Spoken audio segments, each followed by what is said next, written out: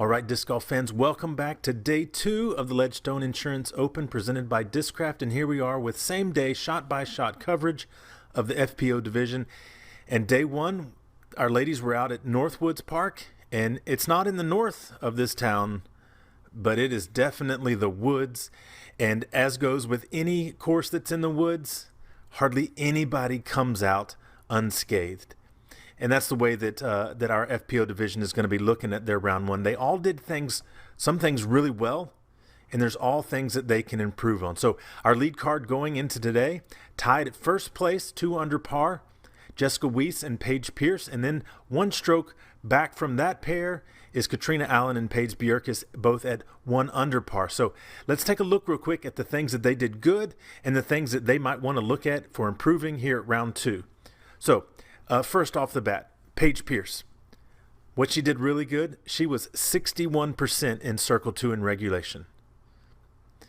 That means that on 61% of the holes, she is putting for birdie from 20 meters or less, 66 feet or less. Now, what's the thing she can improve on? Her fairways. She was only in the fairway 56% of the time, 10 out of the 18 holes. What about Jessica? Well, her Circle 1 in regulation percentage, 39%. So almost 40% of the time she's putting for birdie from less than 33 feet. What could she improve a little bit? Her scramble rate. She got off the fairway several times. She was able to save it most of the time. However, she missed 3 strokes on that, getting bogeys on those opportunities. Now, with all 4 of these ladies, I'm really just nitpicking here. I mean, you're on the lead card. You played pretty good, but in order to separate yourself at the top level like this, you got to find those little things. So for Paige Bjerkaas, what was her round? She was bogey-free 4 down through the first 15 holes. And then she had a single and a double there in the last 3 holes. So what can Paige work on? She needs to focus there at the end of the round to finish out that round and really put her competitors behind the 8 ball. Catrina, she did several things well. She was first in her fairway percentage, first in Circle 1 and Circle 2 in regulation. So she was coming off the box really well. The problem? Her Circle 1 putting. 4 missed Circle 1 putts. So as we head into round 2, this is not out at Northwoods anymore.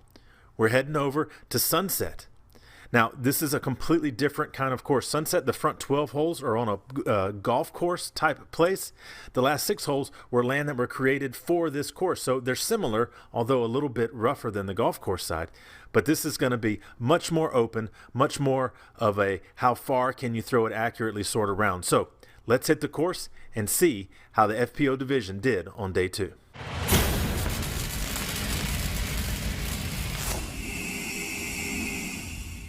Hey everybody, this is Nathan Skinner from Team Discraft. I'm here to talk to you today about the Discraft Meteor. When thrown smooth and flat, you're going to get a nice consistent turnover with a lot of glide that doesn't finish back to the left. For beginners looking for a straight mid-range, this disc is perfect. For the more advanced player, you're going to love it for hyzer flips, long, touchy tunnel shots, and of course, for anhyzer shots. Try the Meteor for yourself.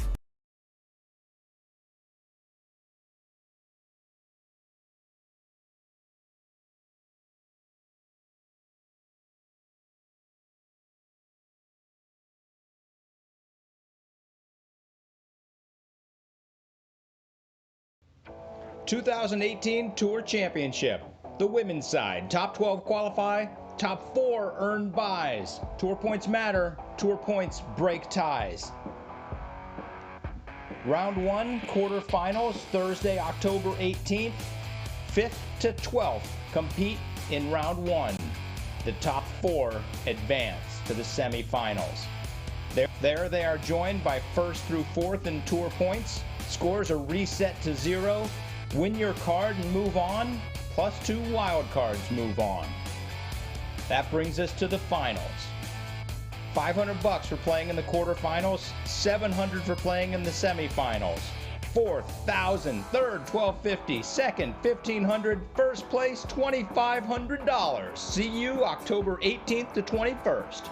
The Disc Golf Pro Tour Tour Championship, hosted by Prodigy at New World Disc Golf.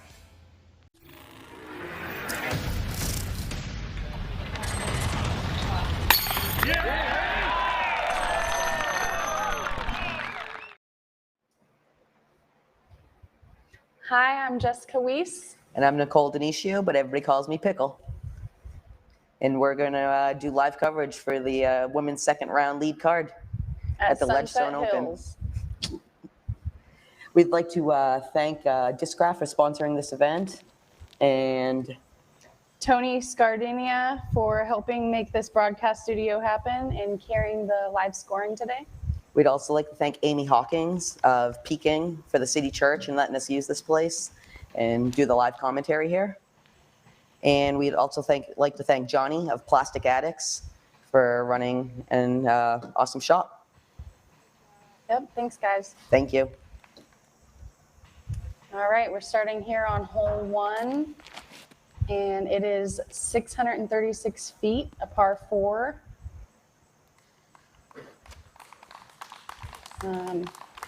The basket is down there on the left over the sidewalk. The whole left side of the fairway is OB if you go into the brush.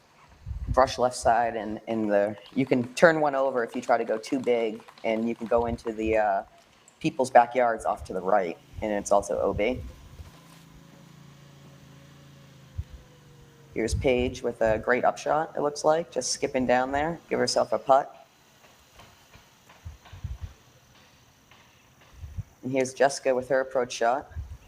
Looks like she's down there, could be inside circle 1, circle 2. Cat throwing a sidearm for an approach. That big tree in the middle of the fairway, that's kind of where you want to be. You want to get down maybe 15 feet past. I definitely agree. You want to crash kind of right at that tree and almost let your disc kind of fall right down to the basket.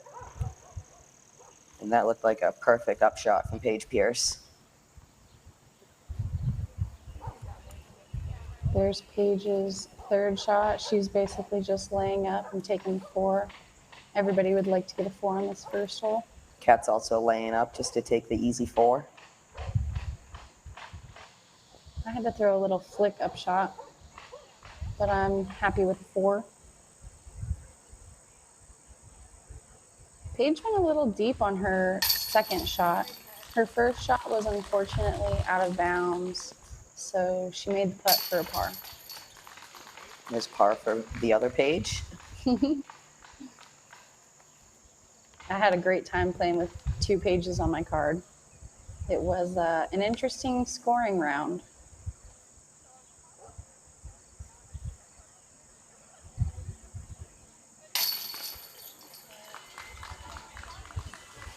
First putt's in for the day. That always feels nice. Yep, and Cat cleans up, and it looks like you guys all take pars and move on to hole 2.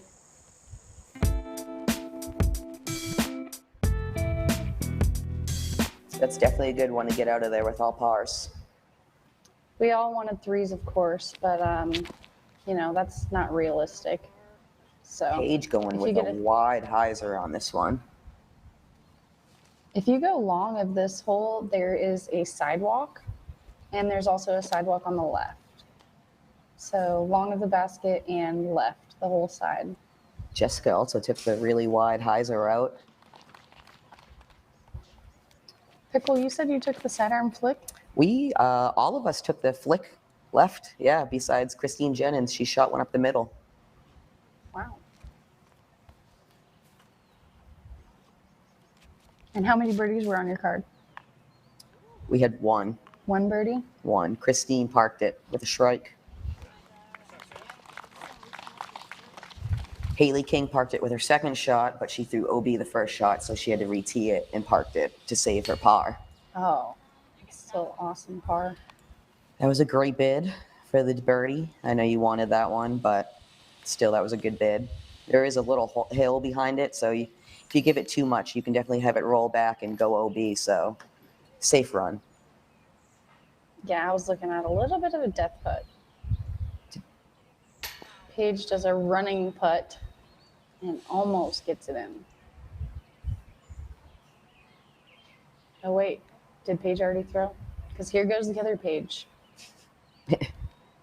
Here's Paige Pierce with her putt.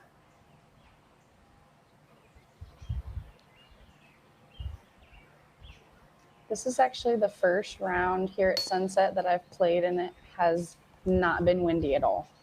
Today was absolutely gorgeous. Oh, everybody just off the basket. We all got dots, 3 dots.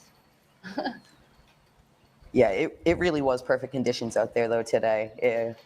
There was no wind. There was just a little bit of dew. I know a few of us girls were slipping on the tee pads a little early, but other than that, it was perfect conditions.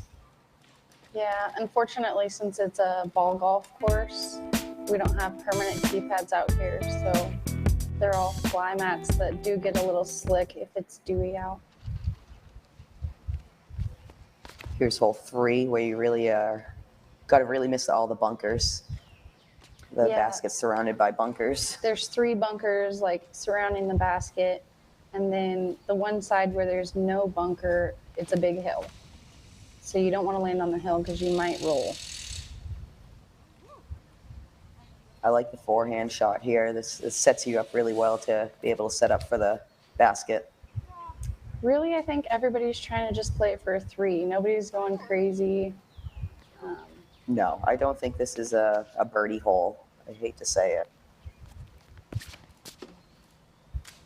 It's reachable, but I don't think that anybody wants to try and go for it just because of all the hazard around it. Especially on day 2. Catrina actually went hyzer through the trees. I've never even thought about that shot. Oh, Paige went deep. Yeah, Paige's upshot just went a little bit hot and just trickled out of bounds in the bunker.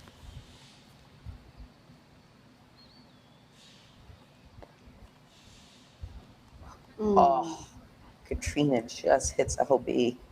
There was actually lines marked around each bunker, and nobody could tell if she crossed across the line or not. So we ended up giving it to her. Oh, Those always break my heart. I missed the same putt today, too, for my par. It was brutal. I don't know what it is, but I'd rather have probably a 45-footer than a 12-footer. I definitely feel more comfortable from the further ones than those short ones for some odd reason, too.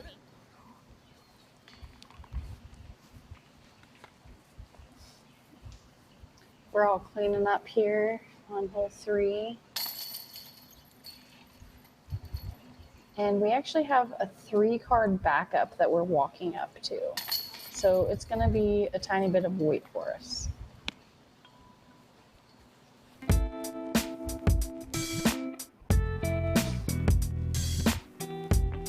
There was 1 3 on that hole. That says a lot.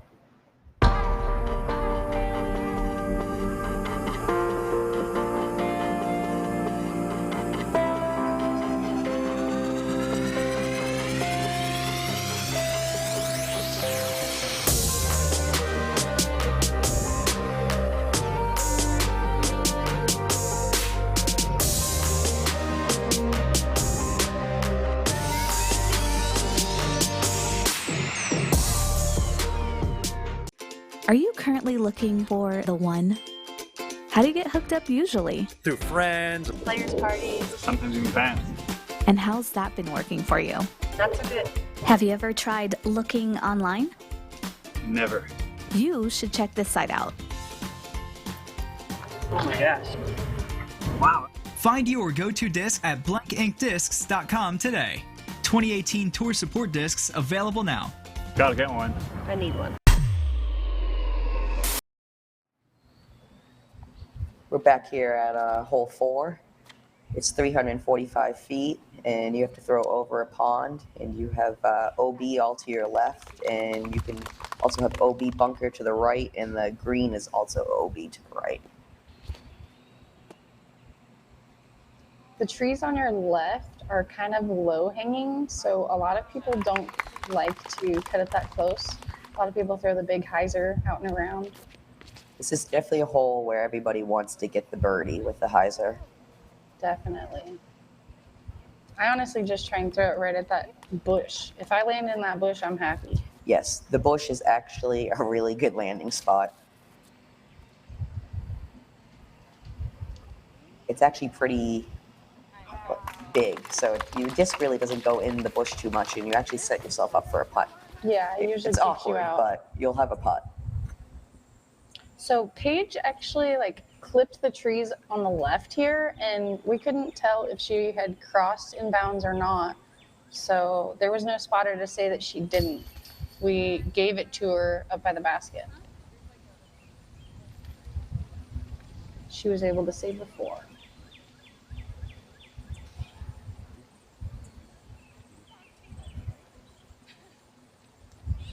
Paige Pierce is doing a little lean out putt from the bush, like I was saying. It usually gives you always a putt if you're there.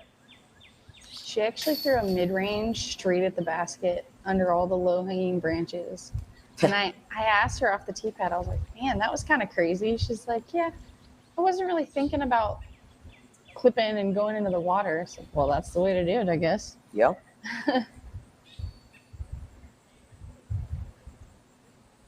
I'm not sure what Kat's doing right now. Oh, it's the 50-50 CTP here for FPO. So I think she's marking out the flag to see where it's at. Yeah, it looks like she got it. Nice. That could be some big money, I think. I actually think that she said she won $50. Oh, is it 50? I think so. Heck yeah. 3 birdies and 1 bogey, getting out of hole 4. That's decent. Here we go on hole 5, where you have to throw over the water again. Right off the tee pad, it's a tight little tunnel. You have no other option but to throw through it. I like the forehand here. This sets you up really well. You play away from the water on the left, the OB water. I'm pretty biased. I couldn't figure out whether I was going to throw backhand or sidearm. I know if I throw backhand and it skips into the water, I'll be taken out right next to the basket. And if I throw sidearm and I don't hit next to the basket, then I'm taking it away, way further away than where I would have if I threw it backhand. So that was kind of what I was debating. Wow, nice putt, Jessica. I'm going to say this to me felt like a 45-footer. That was a big putt from the bushes. Yeah, that's just outside the circle, probably 35, 40 feet for sure. I'm not normally comfortable with straddle putts, but I was just feeling this one. We got Paige stepping up for her birdie putt.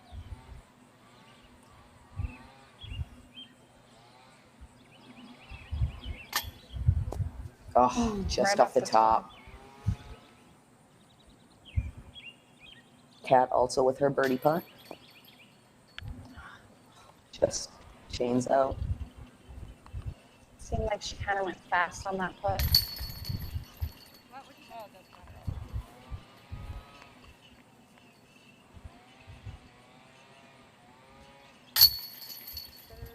Paige Pierce with the birdie.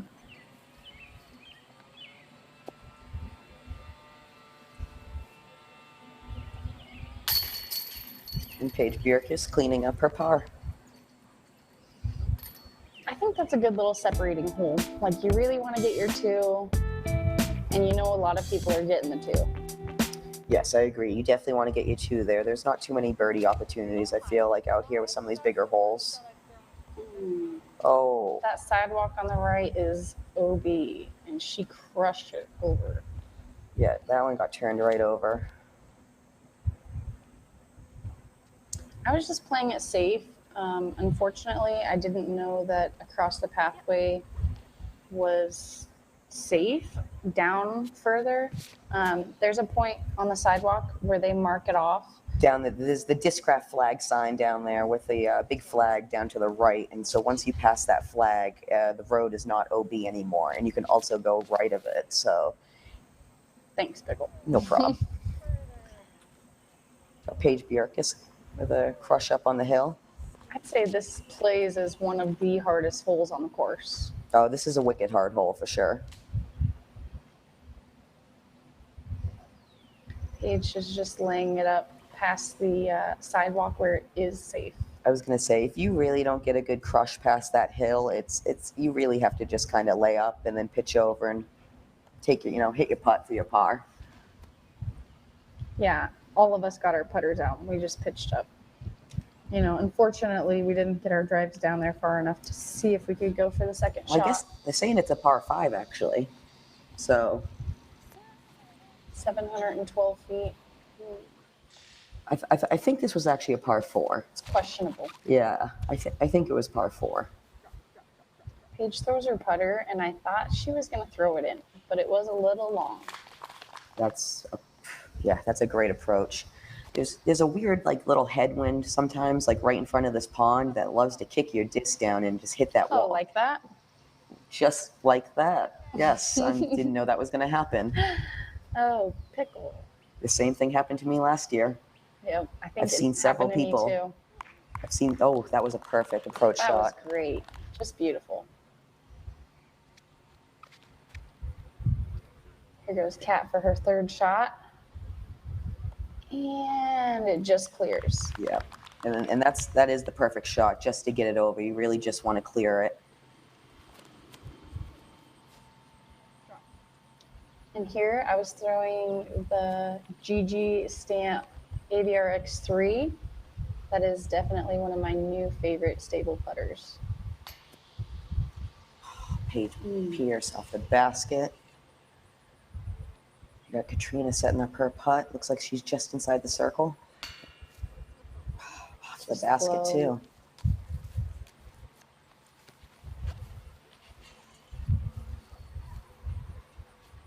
Come on. One of us has to make this putt. Yeah, There it is.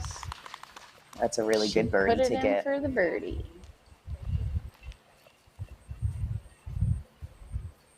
So it is a par 5. I guess they expect you to either throw OB off of your drive or your upshot for sure. Yep.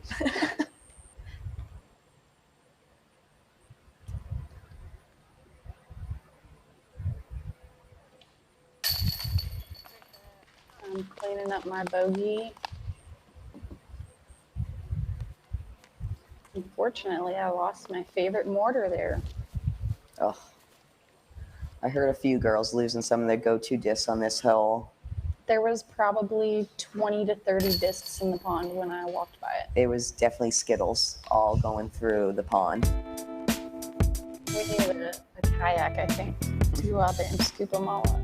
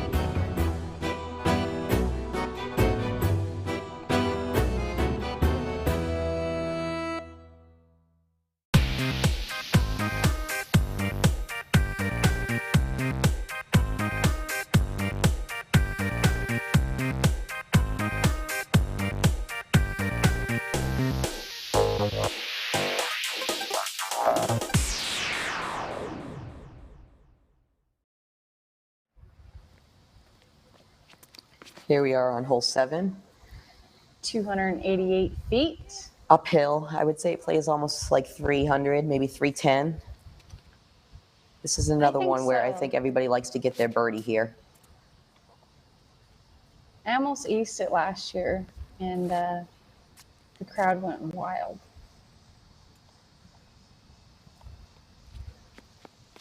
It's definitely reachable for most of the top women players. Oh yeah, Paige Pierce making it look effortless. She might have even thrown a mid-range. She probably did. I'm going sidearm, but I kind of sallied it a little. I think I'm right outside the circle. I was gonna say, it looks like circle's edge. You got a little bit of too much of a flare. Mm-hmm. Catrina with her birdie putt. Boom! Oh, that's a good birdie to get, like I Gosh, said. that was a 43 footer, I'd say. Oh yeah, at least that looks 10 feet outside circle 1. Here's Jessica stepping up for her birdie putt. She put the pressure on me. Let's see if you can get it.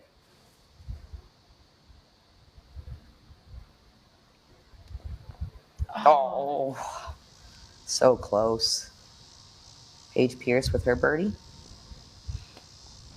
Low. She's been traveling with that Zuka cart around. Oh, Off of Paige the band Bjerkaas and off in. the band and in. Yes, that's a wow. Great too. That's a great putt.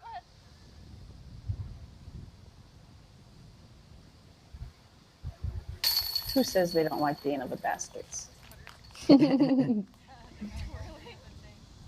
Looks like we're gonna have Paige and Jess cleaning up their pars. Give a shout out to the new Sonic Junior Double G Mini. I've been using it all weekend. I was also using mine today too. Let's go. Hopefully he can play well today. Hole 8 has OB all to the left. It's well, it is a lot of OB to the left with the ropes and stuff. So you really want to play a safe shot out to the right. Left and long is the pond. So Yes, you don't you want to can go go long long. at the basket either.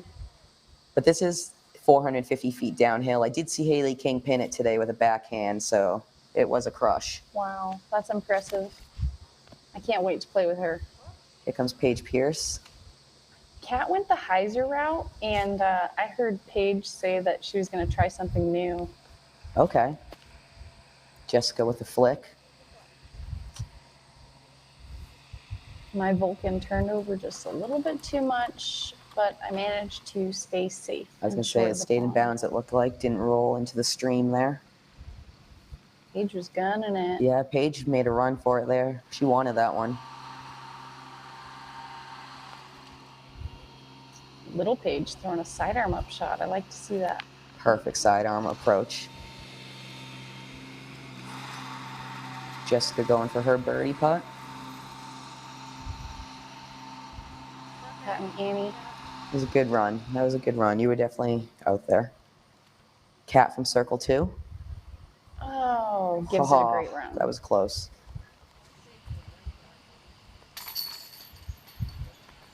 When was that? Paige cleaning up. Paige did go a little deep. Yeah. I didn't realize that she was so close to the water's edge.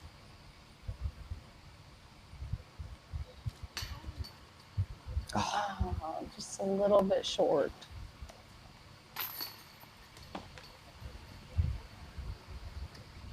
Pierce is actually putting with these awesome looking putters. They're like gray and black. I was going to say, I see some type of swirl. They do look pretty. Yeah, very cool.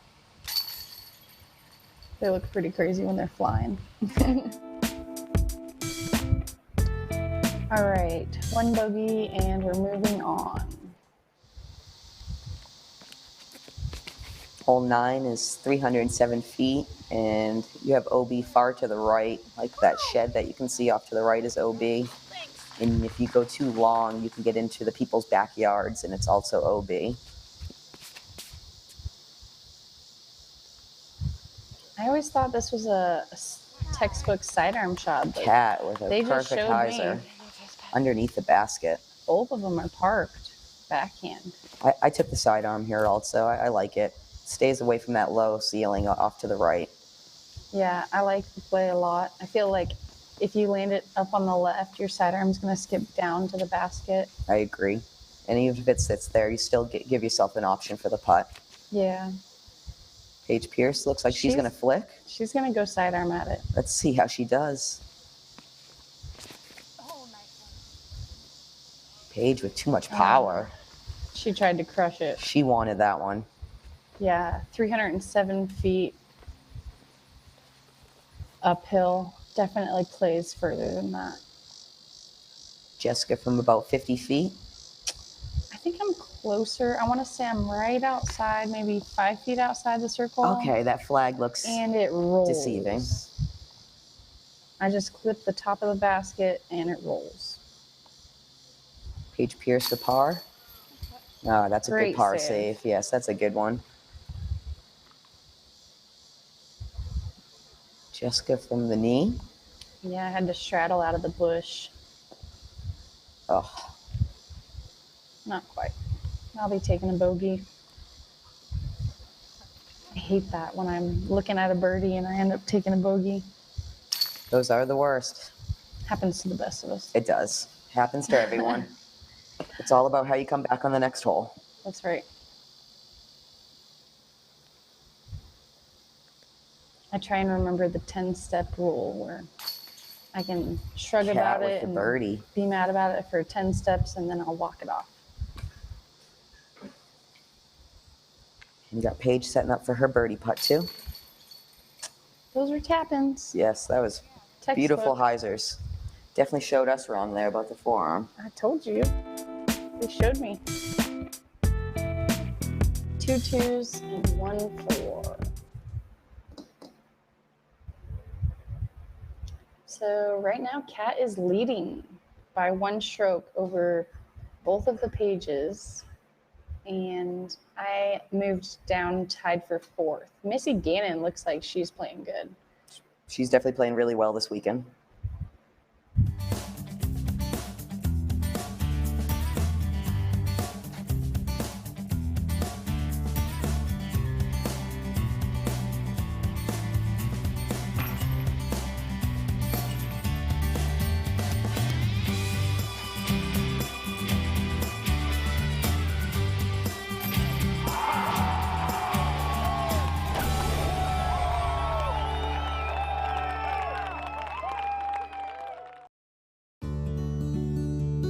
Tempercraft USA. Double wall 18/8 stainless steel construction keeps it cold while you're hot, keeps it hot while you're cold. Get your customized growlers, tumblers, and sports bottles. With a lifetime warranty and 1% back to the planet. Tempercraft USA. Temper your thirst.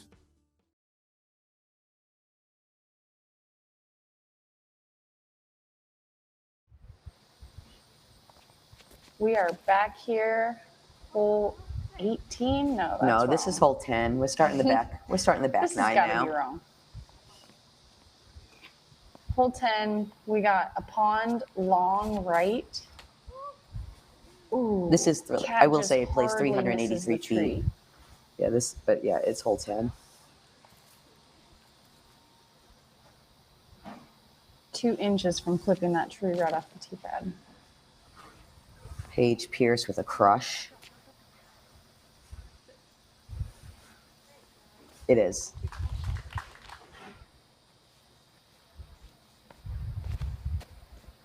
So this, Jessica with a big sidearm here.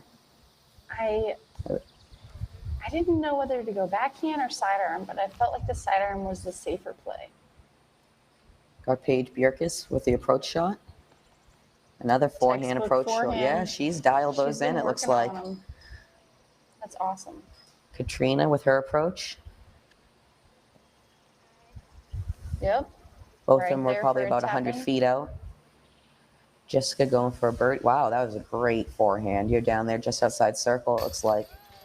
Oh, wow. Whoa. Bam. Birdie. You know, I figured I'd take advantage. That's a good one. This is definitely a good birdie to get. It's 383. It plays down. It's downhill slightly, but I would say it plays all 380. And I think Paige is right inside the circle or right outside the circle.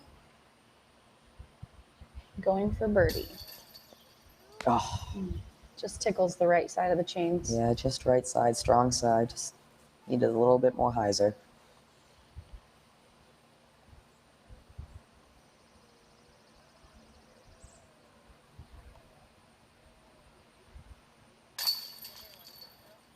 And she taps in for her par.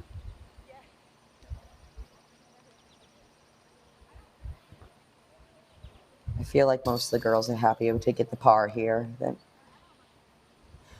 I'd say the par is definitely a good one. I don't see a lot of women chewing this hole. No, this is definitely a good deuce.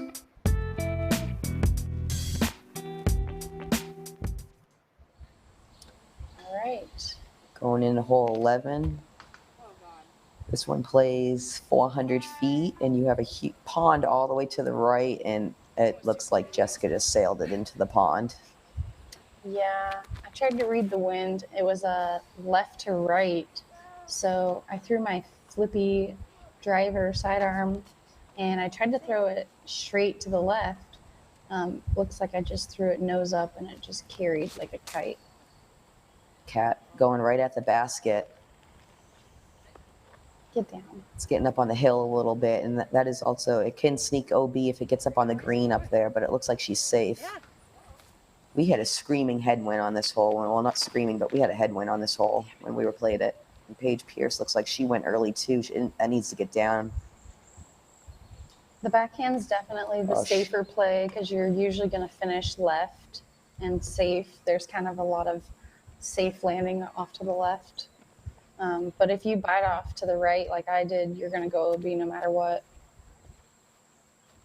Yes, there was only one birdie on the day today, and I'd like to say that I got the birdie. Nice job, Pickle. Thanks. What'd you throw? I threw my shrike and just pinned it right underneath the basket. Shrike's a good one. It's my go-to out here, for sure. Cat cleaning up her par.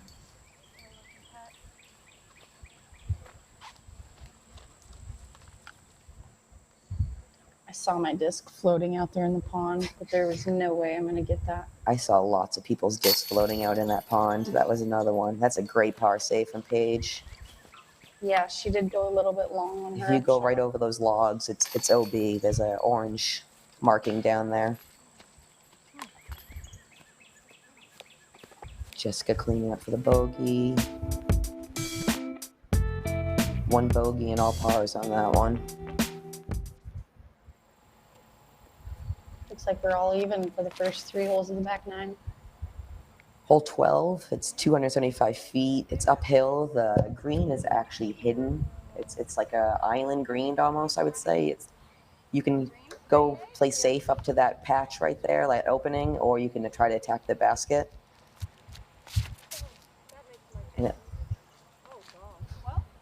Oof. Cat got a really good second kick there to stay out. Yeah, she got really happy You about do that. not need to get in those woods. It's jail. Yeah, it's almost a pitch out if you get into those woods. Looks like Paige Pierce was going for it. Yeah, she bit it off a little bit early, but she's going to be safe. Wow, okay. Yeah. Okay. That's what you get when you have a lot of power. And just, Yeah. right side. After I saw Paige and Kat go early left, I made sure to go right, and I went way right. I got to give a shout out to the spotter. This kid was out here on 3 or 4 of our holes today, and I'm not sure what his name was, but he was awesome. I can't remember his name. Really He good did kid. introduce himself, and I can't. But yeah, he was hustling back and forth today. It was awesome. Got to give a shout out. It's great to have all the spotters and all the people working the UDIS apps for us. Cat running it. Okay. Yeah, without our spotters and our video crews, I don't know So where we Paige would was be today. safe? She might have hit that pole and stayed safe. Oh, And then no. cans the putt Wow. for it too. Wow, that is a great birdie from the drop I zone. want to say that she was like 30 feet outside the circle. So it was probably almost a 65-footer. Oh, easily. Easily. Straddle putt on the line the whole way. And this is little Paige putting for a 2. She landed inside the circle safe. It's a great drive. If you could get in this side of the circle off your drive, it's what you want. It's tough to get in there, though, without having the flare skip to go out into the tall grass, OB. Yeah, unfortunately, they did cut it pretty short, so it does skip easily in there.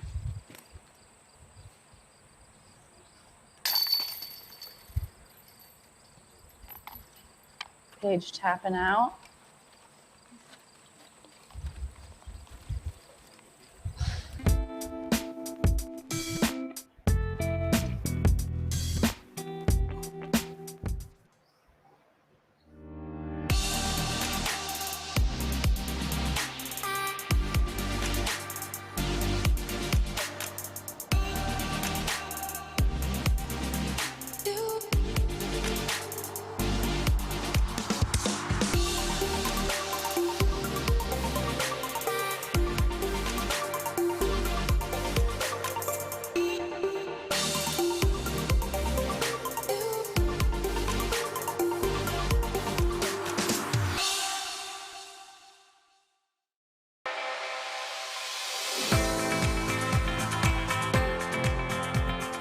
For me, it's time with my friends. For me, it's a walk in the park. For me, it's my job. For me, it's fun.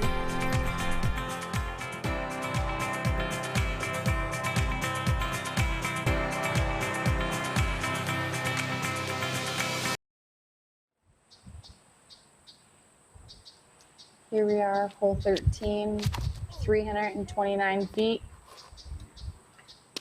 You have OB all tall grass off to the left and the tall grass long. You can't really see the basket, but it's right in the middle of those two big tree trunks. Yeah, it's definitely just tucked in right there. There is OB on the left, all the tall grass, which actually kind of sneaks up on you when you get down by the basket. I'd say it's probably 12 feet outside the circle where it gets OB. Yeah, you can definitely get a big skip and go right into the tall grass. Ooh, yeah, I got the skip, and I thought for sure I was going to be out of bounds, but fortunately I was safe. And Cat Cat's bites it going off to the too. left. Looks like she's safe also, though. Oh yeah, you guys just outside the circle. Good bid.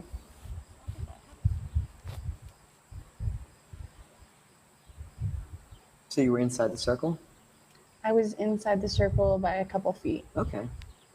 Looked like you guys had gotten a little bit bigger skip than that. Oh, that's a great birdie. Thank you. This is another one of those holes. I feel like a lot of the girls want to be getting their birdies here.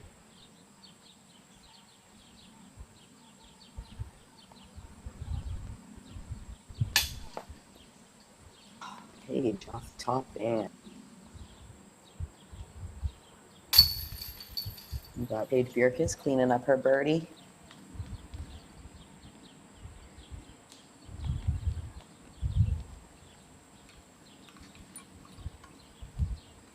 And Kat and Paige Pierce are going to come in and clean up their pars. Yeah, I think when Pierce was putting, she had that low branch that was like right on top of her head. So if she went to follow through, she would like hit her head on the branch. This is a low ceiling inside the putting area. There's also a little low ceiling off the drive there too. Yeah, I would have to agree. 2 birdies, 2 pars. Hole 14, you want to play far out to the right. You do not want to go anywhere near left. It's all OB in those big bushes. It's also technically, I think it's a Mando around the bushes. Yeah, I'm playing a sidearm at the bushes on the left and then hoping that it gets to the right It's before. the big flare. Yeah, that looked perfect.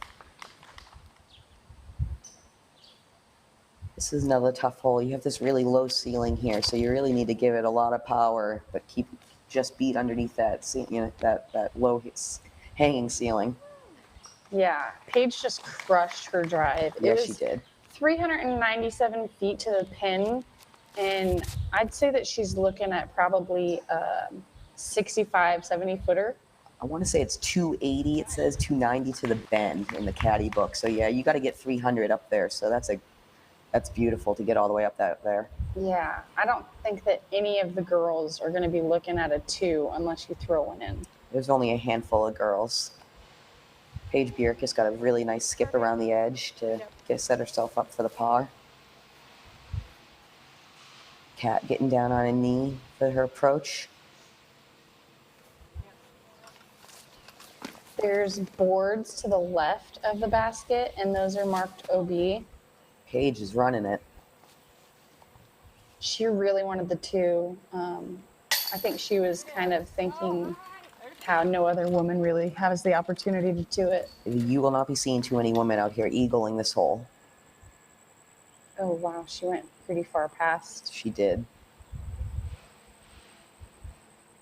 Paige has a lot of spin on her putt, which she probably gets from playing in the wind in Texas. Oh my God. Wow. Paige that with just 2. kept out of Oh, bounds. and it went, oh, wow. Man. Tough break. Yeah, definitely. Wow. And a splash out. Man. You don't see this too often, but I guess Paige has had her struggles this year inside the circle with her putting. Usually she can hit those big ones. Everybody goes through it. Oh, yeah, you're telling me. I actually changed my putt the whole entire year, and I want to say this might be the second week that I've been putting Anheuser again, and it's starting to feel really good again. Cat cleaning up the birdie. I always say that it's good to have multiple different putting styles in your bag. Paige with the triple bogey. That was after unfortunate, that drive. man. Yeah, that really is. That drive was crushed down there. To be looking at an eagle and then to go to that, that's a little heartbreaking. But if anybody can shake it off, it's definitely Paige Pierce. Here's a 229-foot par 3, and it's basically just straight. You're either probably going to throw a rock or an avia or something that goes straight. Yeah, you're definitely throwing a mid-range here. You just need to beat those bushes on the left, and you're going to land inside the circle for a putt. Oh, Cat. It's off to the right. Kicked out safe, though, so Yes. that's good. If you see those boards on the ground on the right, that's OB, so it's fortunate that she kicked out to the left. Paige Pierce is probably a putter. Looks like she's She right just there. piped it. Laser beam. I could not see the basket at all, so I was just trying to get it up there. Yeah, there's no way of seeing the basket if you're in those bushes. You really just have to blind I made approach. that putt last year, though, Pickle. I was like, I can do it again. I can do this. Paige Pierce for the birdie. This is her birdie putt. There it is. Yeah. Like I said, if anybody can do it, Paige Pierce can shake it That off. was a great shake it off. Great shake it off.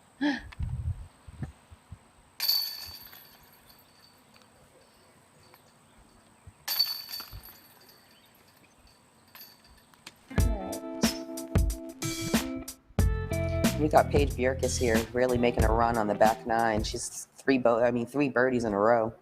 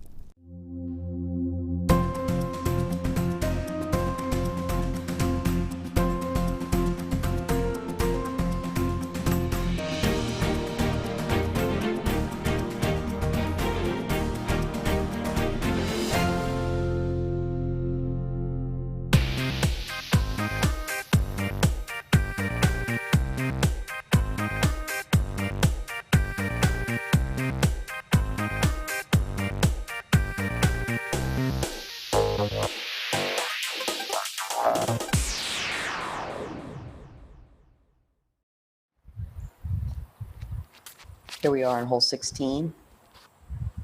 It's 350 feet. 52 feet, Pickle. 352. And that was a crush. Nice shot by Paige Bjerkaas. Now here's Pierce. She puts a good rip on it. Oh, it just hits and that tree. kicks It looked like it was left. going to hyzer around that. This just go with the forehand. Throwing the infinite Pharaoh, one of my favorite discs.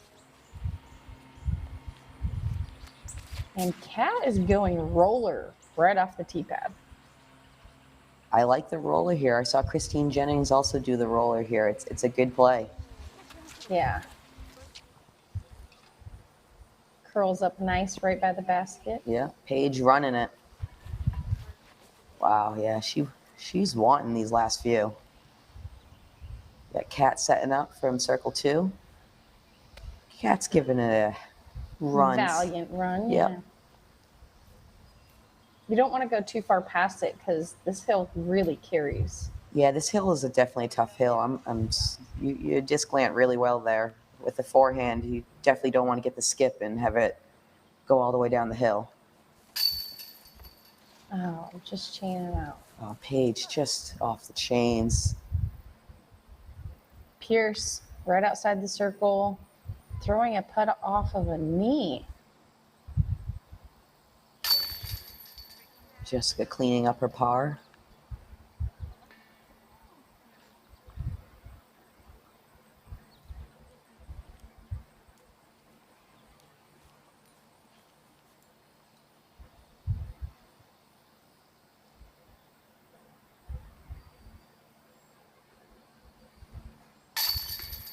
Paige Pierce with the bogey.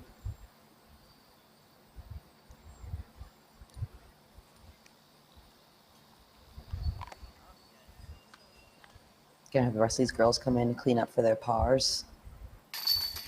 Wow, Kimberly was the only 2 on this hole. That's a great 2. That is a wonderful 2. I was just going to say, this is one of those ones where I feel like you're happy with getting your par and moving on. Yes, definitely. That's a great 2. We got Paige Bjerkaas in the lead still by 1, I think.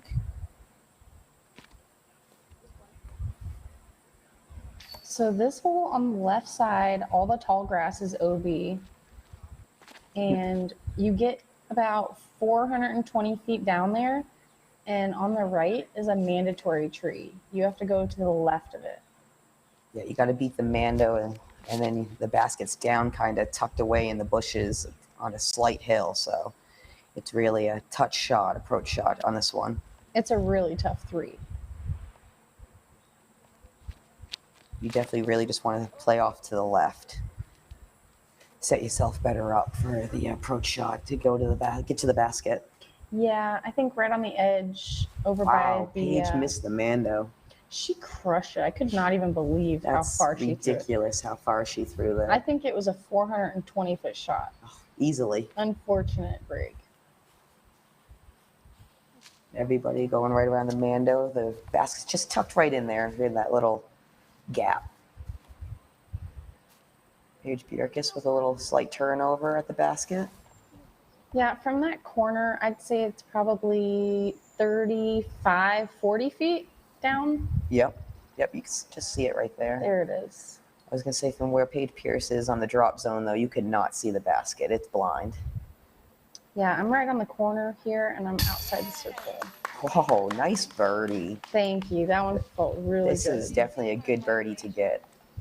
This is a tricky green right here, really fast green with it going down the hill so far. And with us playing on a ball golf course, all the grass is cut extremely short. Luckily, it was a little bit damp today, so it caught our discs pretty well. Paige Bjerkaas setting up for her birdie. Boom. Paige Bjerkaas is on fire right now on the back 9. Yeah, she's played really well all day.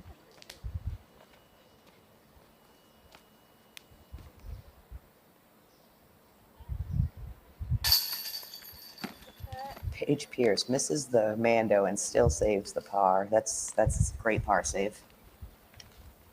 Definitely a great par save. I still can't believe how far that drive went. Yeah, that blows my mind.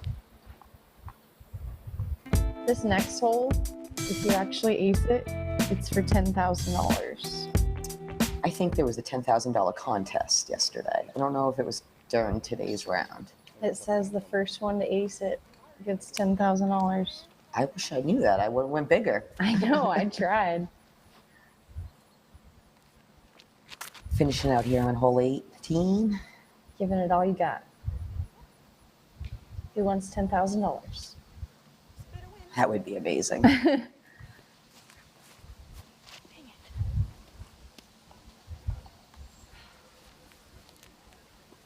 Looks like you guys have a strong headwind coming at you. As soon as I step on the tee box, huge headwind. Yeah, we had a little bit of a headwind, but it didn't look like anything like this that you guys are dealing with. But look at this. My headwind doesn't even turn over the disc.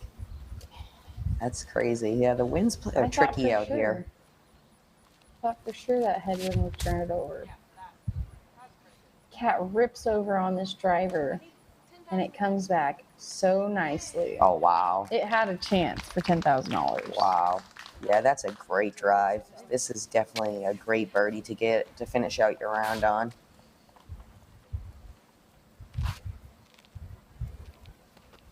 Paige Pierce lining up her shot. She obviously really wants this one.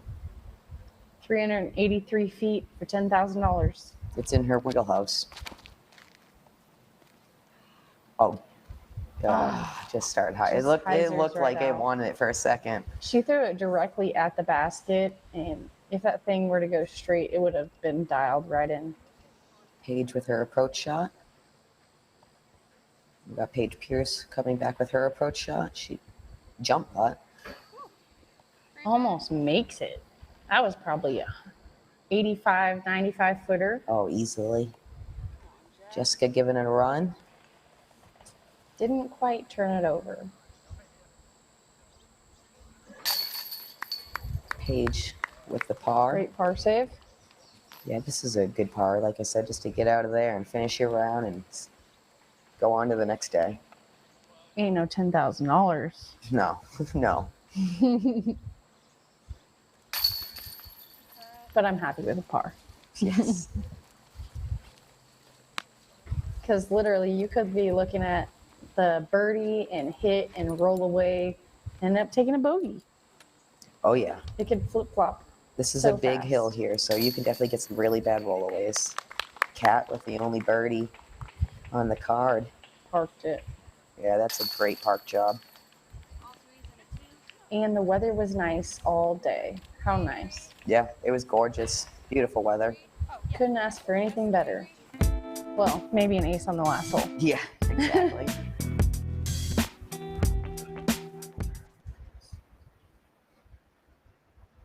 Okay. Awesome.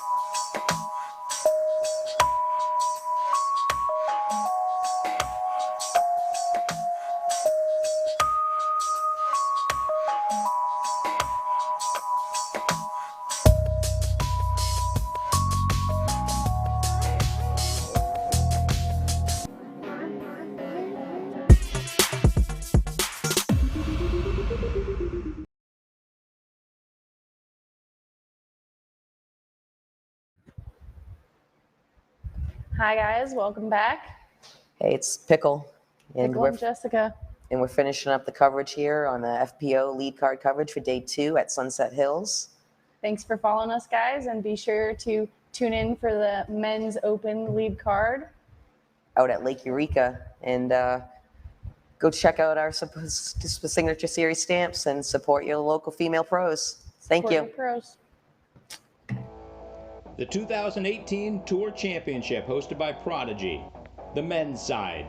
Top 32 qualify. Top 16 earn buys. Tour points matter because tour points break ties. Round 1, Thursday, October 18th. The bottom 16 compete. One round, the top 8 advance. Friday, October 19th, quarterfinals.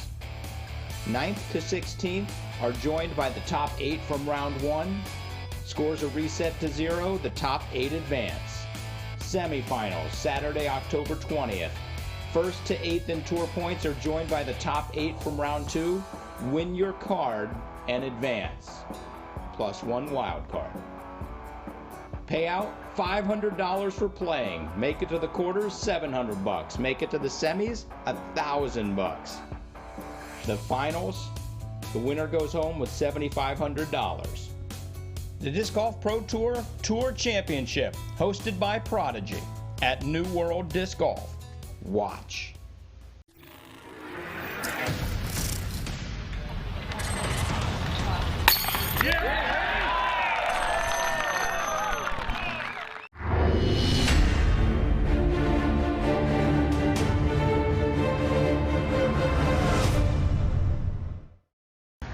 I'm just going to come out and say it. The Ledgestone Insurance Open presented by Discraft is going to be something special.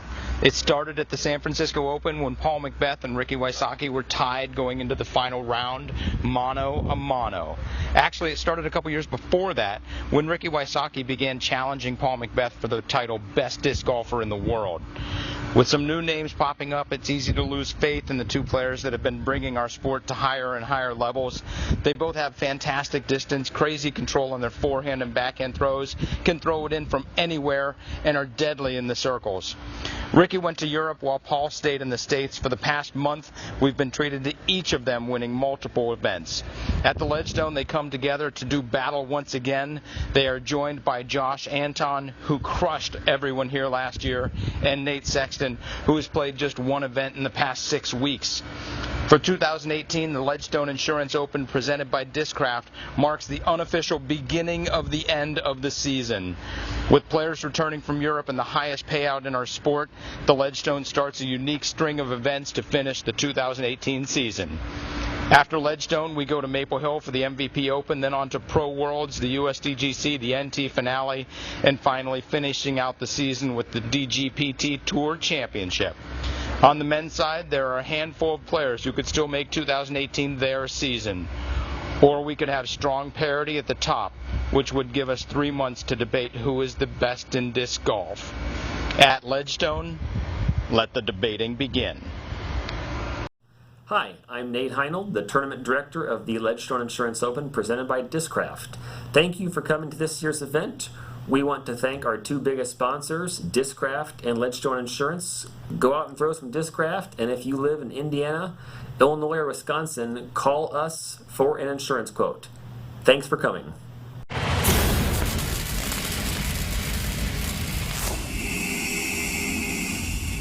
Well, howdy sports fans, and here we are back for day 2 of the Ledgestone Insurance Open presented by Discraft.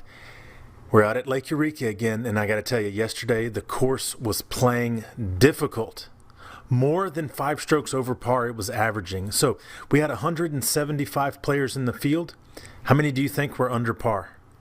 37. Only 37. That's 21% of our golfers managed to get under par. And it wasn't just that the course was playing difficult in relation to par. Oh man, the OBs were out there in full force. They had 23 people that had at least 10. 23 people had at least 10 OB strokes yesterday. And we're not talking about just the 920 local guy that paid because he hoped to get on a card with Paul McBeth. Some of the guys that had at least 10, Anthony Barella, James Proctor, Tim Barham. Now, I'm not meaning to call these guys out, but I'm just saying that even great golfers out here, and those three, the lowest rated there is 1019, and also 1023 and 1026. So really good golfers that have proved their mettle over the long haul in order to get to that rating, yet they still had at least 10 OB strokes. That's a ridiculous number. Now, the course was out there to be attacked, and several people did it really well. Nate Sexton had 0 OB strokes. Now, the course was playing hard, no doubt. But when you play the same course over and over in a tournament, you get the chance to change some things. You get the chance to, hey, that shot worked really well. That one didn't work so good. And you get to do it. So let's take a look at our guys yesterday that did really good that are going to be on our lead card today. So coming in first after round 1 with the hot round at 9 under par, Double G, Garrett Gurthie. Now, he was very consistent front to back. He was 4 under on the front 9, 5 under on the back 9. Now, Double G missed. He got pars on holes 10, 11, and 12. Now, one of those pars was a throw-in from 100 feet after going OB on hole 10. But those are all 3 holes that he definitely has the skills to get. So I'm sure he's looking at his round thinking, I should have got at least one of those, maybe 2 or maybe even all 3. Coming in tied second place, we have AJ Risley as well as Chris Dickerson, 8 under par. Really solid rounds. However, how they did it was a little bit different. AJ, really slow start. He was 1 under par through his first 11 holes. And then he got through his first 10 holes. Then he got 7 out of the next 8 to finish, birding 7 in a row, only missing on hole 18. Chris, on the other hand, he had a really hot start. He was 8 under par through 13, and then he went even on the last 5 with 2 OB strokes. Now, tied with several people, but getting the bump because of the low PDGA number. Greg Barsby is going to join us on the lead card, and he was pretty similar to Chris Dickerson. He was 7 under through the first 14, and then he went bogey, birdie to finish at 7 under. Even on those last 4 holes, he as well had 2 OBs. So let's take a look at how these 4 guys were able to successfully take care of this course in such a clean fashion. Okay, let's look at the big statistics that we were talking about yesterday that were going to matter. Circle 1 in regulation. All 4 of them are in the top 9. All 4 of them are in the top 6 in Circle 2 in regulation. That's one of those numbers that really becomes important on a tough course. Fairway percentage, 3 of them are tied for the best percentage out of the whole crowd. That as well being Double G, AJ, and Chris Dickerson. And then in the scramble percentage, 3 out of our 4 guys were in the top 7. So again, that was Double G, AJ, and Chris. So looking at all of these statistics, right? Barsby was missing in every one of those categories with the exception of Circle 2 in regulation. So how did Barsby get to the lead card when he wasn't up there with the rest of these guys? Well, a couple of different things. Number 1, he had 3 Circle 2 putts and a throw-in. You want to know how you make up for not being very accurate on the course, not giving yourself lots of birdie opportunities? You go ahead and throw 4 in from outside the circle, and that's what Barsby did. Gets him up to the lead card, and now all of them have some things that they think they can work on, right? Double G missed those 3 holes. AJ can look at his front 10 holes and say there's some strokes to be made there. Barsby and Dickerson can look at their last 4 or 5 holes and think, I can do some stuff here. So not only are they going to have the opportunity to improve, you've got a lot of golfers right behind them that are all looking at their rounds thinking, oh man, I really left some out there. Paul McBeth sitting at even par. Ricky at 5 under par, right? He had a pretty slow start, yet he's sitting right there in the top 10 as well as Josh Anthon.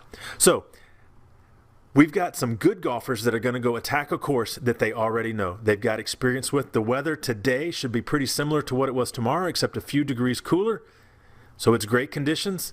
Let's head out to the first tee and see if they can replicate their good golf from yesterday.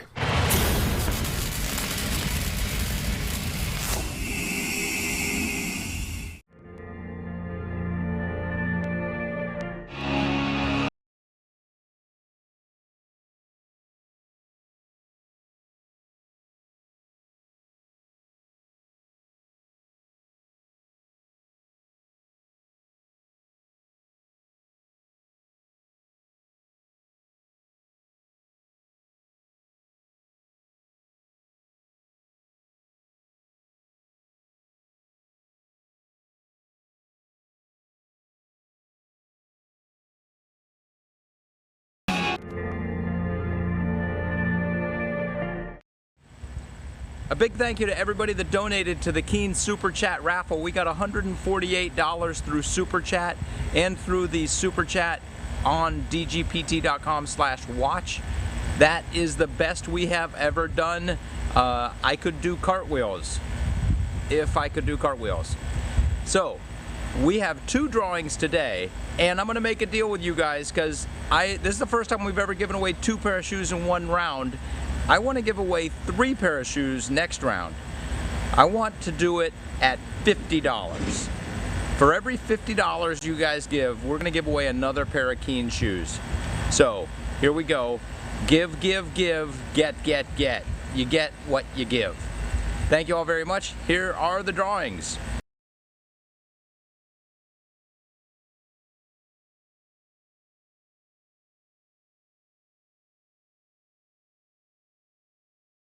And congratulations to Emily Tucker. And so everybody knows, Seth Fendley, our VP of PR, his wife's maiden name is Tucker and her first name is Emily, and he thought that she had won a pair of shoes. But it turns out it's another Emily Tucker.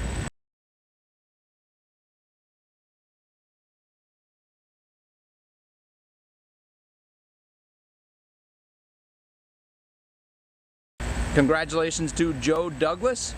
Joe, go to dgpt.com/winner, claim your prize. And just see you all soon. Enjoy the show.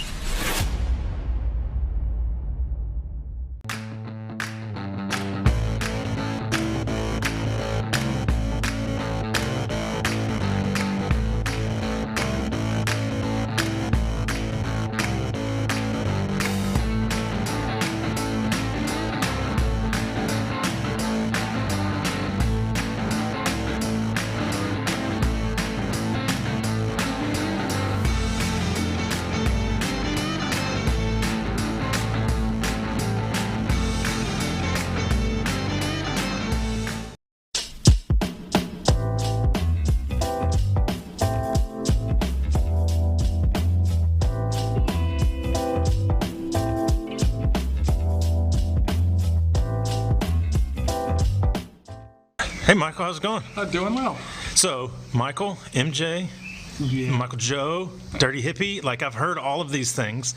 What do you do? What's your name? My name is Michael Johansson. I've gone by a lot of things over the years, between Big Dirty Hippie from Billy and Schwebby over the years to Jansen to Michael Joe. Just it kind of becomes hard after a while when your name's a common name and there's a lot of players out there, so it becomes easier to differentiate yourself and just know when someone's asking for your score. So apparently Steve Dodge thought you were Swedish or something and you were Michael Johansson. Have you heard that much, or is that a Steve Dodge invention? No, that went on for a long time. My family actually is from Denmark, so. Oh, okay, so that makes sense. Changes over and that makes sense. I wasn't going to change him because he was perfectly fine doing it. Doesn't matter to me. Okay, so disc golf has been, that's been you for a really long time. Do you remember before? Like what were you up to? How old were you when you started disc golf? When I started playing actual events, I was early 20s, 2021 range probably. Okay. I was playing disc golf by the time I was 18, probably 19 range. So what was high school Michael up to? Oh, I was a music major and a classically trained musician and played in bands and read lots of books and was a history buff, so I was all over the stuff on that. Okay. Classically trained musician. Okay, favorite instrument for you to play? What's your favorite to listen to? I grew up playing low woodwinds mostly, so I love playing like contrabass, clarinet, contrabassoon, the really big, silly ones that are a lot of fun. But to listen to, I love hearing oboes and bassoon. I love the double reeds. Yeah. Okay, are you like a jazz guy? Are you a classic rock guy? Well, are you Fish? No, I'm not really much of a Fish person. I'm really listening to pretty much anything. Growing up, it was a lot of classical, a lot of rock, whatever else. I mean, I played in bands and other things, playing guitar and bass, but I like jazz for playing bass on. But growing up, I could always listen to classical music and be perfectly fine. So do you play lots of different instruments? Not anymore. I kind of burned out. I just play a little bit of guitar anymore and bass. But I was trained on, I could play pretty much any woodwind and most of the brass instruments. Wow. I can play a CD player. Well, I was going to go to school for and finish up and do instrument repair, so I wanted to learn how to do all of it. Oh, okay. But cool. Got burned out on it after a while doing it for so long. Okay, so on the history side of things, what's your favorite history topic to study era? I prefer ancient history, just going through all levels of where, how you learn how to they start to record history. Okay. How the different people look at each one, be it the loser or the winner. You can look from both sides, but just learning how it goes through everything is fun to me. Okay, so you're talking like If you're saying when they started recording history, I mean, you're talking like as far as long as you can go. I remember I've read Herodotus, the Histories, which is considered one of the earliest history books, all sorts of things just on ancient Greek, even Mesopotamia and all the other cultures, Angkor Wat, whatever else you can come up with. Okay. So you've been disc golf for a long time. These days, what are you doing besides disc golf? What interests you besides throwing a frisbee? A lot of reading, and mostly it's been keeping up with my mom's house while I'm there and doing that, and just enjoying the free time and actually unwinding. I like going on hikes and stuff like that if I can, or getting out on water, whatever. Okay, so anytime we're about to play a wooded course, everybody says, oh, well, this is MJ's tournament. Like, is that your preferred type of course? Do you really like wooded courses? I got to where I really enjoy them, but I mean, I actually prefer a mix, like a Maple Hill or something like that. I like being able to test all things, not just one particular, but I am very comfortable in woods courses because I really enjoy having to shape a shot, particularly around an obstacle in one way or other at a particular speed and spin rate to carry and make it stop and do what you want it to and stay in the fairway and not take a big deflection one way or the other. Okay, so if disc golf was to all of a sudden disappear, what would you find yourself doing? I'd probably go back and do some instrument repair. Okay. Honestly. Yeah. Is that something that your hands are just going to remember for all time, or is it? It's basic mechanical motions and understanding that, and I've trained myself in that for a long time, so I know how to fix them. It's mostly the embouchure in the mouth that probably wouldn't be able to play them very well for very long. Okay, so what else have you done to make money since disc golf has come around besides instrument repair? Oh, I've worked at helped my brother-in-law run a pastry shop for several years. And used to run a Radio Shack. I did poker for quite a while. I've been a handyman. Well, okay. Done all sorts of things. Okay, so best pastry out there. What did you make really good that we would all be super impressed with? I was the guy that did the wholesale end, so we did oatmeal fudge bars and stuff like that. The old school guys from USDC would remember from like 03 or 04, we filled their players packs with our signature oatmeal fudge bars, which were just crazy good. Is that like the predecessor to Bearded Brothers and those sorts of things? Yeah, but they were so thick and heavy that you were hard pressed to eat one. So that was your idea, to give the competition something so they can't play good. It worked out that way.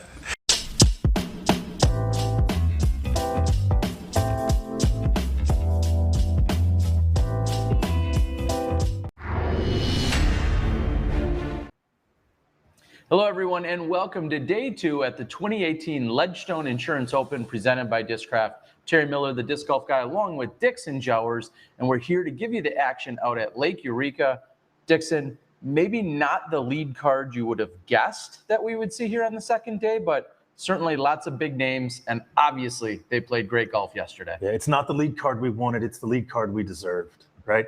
I mean, these are all guys that have great fan bases. These are all good guys. Just about when any of them shows up, people say, oh man, I wish I could see Dickerson more. Oh, hey, AJ, he's going to be on the lead card. So we've got some fan favorites here that did really good on this really difficult course. This course was kicking butt yesterday, and these guys got through pretty clean. So I'm kind of curious to see, are they going to be able to execute the same shots? Are they going to find themselves in the same situations? Are they going to be as clean as they were yesterday? I'm really excited to see how they handle that pressure without kind of, a lot of these guys have been on lead cards, but there's always a Ricky or a Paul, somebody else to kind of take the pressure away that everybody's watching. Now it's just these four. Which one of these guys is going to step up and be on lead card tomorrow? Well, and I think the pressure is going to continue to mount at home. You need to follow along and see just how many times Chris Dickerson can fake out our cameramen with some of his warm-up routine. Really good. I guarantee that's going to happen today. Good pump fake on Dickerson. All right. Well, we can get right out to the action. They're on hole 1, ready to get going. Clearing the water on the very first hole should give you plenty of anxiety. And let's bring you the action. Can I get you guys to ready to go? And Dixon, you're seeing right there, Nate Heilm a moment ago, your tournament director. It looks like a rest of the ladies and gentlemen, we'd like to welcome you to the 2018 Discraft Ledgestone Disc Golf Tournament. Today, on your lead card, first teeing off from Gainesville, Florida, Garrett Gurthie. Not sure if Double G's got the power to clear the water here. He literally could clear the water left-handed.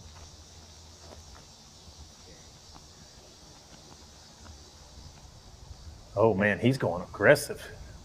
Oh, and it, no. Oh, geez. So I believe all the way into the rocks are considered in bounds. So he'll be able to bring it right from where he went out of bounds. Unless they go automatically to a drop zone on hole 1. Do you know if that's the case? I don't. Oh no, there is a drop zone. It's actually, yes, there is a drop zone. It's right over AJ's shoulder right now. It is not an easy shot at all.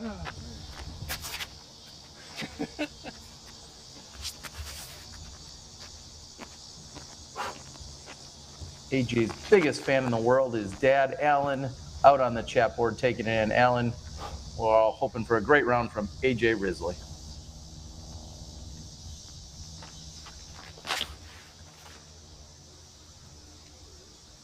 Ooh, that's an aggressive line too. I like the shot. Can it just stay? And it does. The long grass keeps him in bounds. The flagger gives him the green flag. Before he teed off. Under pressure, I cracked. The flagger gives the flag? Next off the tee. I'm stepping up my game with some big vocabulary today.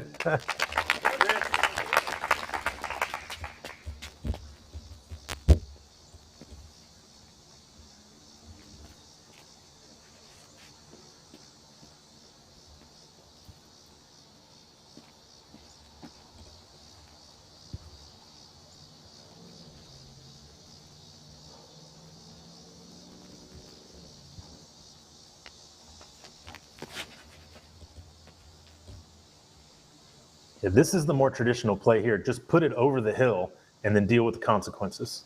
You do have to worry about carrying all the way to the road or the service road, which connects the parking lots, but it's like that hyzered out just fine for him. Rounding out our lead card, the always entertaining and energetic Greg Barsby. So you might see some today. There was a little bit of discussion after the round and during the round about slick tee pads. And they have been given the ability to tee off on the side of at least a couple of holes, if not all of them. Barsby looking, wow, put that right in the drink, not the start. We're going to follow these guys over to the drop zone quickly. I think we're going to stick with them. And then after that, Dickerson has broken down what this hole looks like and what we can be expecting anytime we see this for the next 2 days. The drop zone.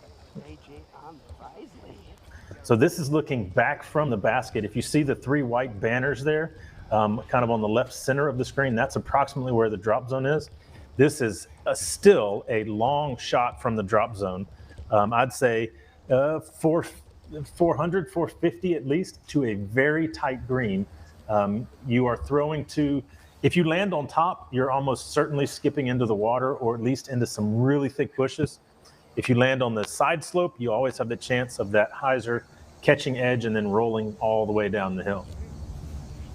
Interesting to see the Discraft banners blowing, or feather banners blowing from left to right. So disc stability and angle, of course, very critical here.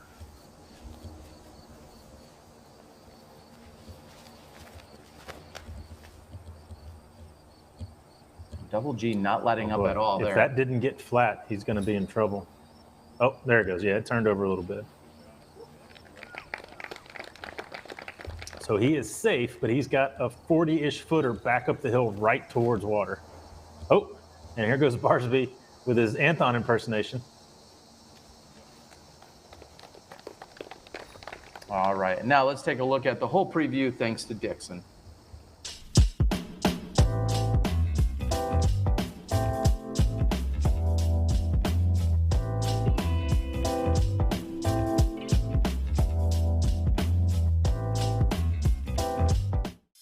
Dixon Jowers filling in again for Will Schustrick, and here we are to get started on hole 1 at the Lake Eureka Temp Course. You have to make the choice, how aggressive do I want to be? If you line your drive up with the edge of the trees, it's about 300 feet to cross. If you go over the top of the pylons, it's about 400 feet. The danger is if you get your drive too high with too much hyzer, you can go backwards into the water. If you get it up too high with some anhyzer on it, you can turn over and find the OB road that is off to the right-hand side. No matter where you cross, there's a big landing area. You're going to have about a 350-foot shot if you cross the 300 mark. You're going to have about a 250-foot upshot if you cross the 400. Either way, you're going to go severely uphill with a downhill right behind the basket going to water and a slope on the front. That's why we're only seeing about 83% Circle 1 putts made. How are you going to attack this hole?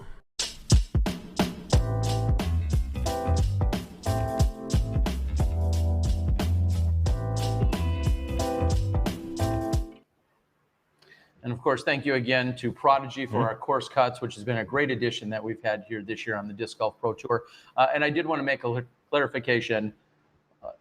Any shot that is from the tee that goes into the water then moves to the drop zone. All subsequent OB shots, if there are any, are played like normal OB.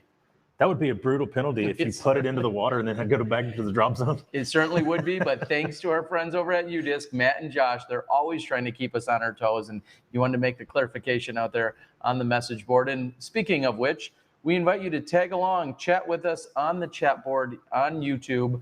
We'll not only be able to see and interact, but you can chat amongst your friends that are all out there taking in the action. And sometimes, dare I say, we get some really good, interesting tidbits from the chat board.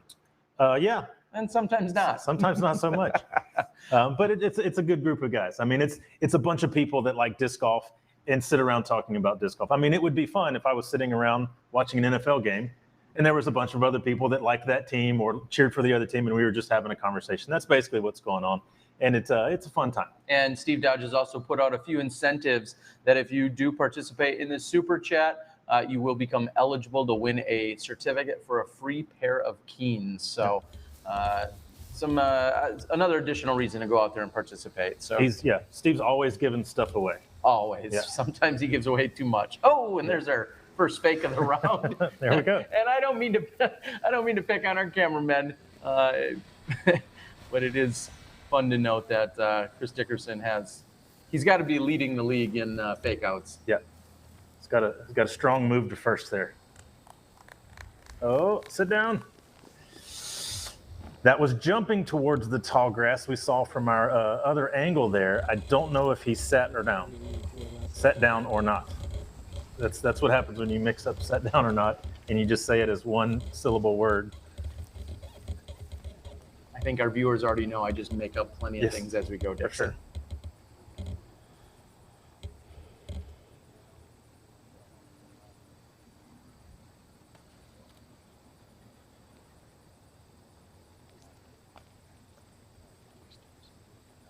That's the smart play right there. Play to the fat side of the green with something slow, and hopefully it sits down.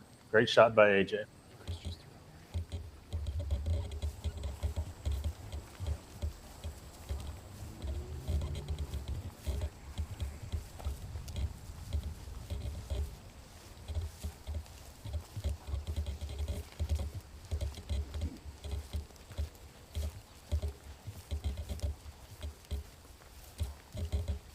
We'll continue to check in with the scorecard. I know a few people have been asking about it. Today, as we're here moving into this second day, there's going to be plenty of action. A little earlier, I think I saw Matt or Josh from UDisc letting people know that at one point, James Conrad had moved up 67 or 76 spots. Yep. And then the follow-up to that is, well, it's too bad he had 76 spots he could move up, but James Conrad out on a tear today. So there's plenty of scores, lots of great players out here, and we'll check in with them as we move throughout this round. Yeah, when I was looking at Conrad earlier, he was 8 down and still had 18 to go. Looks like he ended up taking a bogey on that one to finish his round 7 down.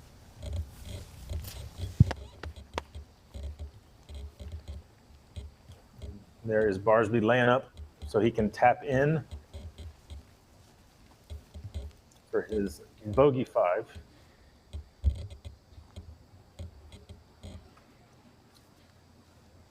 And I'm not really sure what the discussion would be here unless there's maybe somebody playing on, that's hole 4 right across the sidewalk there. Oh yeah, based on what everybody's standing around, I bet somebody's putting on 4 and they're trying to be quiet for him.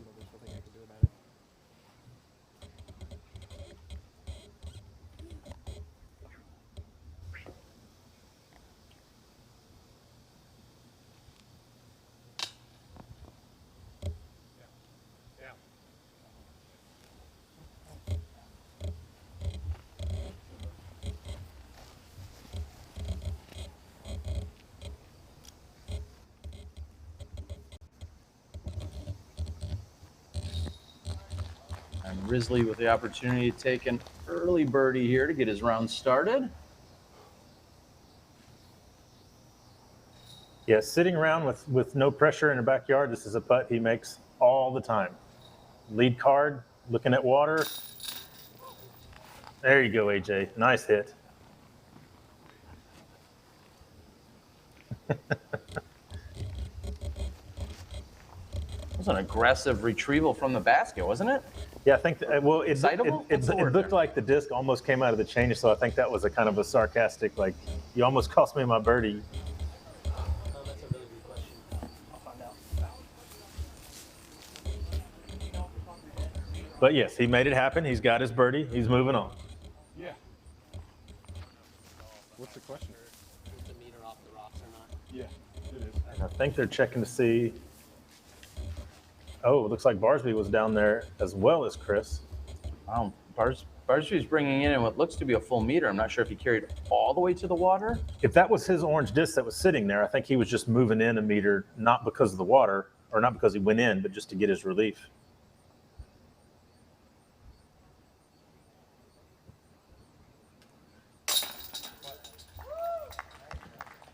A nice hit there from Greg.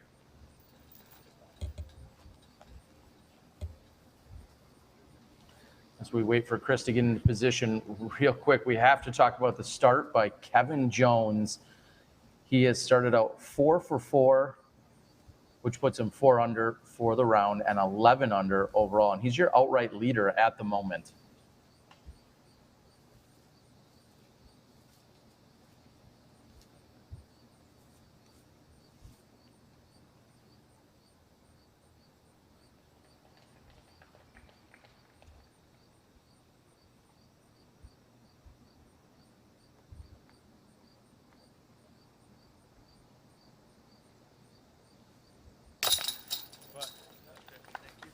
Nice putt from Chris. And if you don't watch Chris play very much, he is a very deliberate putter. He's going to take a lot of time to get focused and to hit his putt, but he is an extremely accurate putter. He's fun to watch because he's so good. And then double G for his 5 to start. Not the start that Greg and Garrett were looking for, but it's the start they ended up with. So hole 2, it does not get any easier here. 615 feet, par 4, OB line running down the right side the entire way with the fairway sloping from right to left the entire way. A lot of people will try to throw backhands and just put it in the middle. The aggressive shot is a power forehand from this group or a roller that is booking right towards the water that will then just stand up and come back to the middle of the fairway. If you want to birdie this hole, you better have a good shot. You need to peel off a lot of distance. From this point, it's right at 250 feet in, and you can see that it's low ceiling, OB right, OB left, and sloping right to left. So if you are, say, 300 out, this is not something that you're going to challenge. Really, you want your drive to get up there and leave you about 150, 200 so that you can feel comfortable coming in. Yesterday, we saw all of our guys take their medicine, go for pars on this hole. We'll see if this group is going to appreciate the difficulty of this hole as well. All right. Well, and I'm paying attention. Sorry, I was looking down, not only looking at the scores and having no idea when we're on me, but also we're trying to adjust. It sounds like there might be a little bit of an audio adjustment that we're making on the course. So we hear you loud and clear, and we're going to try and get that adjusted the best that we can. It's something physical with the hardware out there. And as some of you may have heard yesterday, we talked about it. With the exception of hole 2 and 13, it looks like the new hardware that we're using this weekend has given us some significant improvements, and we hope that you enjoy the increased resolution that we're able to provide to you.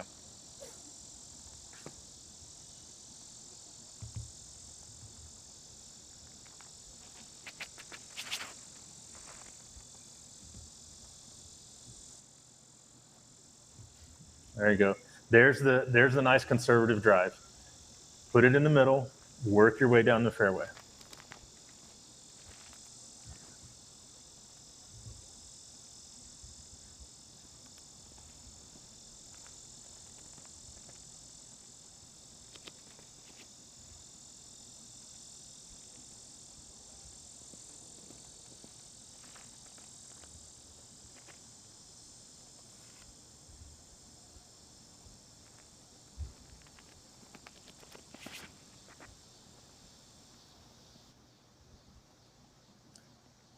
that needs to get down. Oh, I'm pretty sure that was a really good branch. That appeared to be coming out of the anhyzer, and that was going to land 30 feet out into the water if it kept cruising. Wow, an interesting attempt here. Double G lining up the forehand. Oh, no.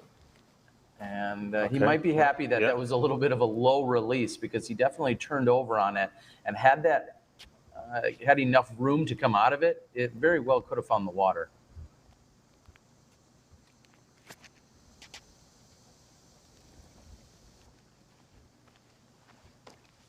And Barsby is flirting with the water. He is safe right there on the edge. Wow. It's safe for you.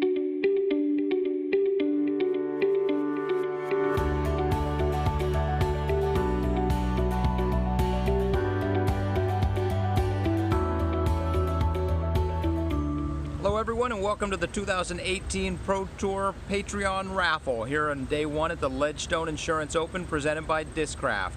A huge shout out to John Burchett. You are our winner here on day one. Go to dgpt.com/winner and claim your prize. $15 gift card. Well done, John. And thank you to everybody who is a Patreon. Your support helps us go.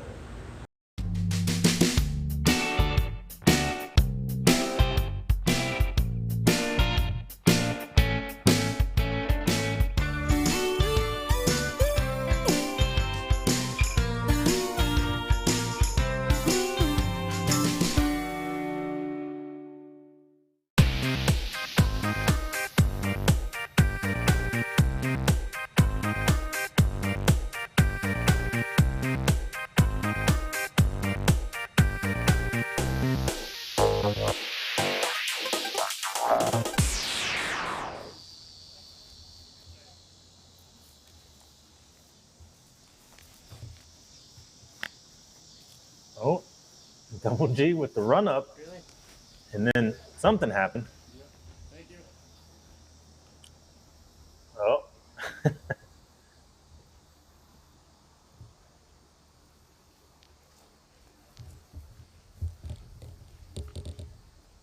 So at this point, Double G should be fully committed to a par four. Is that what you're thinking? Yes. Completely divorced from the emotion of the round, yes. However, starting off with the 5, he might feel like this is one he needs to try to get. Oh, and he hits off the tree, and then it carries to the right and out of bounds. Wow, a rough start here for Double G. And we see Lauren Lakeberg, LEL Photography. She's out here this weekend snapping some photos. One of Illinois' best photographers and all of disc golf. It's great to see her back out on the scene. So sometimes bad things don't have to happen to you to get the lesson. Hopefully Chris can see what just happened to Double G and say, all right, this is not the place to be aggressive. Kevin Jones, mind you, 5 for 5. Great start. He's at 12 under and a 3-stroke lead.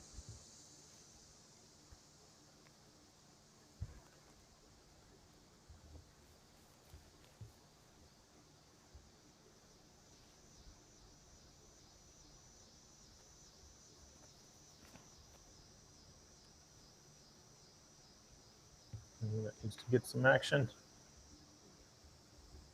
And he caught a tree, and I think he has gone OB as well. He put that out a little too far wide. Yeah, the bend in this fairway that happens at the halfway point really messes with your ability to try to figure out how you need to land, because it's a side slope and it's sloping down towards the basket and it's a blind landing. Oh boy, AJ looks like he was going to throw through the pavilion or in that tight gap to the right.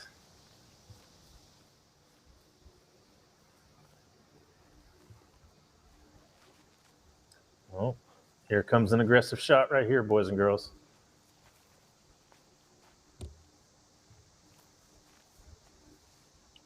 Is he trying to punch this to the right of the pavilion? Yeah, that's what it looks like. Wow. Oh, that's going to need a little ground needs to be play. stable. And it did not happen. AJ has gone OB, and he will move up 20 feet and throw again. And what's maybe even worse is the position that he's in now. I mean, now he essentially has to take that shot, it looks like. And he'll be throwing the exact same shot with a different disc. And he's got to be thinking, oh my gosh, if this doesn't come back in bounds, I'm throwing from here yet again. Yep. I feel like he needs to just go with the forehand here. Oh. This is a huge throw for AJ Risley. He needs to get this in bounds.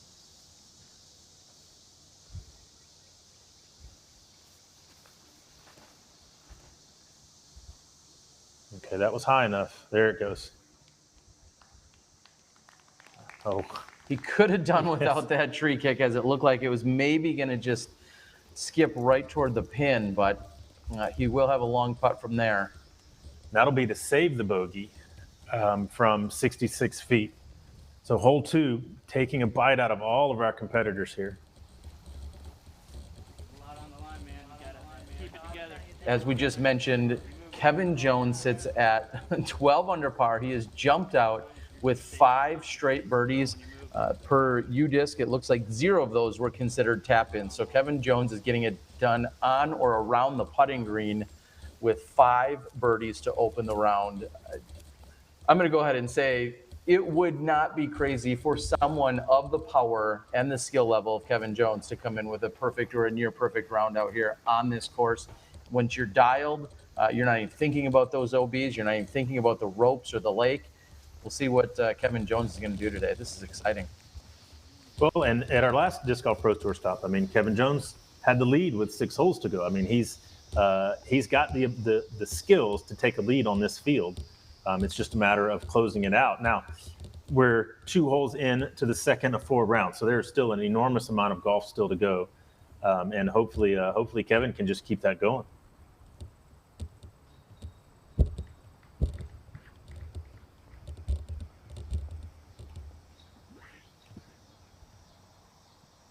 We spoke of it a little bit yesterday, knowing that there are 72 holes to be played here at this event. Most of our Disc Golf Pro Tour events coming in at 54 holes. I believe the exception being the Memorial and here at the Ledgestone. So lots of golf to be played. We're out here on a Friday afternoon in Eureka, Illinois. Terry Miller, the Disc Golf Guy, along with Dixon Jowers, as we're watching Greg Barsby throw his approach shot. And he is in safe, but it's not the easiest putt to get up and down from.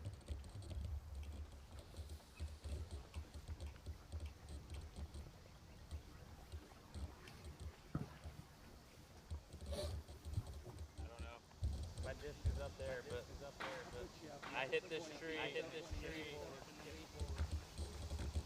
So double G now, they're trying to figure out where he went in bounds on that turnover shot, or where he went out of bounds.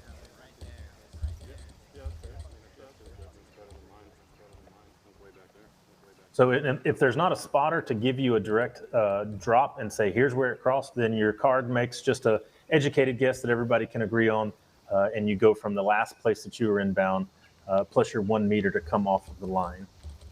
And here's the shot that everybody loves to watch out of Double G, the Sonic coming out.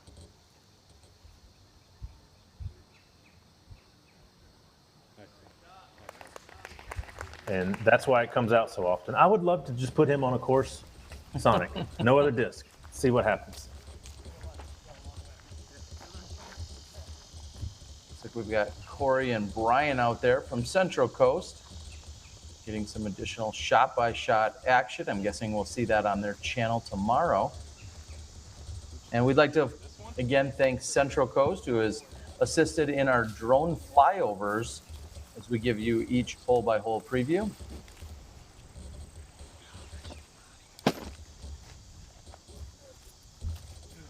Off the rocks again? Yeah, meter off the rocks.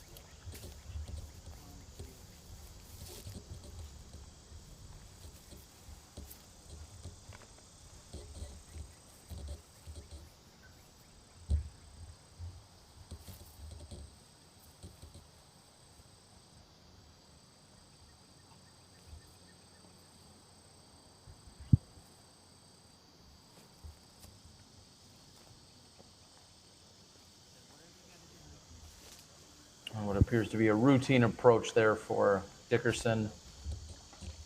Puts himself right next to the pin.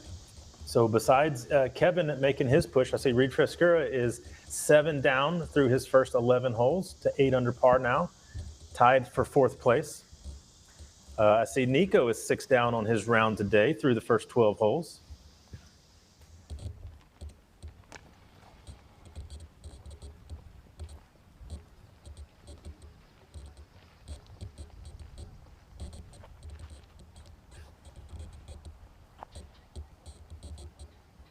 So this is for the birdie for Barsby, but look at what he has to deal with. If he doesn't hit chains, he's almost certainly in the water. It's about 15 feet from basket to water, maybe 18.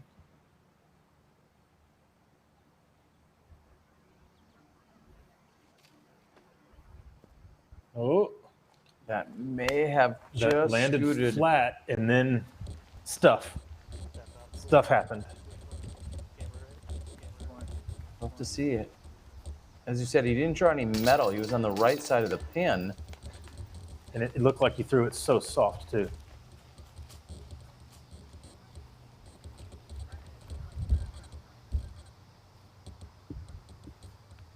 Okay, he was safe. Whew. That'll put a little wiggle in your step. I'm not sure where you're going to go with that one, but I'll take it. That's nervous. 25 points on the 5 points on the second one. And AJ, again, giving the basket a long, hard look after being a little active in the chains there. And look at those scores. Wow. Let's move over to hole number 3. What do we have in store, Dixon? Well, you have a much shorter hole, almost 400 feet shorter. However, it's not necessarily that much easier. You are trying to hit a tiny gap, 260 feet, and it's uphill for about the first 200 slightly. It's not a giant uphill, but a little bit. And you're trying to hit a gap about 15 feet, maybe 12 feet across, that's at about the 225-foot mark. There is a lefty shot or a forehand that goes out over OB and skips back in. However, that shot is losing a little bit of its luster because of how many people are failing with it. Because there's no branches, because there's no bushes, anything that hits these trees will rocket a long way unless it hits something else. So these guys, you have to pick your spot, you have to throw it with conviction, and then you have to hope that your aim was true. Otherwise, you're scrambling, and possibly scrambling with a bogey now.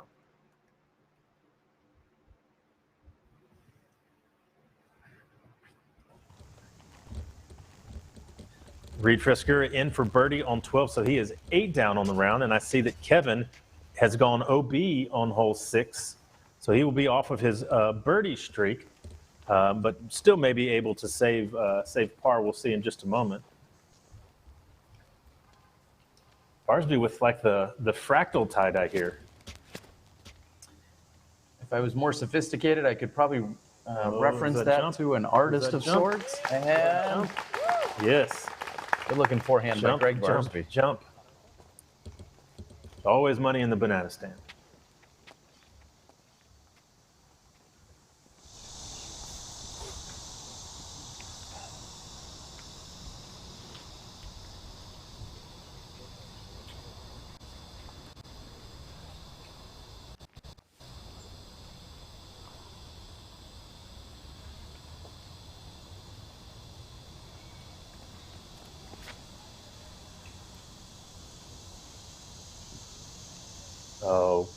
Oh, the last tree. It's safe, but man, if he could have been 1 foot left or right, he would have been parked with a 15-foot putt.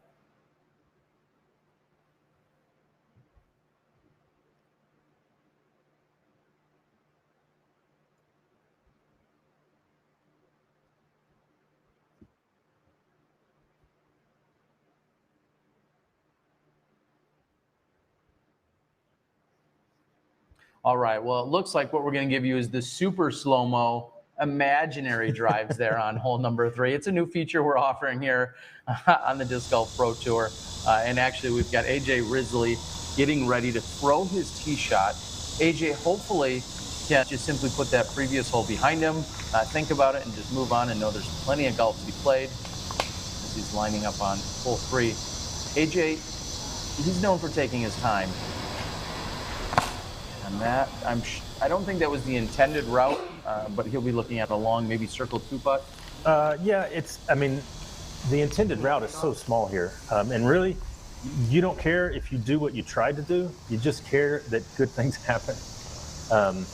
It's a tough hit. So let's take a break as they walk up the fairway. Tempercraft USA. Double wall 18/8 stainless steel construction keeps it cold while you're hot, keeps it hot while you're cold. Get your customized growlers, tumblers, and sports bottles. With a lifetime warranty and 1% back to the planet. Tempercraft USA. Temper your thirst.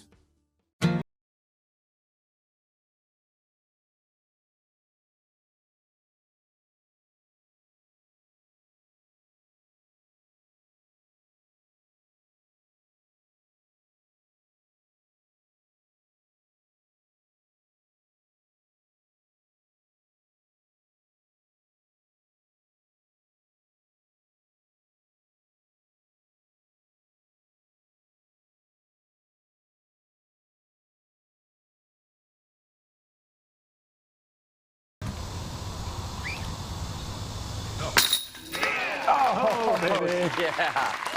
AJ Risley from way downtown. Too cool to run it in. Thank you, thank you.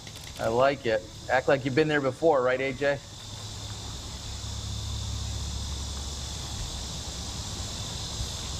Corey's not scared to run to get in position. Great putt by Risley to follow up the previous challenge on hole number 2.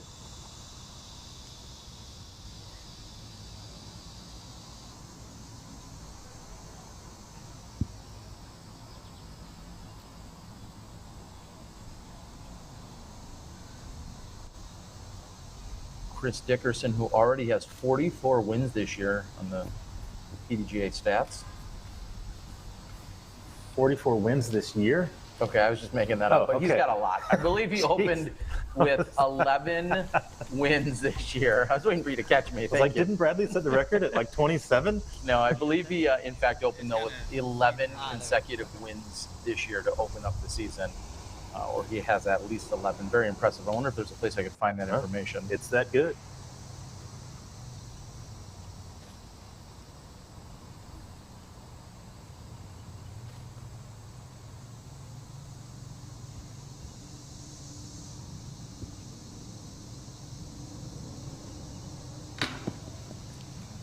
Barsby's drive doesn't result in a birdie for him. So while we had a little bit of difficulty earlier, we missed Double G's drive, and this is where he's landed, about 20, 25 long. And kind of surprisingly, nobody on this card went OB. Yesterday, I think we had at least 2, maybe 3 on this hole.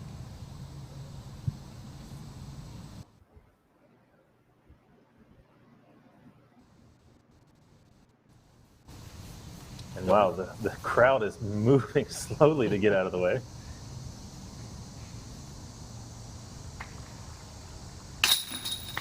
Double G in for the birdie 2 after the double bogey on the previous hole.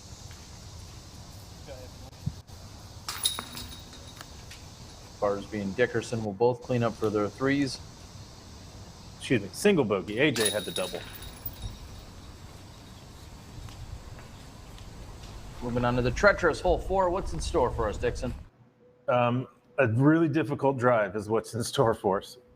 423 feet, and the gap that you need to hit isn't the gap that you feel like you should hit.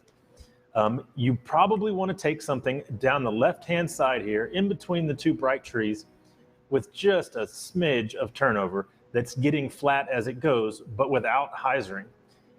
If you turn something over too much, you can find the sidewalk, which cuts back into the left after the crest of the hill. If you stay too high or you hyzer out, you're going to find those bushes on the left. Some folks throw a flat hyzer shot over the top of that stump on the right, trying to miss a couple of trees that are about 150 short and just cruising on down the fairway. If you have a good drive, you're then treated to a difficult putt. We have a basket that's mounted on top of a little hill here. And so it's very difficult to land 5 feet from this basket. You almost always have a 15-footer, no matter where you're at, no matter what happened. So if you have a good drive, you're then treated to a difficult putt. Otherwise, it's layup central.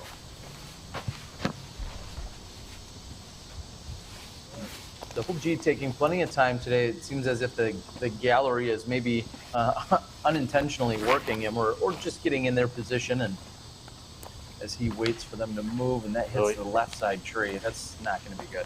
Yeah, well, depending on how far he went in, he might be able to have a forehand out of there, but it's a tough angle no matter what. Even if his throw is open, it's tough. If he jumped in there even 5 feet, he might only have a pitch out.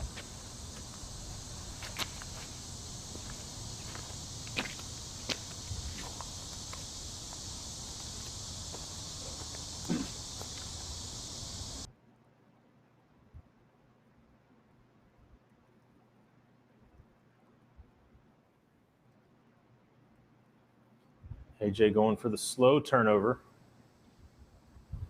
And he just cruises it all the way down the hill. Wow. As we are seeing in an additional preview screen that AJ looks to be about pin high, and he's even on the better side of the basket. Yeah, he's like 20 feet short left. That's a fantastic shot.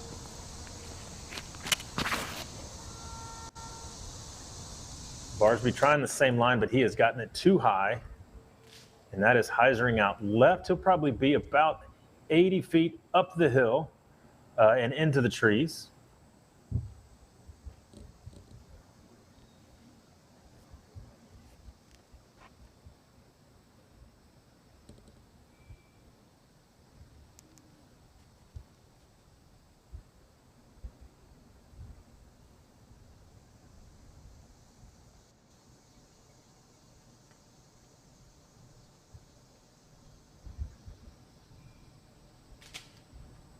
Wow, Chris put quite a move on that one, but it came out low and left. Here's a word from our sponsor as we move down 4.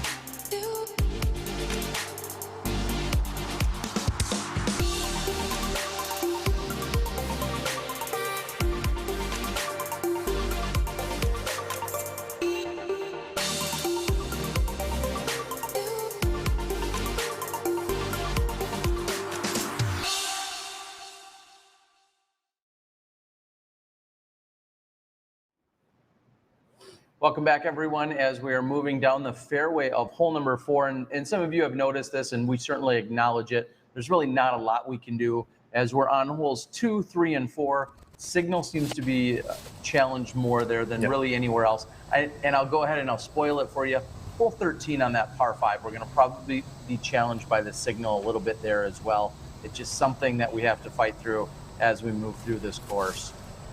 And Dickerson is fighting from the left side rough, and that is just a tremendous approach shot.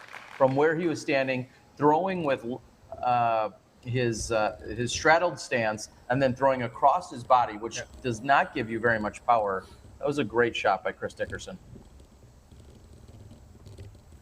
And I think the difference that we'll see between what sort of shot Chris had there versus the sort of shot that Double G's going to have, of just being a couple of feet into the trees, how much difference that makes of how thick this growth is.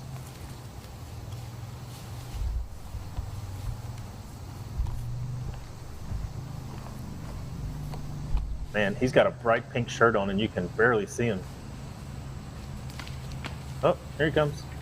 Hey, Double G.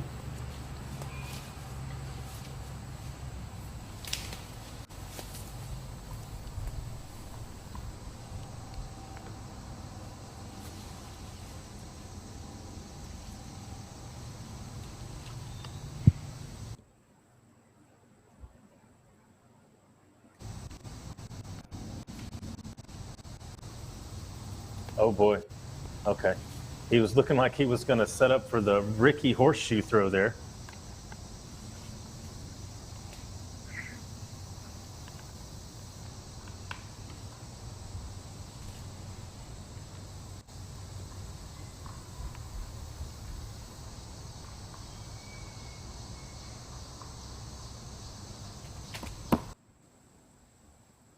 And he ended up going with the smart play there. Well done by Double G. Just put it out to the middle and get your 4 and move on. Could one make a good argument that this may, in fact, be a par 4? How does it play out on our statistics? I guess is maybe a good place to start. I mean, it plays a bit over par. Okay. But I don't think enough to warrant a 4 because, I mean, everybody there has a shot that can park this hole. It's just a difficult angle. You need to control your height really well and your left to right. And then you have to hope for a soft landing on a blind downhill shot. So it's difficult, but I don't think it's a 4. Okay, and it is coming in at 3.24, so playing about a quarter stroke above par. I mean, and you could play this for a 3 pretty easily if you weren't trying for the 2. Oh. And Barsby's attempt goes just underneath the basket, and look at the comeback that he's going to be faced with. And Double G lays it up right next to the pin, as you said, kind of just taking your medicine there, saying, all right, I'm just going to take my 4 and I'm going to move on because you don't want to turn into something nasty. And Greg Barsby is obviously going to be trying to bury this one in the bottom of the basket, but if he doesn't, there's a lot of danger and a lot of things that could go very wrong here if he doesn't put this in. Well, and a great lesson there by Double G. He made the decision to lay up before he threw the second shot. So for you guys out there, you know, you throw your up shot and you're like, well, hey, I've only got 60 feet to go. Maybe I should go ahead and run this putt. Double G, he already took his medicine. He's going to get his 4 and move on. So really well done there. A lot of maturity to make that layup shot right there. Barsby, no problems. That's a really good putt, and maybe a little bit of a confidence booster as he moves on.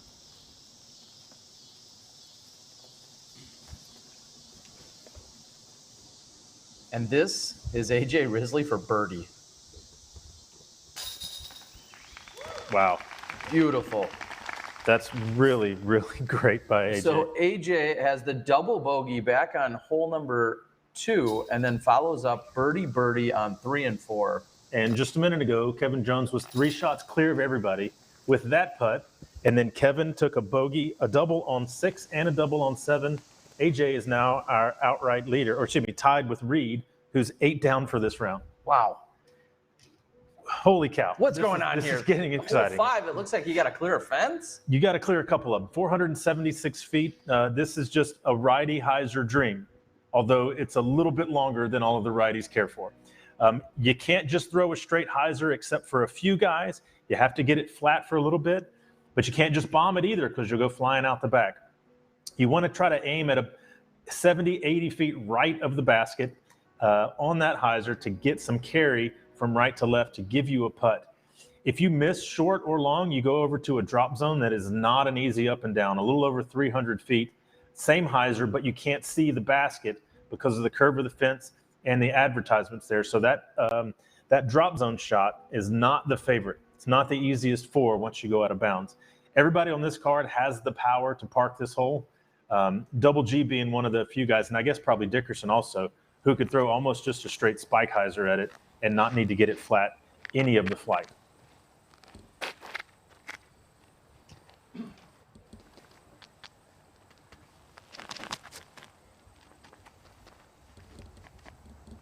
This is a very nerve-wracking tee shot. We'll see how AJ handles it.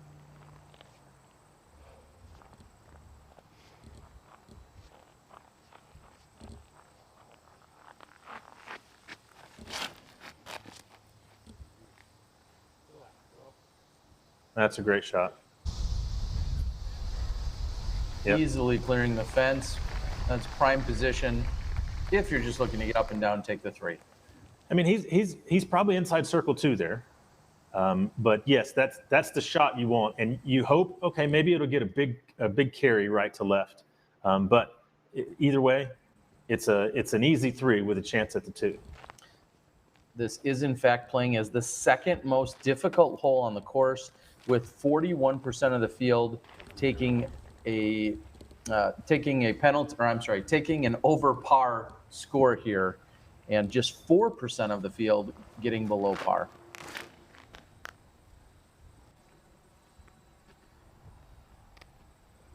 That needs to hyzer quick. Okay. And that'll be just fine. Not quite the ace that Barsby had here in this hole last year. Not quite. In fact, 7 players have birdied this hole. It's an interesting hole because everybody, in the practice round, everybody's parked it at least once, if not more. But then you've probably also thrown a bad shot and then tried to get up and down from the drop zone, and you end up taking a 5, and you think, how did I go from a 2 to a 5? This hole is relatively easy, is what most of the players are thinking. It's just a matter of actually executing well.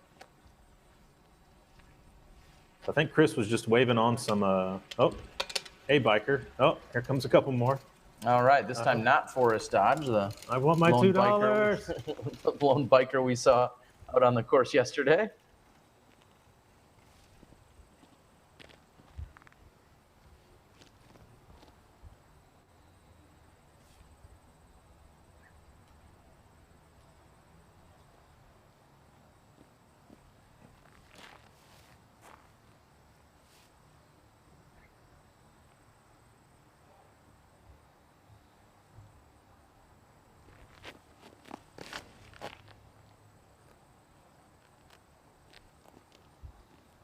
Chris is playing just the big hyzer, not much flat to it. And it's safe, that even with Greg, outside circle 2.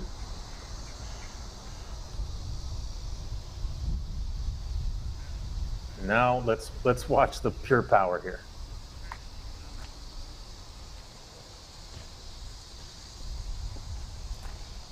Yes, straight hyzer. Jeez. And no surprise, Double G with the CTP. Here's a word from our sponsor on 5.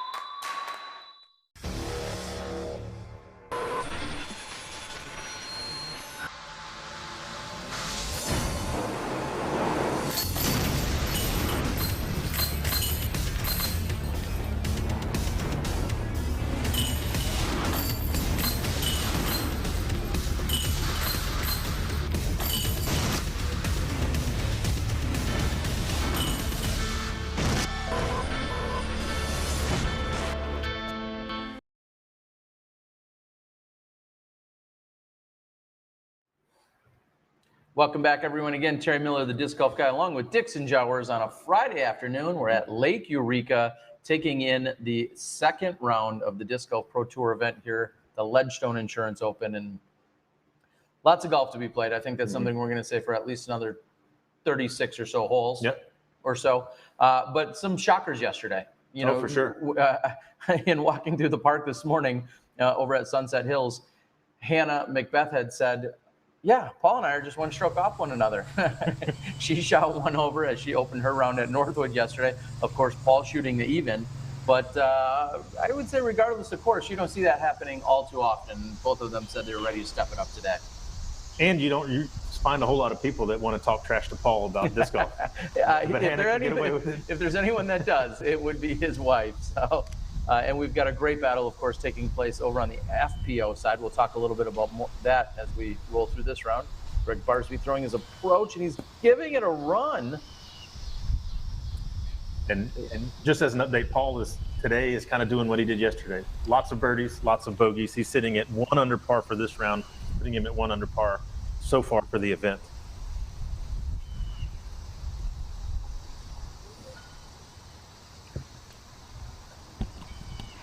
AJ's starting to get to okay, this is a legitimate chance at making it range.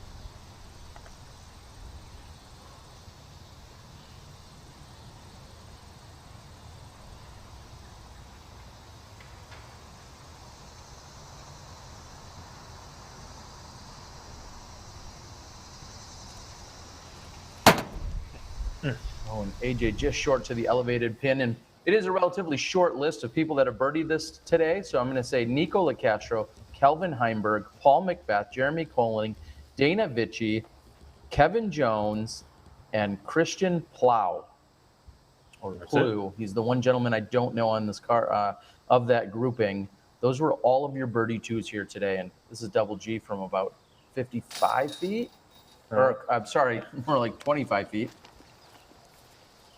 Wrong set of flags there, or circles.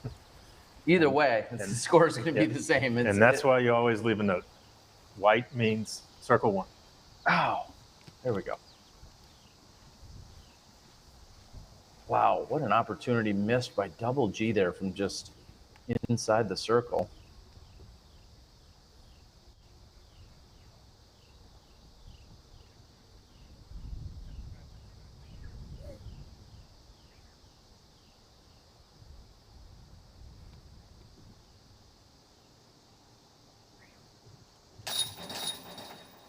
Ooh.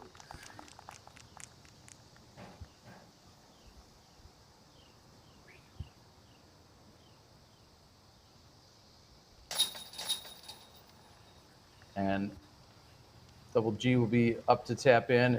AJ Risley is going to be carding his first par of the round here on hole 5. He's got 3 birdies, the double, and now his first par. And he is in a tie for the lead with Reed for Skura. We'll see you guys after a long walk over on hole 6.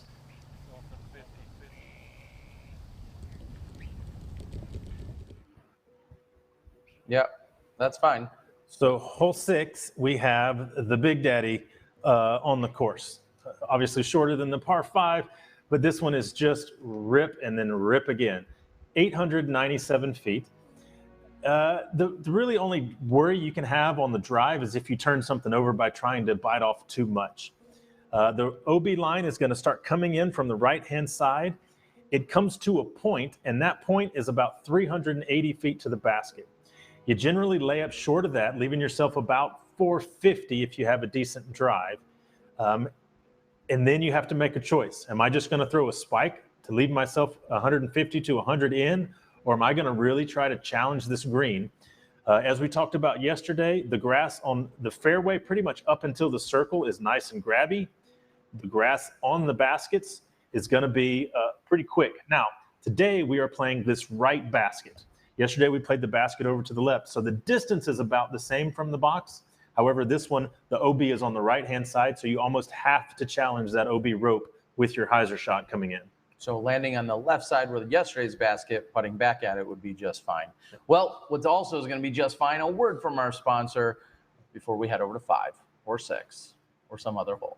Yeah. I was actually reading the comments the other day on our Pro Tour Talk YouTube podcast. More on that in just a second. And I actually saw the comment that said we don't care about comments unless they're coming from Patreons. Nothing could be further from the truth. If you are watching this, I want to know what you think. We all want to know how we can improve. You can email me directly, Steven@dgpt.com. Comments on Facebook and YouTube are read and taken seriously. We want to know what you think and how we can improve. However, or maybe I should say, in addition, if you are a $10 and above Patreon, we now have a dedicated weekly Google Hangout at 8:30 where we discuss various topics. The first week we discussed what's the best way to make this work, and the second week, which was just yesterday, we discussed whether entry fees should be raised to $500 or maybe a little less. It was a great conversation. It was actually part of our Pro Tour Talk pod.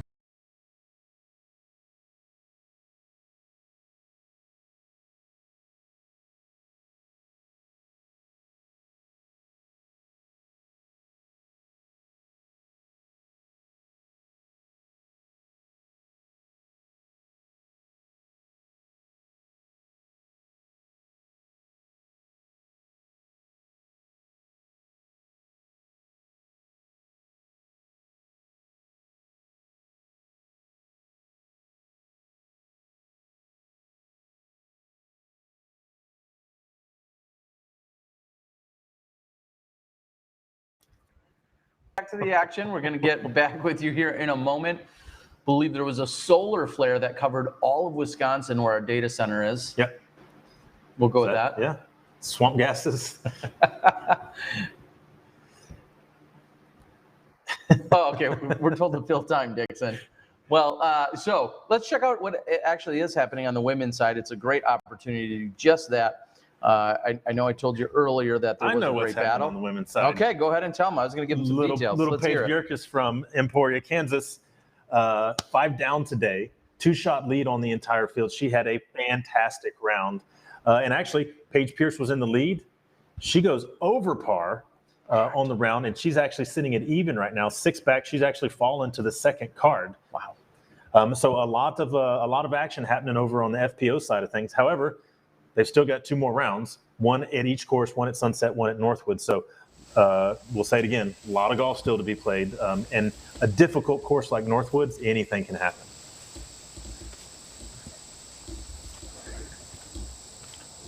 Looks like we're back with AJ Risley here on hole 6.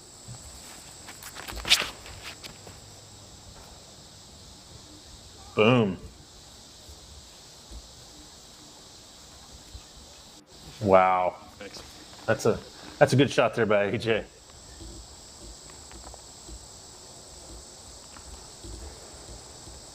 Ever since we saw that Double G was going to be on the lead card, I've been secretly waiting for this hole.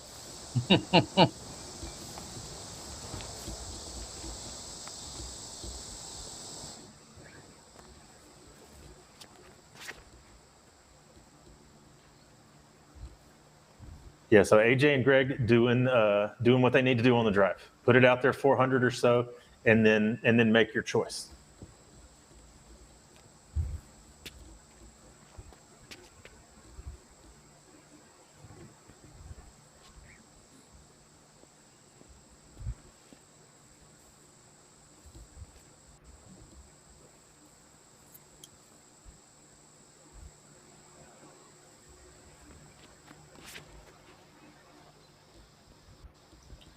And Chris Dickerson, would you say that's unassuming power that he has? You wouldn't, by looking at him, you wouldn't think, okay, this guy just absolutely bombs. But he certainly does. He's got great form and great snap through the middle. And what looks to be so effortless is Double G's run up. And yeah, he's going to throw it just as far as the rest of those guys on a one-step. Holy cow. He throws so far. Jeez. Excuse me, does this Speaking of throwing it, hide my let's throw it thunder? to a commercial.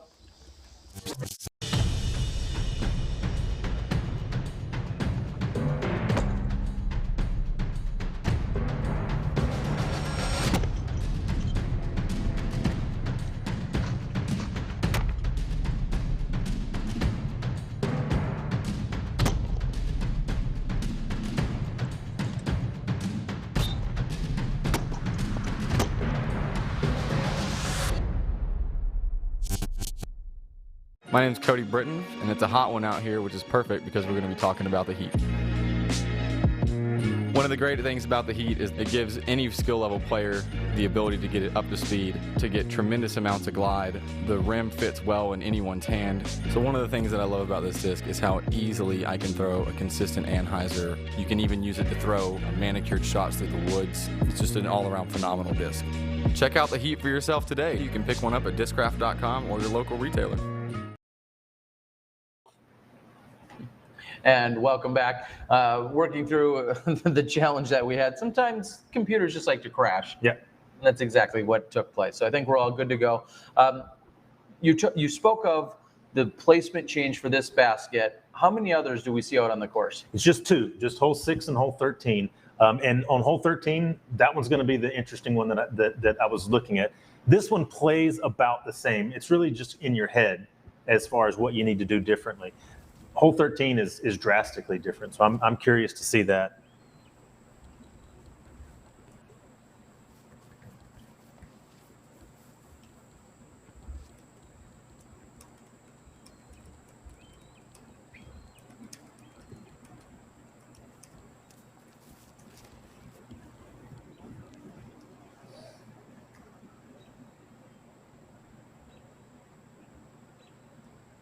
Oh, no. And that, he takes that way back, way back.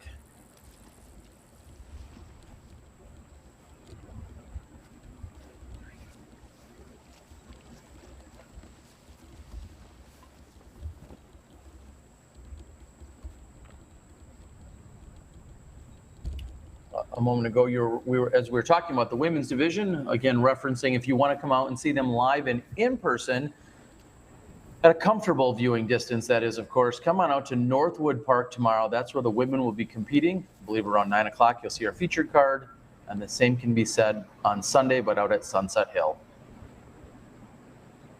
Wow! And he almost puts it in. Oh my goodness. What a shot by Double G. If I wear that shirt, like, can I throw? Like, where does that power come from? That shirt, it just hides the thunder.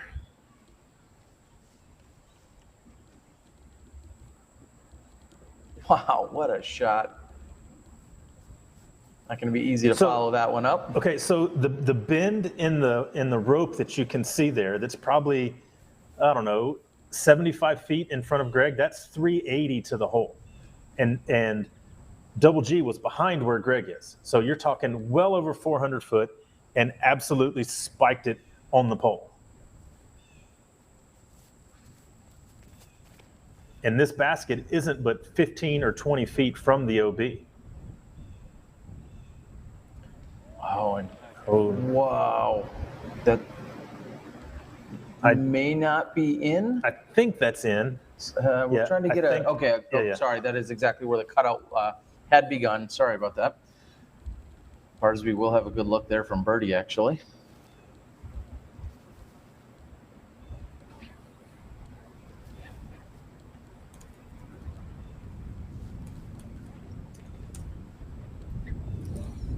And if you're going to miss anywhere, you need to miss left or early on this hole. I mean, of course, you're looking for center fairway or right next to the pin, but you cannot hang this one out too far to the right and have it not come back. Ooh, that's low. AJ clearing out the gallery, there it goes. What a shot. Not quite as close as Double G, but the tap in will result in a birdie. Great shot by AJ Risley.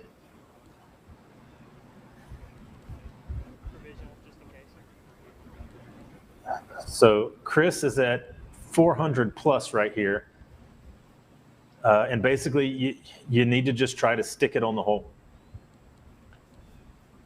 Well, added pressure is 3 card mates all right next to the pin looking at birdies.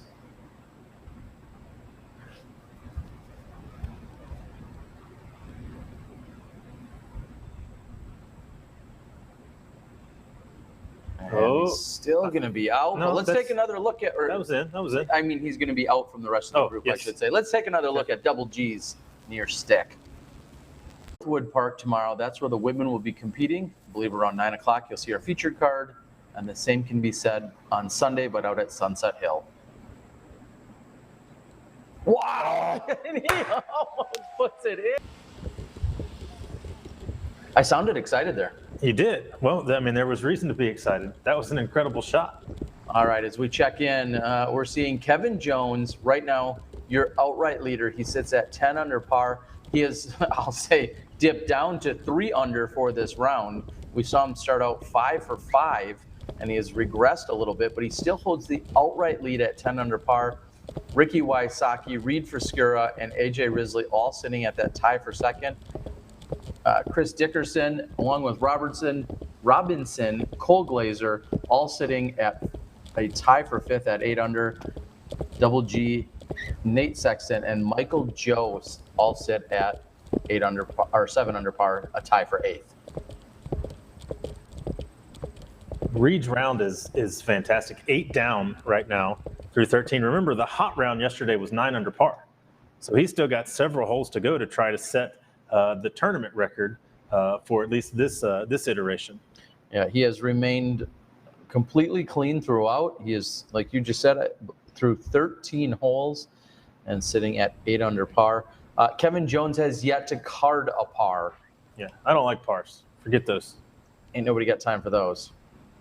He's got 2 double bogeys, however, and the rest are birdies. Yeah. I think you could say that's go big or go home.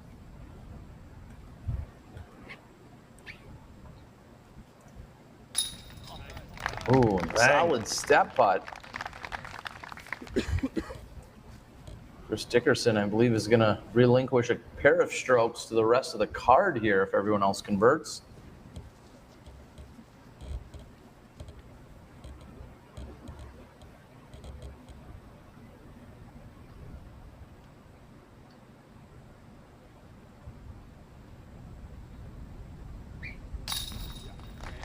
Nice.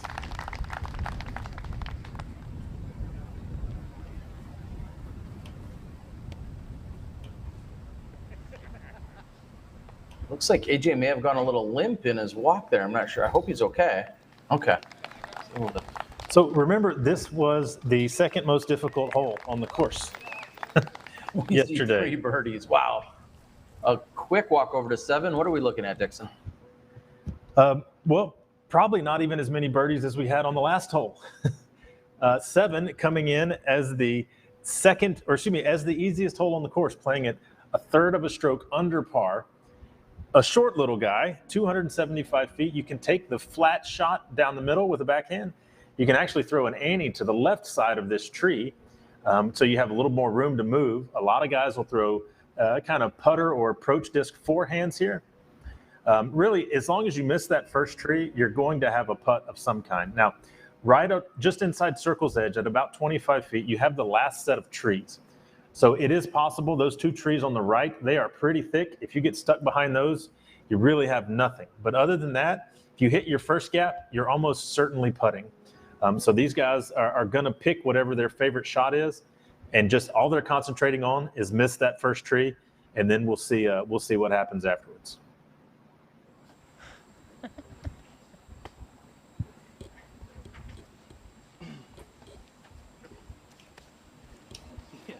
Double G and triple G. AJ doing AJ things, just a little afternoon delight.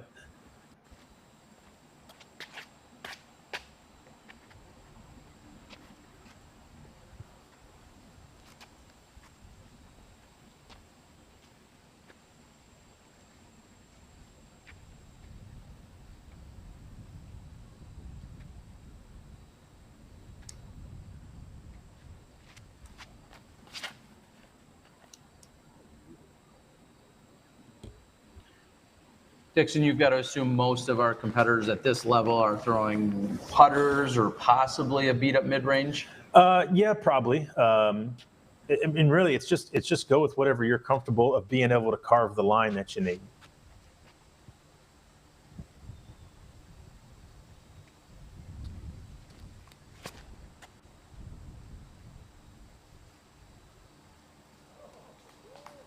Oh, and that's the tree.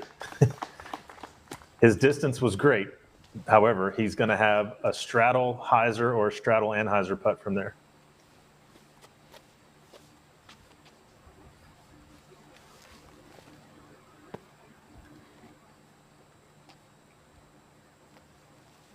And there you go. Double G just playing out to the right, which actually isn't a bad play. It's wide open over there. You just have to miss the trees as you're kind of getting out of the fairway there. I don't believe you were with us here last year, Dixon, but I believe this is somewhere around 75 feet further than what we've seen in years past on this hole? Yeah, just a touch further. I mean, really, the distance isn't that big of a deal. I mean, these guys are still throwing, I mean, they're not having to club up or anything like that. They're just picking whatever they like, and they're going to throw pretty much the same shot no matter what. Well, that one gets a little squirrely. Let's take a word from our sponsors here on 7.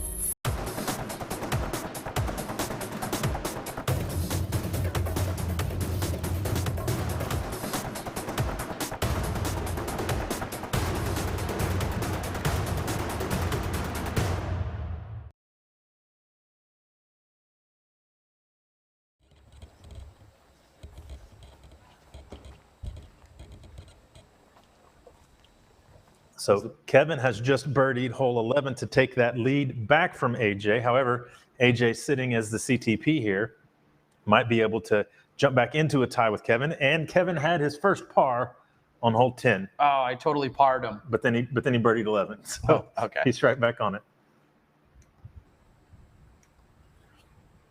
And would you look at that? If you're not paying attention to UDisc, remember that guy that we kind of rode off yesterday? Ricky Wysocki now tied for third.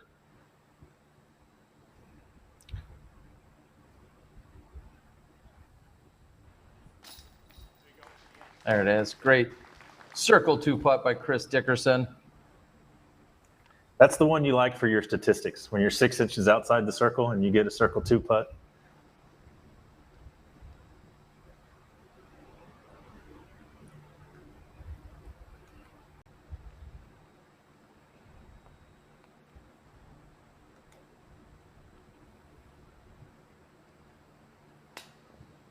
Oh, not enough lift as Double G rocks back and forth. Greg Barsby, who's had a very, very quiet opening here, is looking to card what would be just his second birdie of the round. Or correction, his third birdie of the round. Or second, yep. Interneting is tough sometimes, for those that don't know. So that jumps Barsby up into a tie for 6th place. And here comes AJ with his little tap in. I got 5 birdies in the first 7 holes. Baby, he's got a stew go. We'll see you on 8. So hole 8, break it apart. You've got 2 difficult throws to make. First, through the gap. This gap is sitting at right around 275 feet. You have to clear this creek and the OB line in order to be in bounds. Anything out in the field is fine. Just beat the gap. And then you try to decide what you're going to do. They have moved the basket about 40 feet closer this year to encourage a little more going for it. If you don't feel like going for it, this stump is right at Circle 2's edge. Throw it out into the open, throw a hyzer to here, and then lay up your putt. If you want to go for it, you do have some landing area. It is there to get, but it's going to take a really good drive and then a really good second shot. But if you can go get this birdie, you will definitely be taking strokes on the field.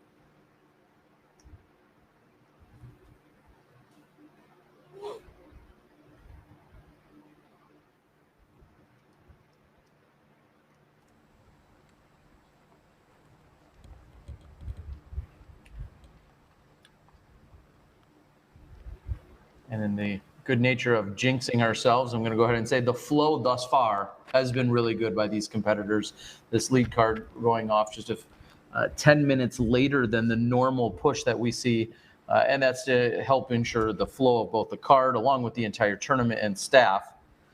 So far, so good. No major backups or holdups. I think you just niced us, Terry. That's what I do.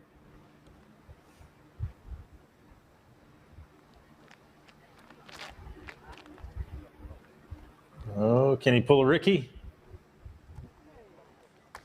Yes, he has pulled a Ricky through the thick stuff right out to the backside.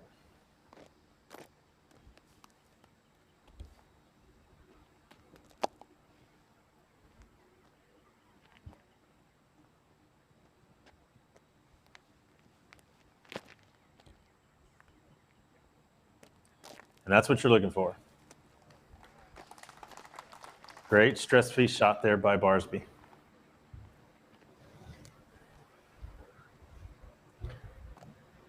And if I think back to the last couple of years coming out here to this Ledgestone event, I feel as if this gap has just continued to widen throughout the years, making it just a little bit easier each year. Still a very stressful shot and a gap that you need to hit, but I feel like it's just gotten a little bit bigger.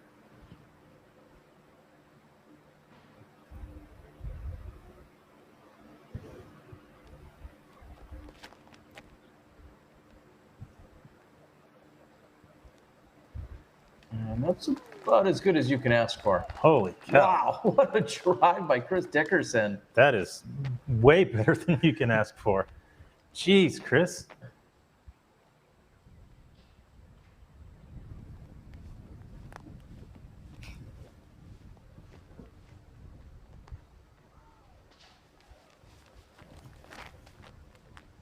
Oh, and you know Double G means business when there's an actual run-up. Oh. Wait for the flag. Oh, and he gets the red flag. We're going to flag you if you don't support this sponsor. This is Dan, and this is Tyler. Dan and Tyler like disc, and they like beer, so they combine them in a rigorous scientific process. Disc Golf, a card game that challenges your disc skills, drinking ability, and your friendships. With 3 categories and over 50 individual cards, mix and match. Get rid of cards you don't like, or make your own rules. Disc Golf is truly American.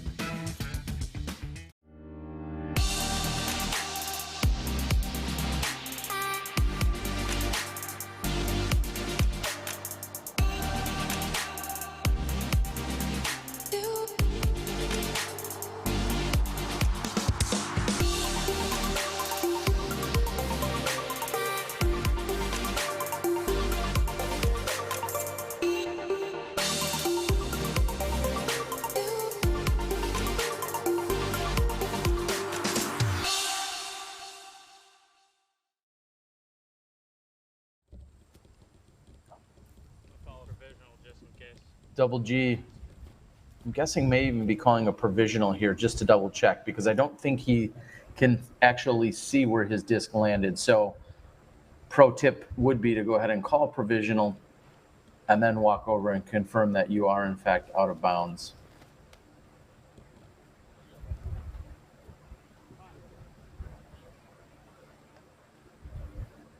Holy cow. I didn't know those trees were in play from the drop zone. G does things a little bit differently. I'm going to take a hike around the side here. And Dixon, it looks like, as you said, you didn't know those trees were in play. It also sounds like the groups, I know we were just talking about the flow out here. It looks like our chase card is 2, maybe even 3 holes ahead of us. Nice. So hopefully things continue to move along at a very comfortable pace for our players. Thank you guys for tuning in, for joining us here on a Friday afternoon as we're watching the live action at the 2018 Ledgestone Insurance Open presented by Discraft.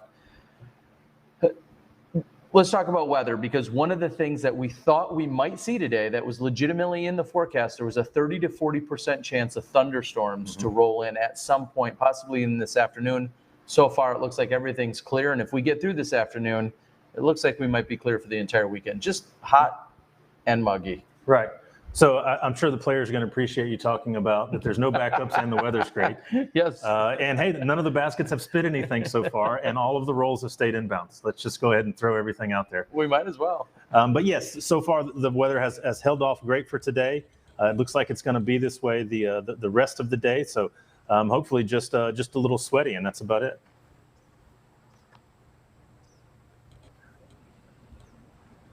So AJ's at that zone where he's thinking about going for it.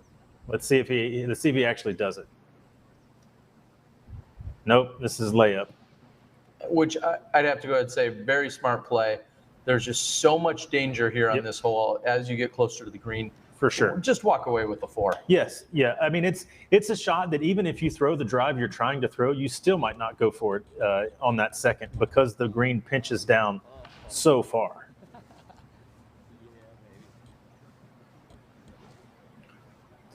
Now, the forehand that Barsby is going to throw here is pushing towards the wood, so it's a little safer.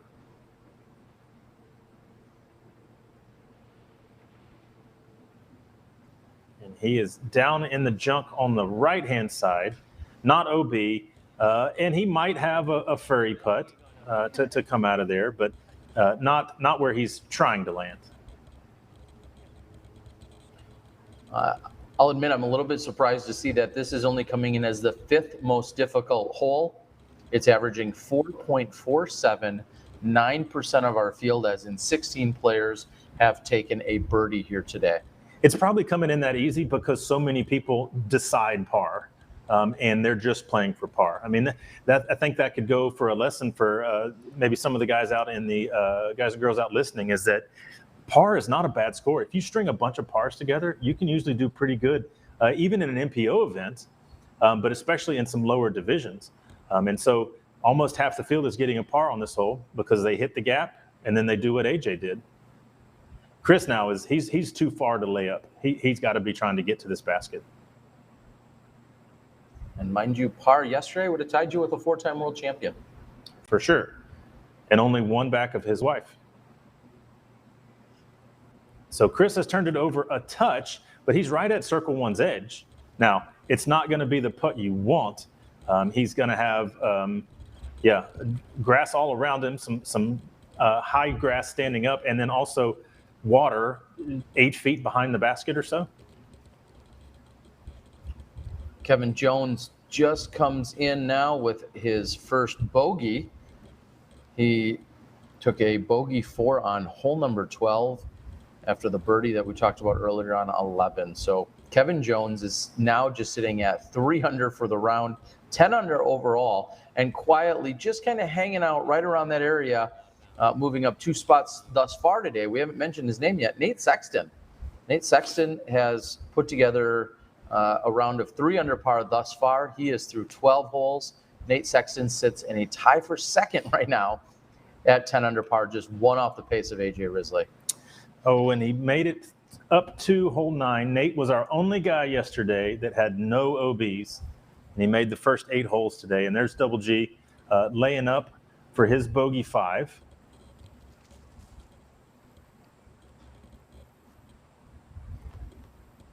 And I can't imagine AJ doing anything other than, if he tries this, it's going to be just a light run, nothing big.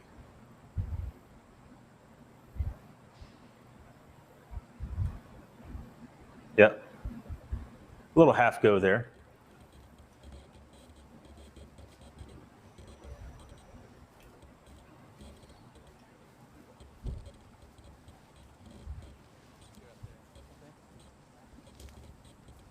So now down into the reeds here for Chris and Barsby to punch out of.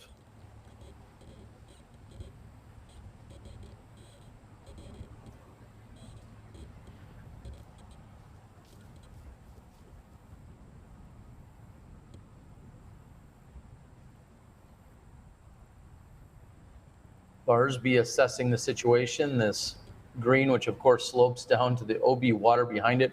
Earlier, I know I spoke of how helpful and informative our chat board can be. Someone had suggested it would be far more interesting on this green if the waters down there contain gators. And I've got to totally agree with that. I would love to see some alligators. Yeah, I'm not sure I'm a fan of that. A little bit of one of the side effects of Teamacil is a little bit of psychotic wishes. And Barsby with a solid run just up and over the basket. And he's lucky that didn't have one extra wiggle in it that might have got on edge and rolled him all the way down into the water. Instead, he'll have clean up from 10 feet. I think AJ has all the wiggles today. So there's no extras to go around. I do feel like if AJ were to join a club or possibly a performance group, the Wiggles seem like a place that he would join. Yeah. He's not really a Blue Man Group sort of stoic guy. No, definitely the Wiggles.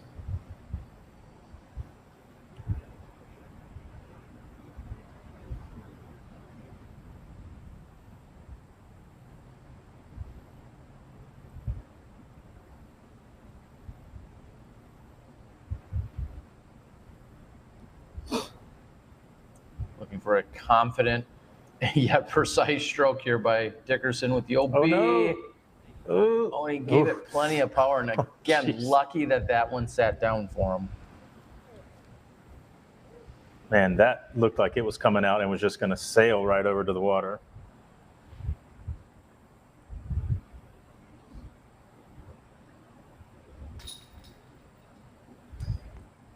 But with the exception of Double G's drive, our guys have gotten through this hole relatively clean here. Hole 8 coming in as the 5th most difficult hole, playing over par, and so our group is going to get 3 pars and a bogey here. They've got a long walk back to the bridge. Maybe they'll find Anthony Kiedis under it. We'll see you on hole 9. So hole 9 here, there you go, off the bridge. It is playing at right around 350 feet, 354 feet. Basically, you just want to put something flat out there right on the right edge of the OB there and just let it hyzer back in. The drop zone, you only move up about 100 feet if you are to miss this island.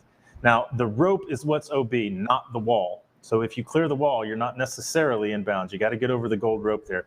So as you can see, on the right side, on the short side, and the long side, there's OB inside of circle 1. So your miss is left and short. If you can't hit it perfect, that's where you want to be. This is a really maybe the most iconic shot on this course. Maybe it's the water tower hole. It's one of them. Yeah, it's certainly one you think about when you leave this course. Yeah.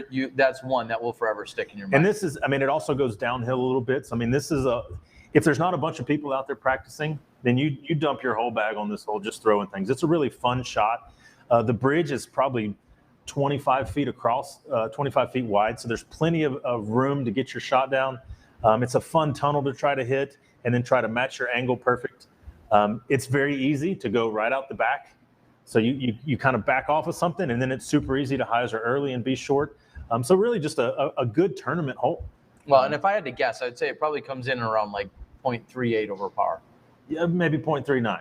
Something like that. Yeah. Well, we'll see. And if you're curious as to how we can come up with all these amazing statistics, we simply go out to udisclive.com. Matt and Josh, who are always on the board and assisting from afar, helping provide all of the UDisc. And thank you to all the UDisc scorekeepers that are out on the course. They're actually walking along with the groups, tracking every single throw that is made. At no point are you actually entering in a number for our players. You simply track where they previously threw from, and then UDisc does all of the work from there. It's pretty amazing. If you ever get a chance, go out to a Disc Golf Pro Tour or National Tour event where UDisc is being used.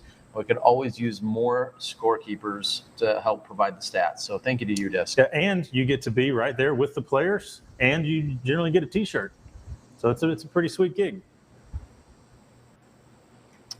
You want to figure out how you can yourself get closer to AJ Risley for an afternoon of sweaty golf? UDisc app is your route. I think you guys need to sell that a little bit more, UDisc.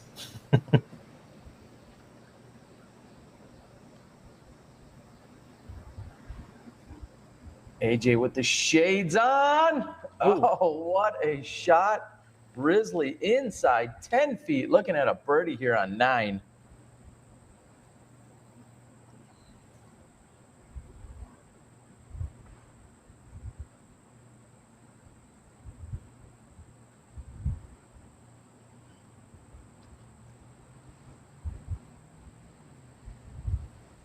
It needs to get moving. There you go, Barsby. Nice shot.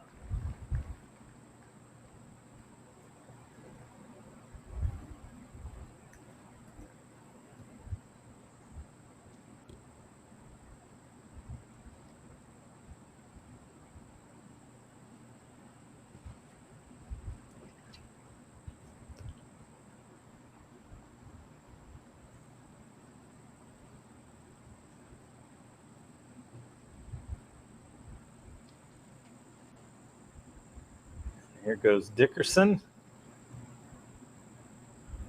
And he is in safe as well.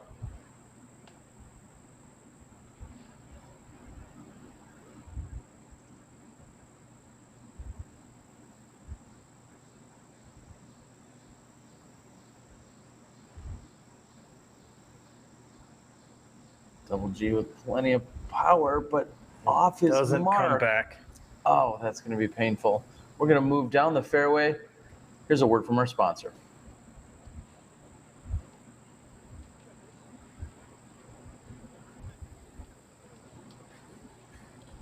Our sponsor, of course, being this Bridge Walk.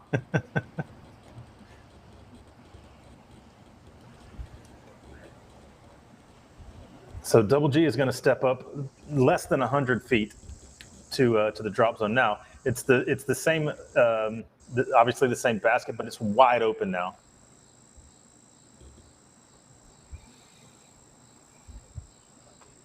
And he is in and parked for his 4. So now let's hear from a word from our sponsor.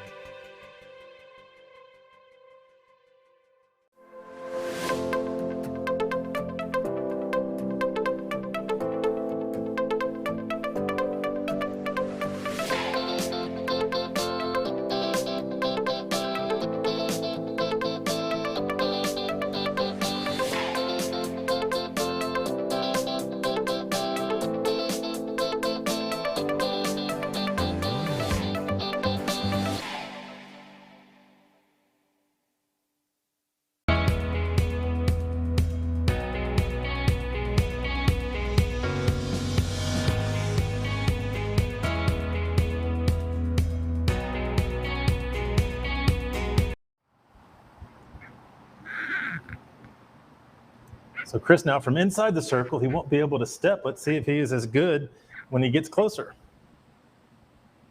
This is to save the bogey 4. No, this is for the 2. Oh, I'm correction. I'm sorry. I apologize. I mine spaced out to Double G. I apologize. Oh, but now that looks like it did catch the wall there.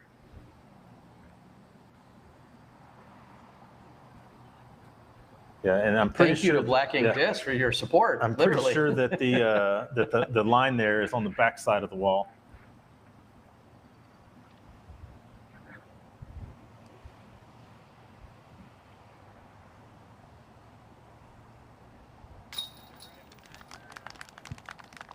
Barsby, nice birdie there.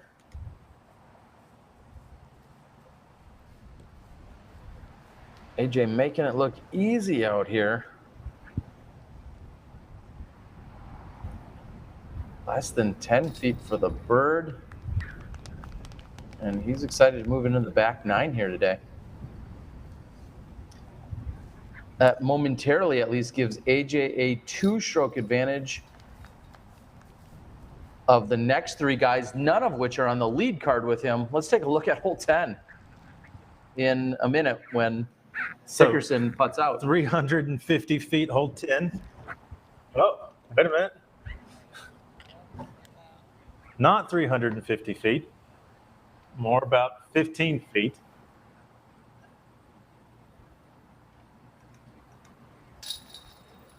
There we go. So now, and actually this hole is 450 feet. It's not 350, or else I'm throwing a lot shorter than I think I am. So 450 feet. This is a new hole 10. The basket was over there to the left. It's now moved over towards this little shoal on the right. The interesting thing about this shot is for the right-handed, backhanded guy, you basically have to throw something flat for 450, or you have to be coming in with a left to right move. The trees on the right stick out far enough ahead of the basket that you can't really hyzer into this one. So how to handle this? Most people are going to throw something flat right at it and try to hyzer out and end up somewhere around circle's edge or maybe a little inside. The problem is if you get it too high and hyzer out too much, there is an OB line that is cutting off the distance in between holes 10 and 11 to kind of protect that fairway. So You can't just rip it and then deal with the consequences. You've got to be pretty precise on your landing on this hole. Also, there's OB water just outside of circle 1 long on this hole.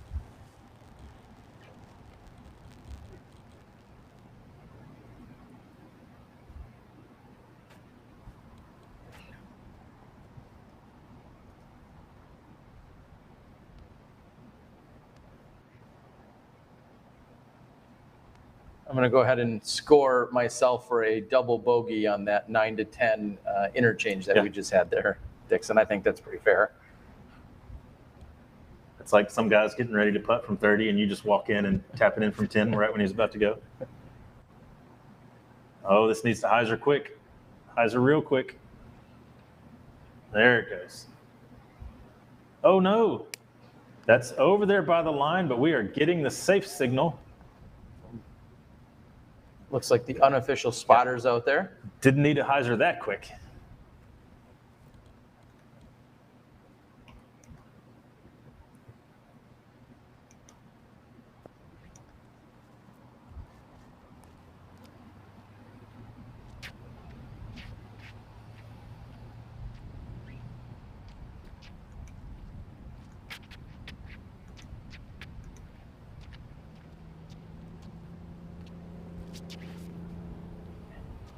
And fellow longtime taker on the tee, Nicola Castro, has just birdied on 17. That pushes him to 10 under for the round and 10 under overall, and now tied for second. You're going with the Ricky line here from yesterday. Like we talked about yesterday, bumpy through the middle, but AJ don't care. Wow. Great shot by Risley.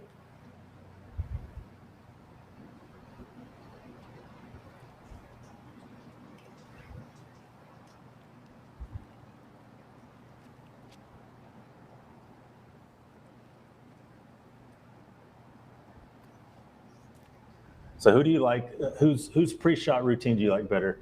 Chris Dickerson's or KJ's, where he holds the disc out and kind of imagines the flight that he's going to do? As a cameraman, I've got to say KJ's, because doesn't get you tricked. Not nearly as often as Chris Dickerson can. Wow. That's a good shot just outside of circle 1, and it was almost hyzer the whole way. That's super precise to be able to have that angle and not get caught into the woods on the right. So Double G was OB here yesterday. Going with the roller. Needs to curl. And just like right around that. The pin. Curl up to our sponsor, City Church.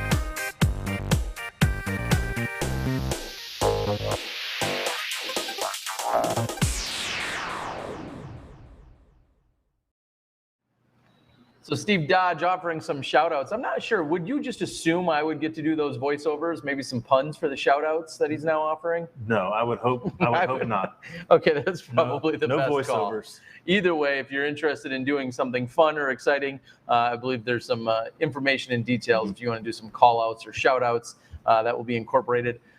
I don't know if we need more silly filler on this show. I think I've got plenty of filler to go around. Yes, a little bit. A lot of filling here. There certainly is. We're moving down here on hole 10. We're moving into the back half of the course. I'll talk about it again. The flow has been great. The weather has been warm. The skies are nice and blue. It doesn't look like we're going to see anything for rain, and hopefully that stays throughout the entire weekend. They're going to continue to deal with the heat and the humidity. Any significant advantage to the women's rounds where they get to go out and they're playing by 9 a.m. and maybe done by noon each day? Yeah, it's not nearly as hot, but the humidity's there. I mean, when you go out in the morning, I mean, the windows have moisture on them already just from the humidity. So, I mean, it's there all the time. but yes, it's not near as warm. So, I mean, they have that going for them. However, they're playing not just different course, but I mean, completely different side of town. I mean, so it's entirely possible that either the MPO or the FPO could have weather that the other group doesn't. Probably 30 miles away from each other right now. Yeah, and so tomorrow, again, they're out at Northwood Park.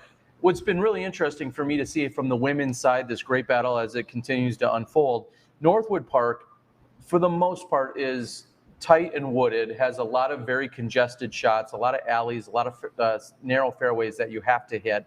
And then they go over to Sunset, where they played this morning, where a lot of the festivities are taking place for the Ledgestone Insurance Open event, including a dunk tank last night, among other things, and the Festival of Flying Disc tonight.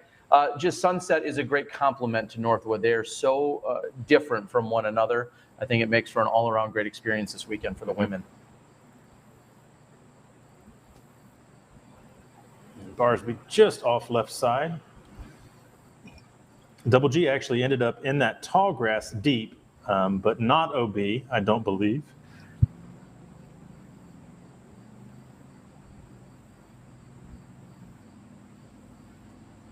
We invite anyone, if you're within a few hours, to come on down to the massive Fly Mart, along with lots of other activities, including the Festival of Flying Disc taking place at Sunset Hills course tonight. I believe that's starting. In fact, I think I might leave our broadcast a little early so I can get over there and get in on the festivities. Okay. I'm sure you've got this handled. Yeah. We don't need to be right here. I mean, you can do it remotely. No touching. There you go. Bang, bang. And again, once Chris can do his step, I feel like he's putting better from circle 2 than circle 1 so far this round. Interestingly, I heard as they were moving down a fairway, Paige Pierce, along with Sarah Holcomb 2 days ago, Paige was saying, Sarah, you are definitely the most deadly putter from that 34 to 36 foot range ever. And Sarah wasn't disagreeing with it. She really likes that position just outside the circle's edge. And she feels like she's even maybe a little bit more confident from that distance than, say, from 25 feet.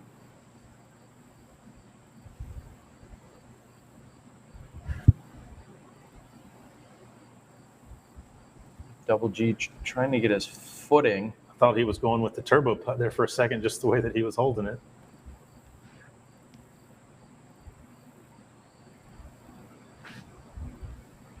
So this is one of those times where you throw a fantastic shot and you're just a tiny bit unlucky with what you've got left. So let's see if Double G can make this happen from right at circle's edge. Bang. Great putt.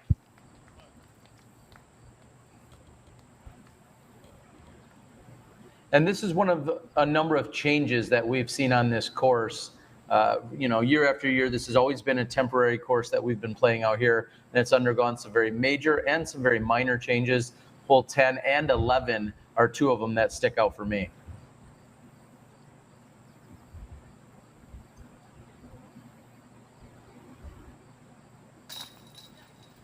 Man, it's fun. Keeps it going. It's fun when you have a birdie streak and all of them are 15-foot putts. The extra squat by Risley. He's disc golf strong thanks to Seth and all of his support, all our touring players and beyond. And Greg Barsby left out of the party. What are we going to see on hole 11? Hole 11 is the replacement for hole 11 that was on the other side of these trees to the right last year. About the same shot. A forehand is probably the best way to go about doing this. You have OB right and OB left. That's going to be the difference from the hole last year where OB wasn't really an issue. However, now much, much tighter. If you've got a comfortable forehand, it's a pretty routine shot. Put it out to the left, let it get high enough to get back in over the rope, and then get down quickly. You can throw really just about any sort of disc that you want. Putters, big rim discs, fast discs, whatever. This grass is super sticky. All you really got to do is just get it on the ground. The grass is going to hold it because you have tight OB on right and long. Even if you're 40 short, that's still a good putt. This is not a difficult green. Really, this hole is, do you get the birdie or do you have an errant drive and then you take a 4? Right now, this hole is playing more than a third of a stroke under par. So lots of people getting this hole. Actually, over 50% of our field getting this hole. 90 of the 169 players that have come through with birdies here on hole 11.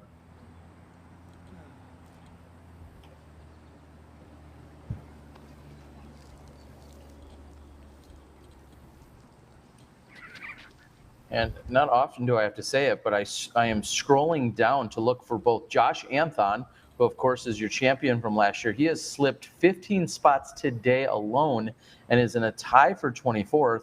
And even further down, Paul Macbeth, who's in a tie for 33rd, who's actually moved up 5 spots to get into that tie for 33rd. And it looks like he's on hole 18 as we speak, and he had already thrown out of bounds. So Paul Macbeth looking at possibly 1 under or maybe another even out here today at Lake Eureka. Oh! Off the top of the basket for AJ Risley, and safe. Barely stays in bounds. Wow. That would be the worst luck ever to have it hit off the top of the basket and then somehow still carry OB. But instead, he stays in. He'll get to bring it in a full meter, putting straight back at the basket. We'll see if he continues the birdie streak.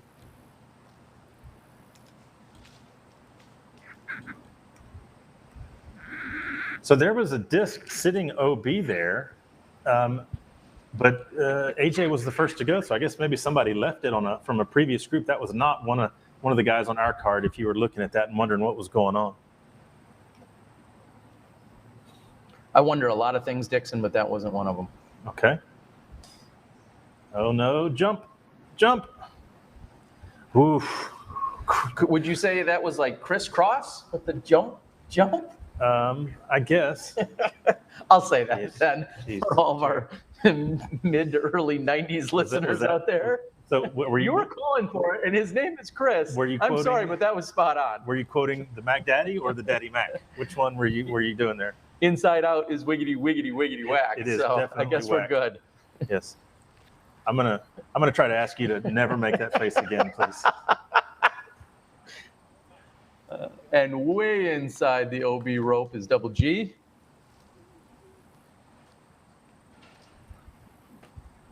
I'd like to see Greg Barsby. See if he can get things going here.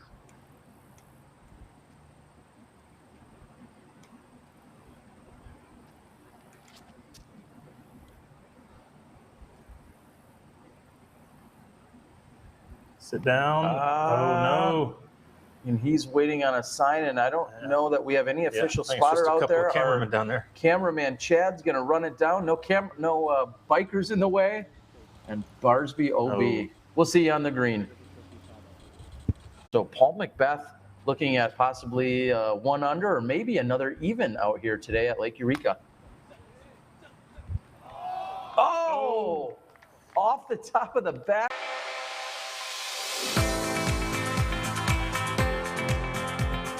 For me, it's time with my friends. For me, it's a walk in the park. For me, it's my job. For me, it's fun.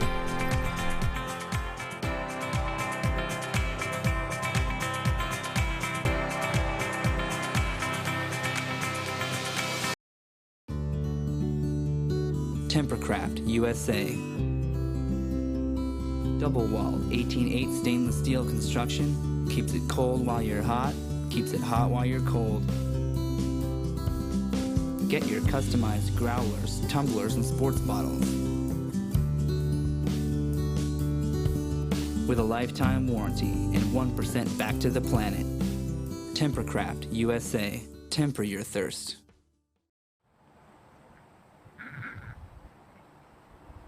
So Dickerson has landed in his favorite spot. And of course, he bangs it. Wow, and that is a pro tip for everyone at home. And I know we just got done talking about it. You had pointed out, Dixon, that he seems as if he's almost more comfortable just outside the circle than inside the circle because he can step putt. And in this case, he had the opportunity to mark his lie and possibly bring himself inside the circle. And instead, he left his disc exactly where it was. You can take up to 30 centimeters directly behind your lie and then putt from there. So in that case, working to his advantage or maybe his strong suit. And it's also worth noting, you can have a foot or a supporting point out of bounds up until the point of release. Right. And that's exactly what you saw from him there as he was throwing, and he had 1 foot momentarily out of bounds. So all great uses, all perfectly within the spirit of the rules. And ultimately a great birdie there by Chris Dickerson.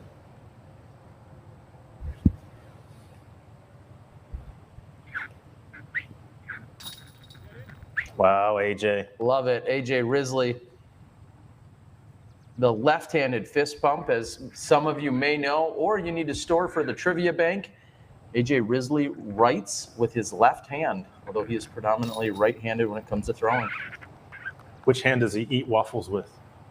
I think both. Oh, I think yes. he just shoves At them the in same with time. both. Yes. Nom, nom, nom, nom.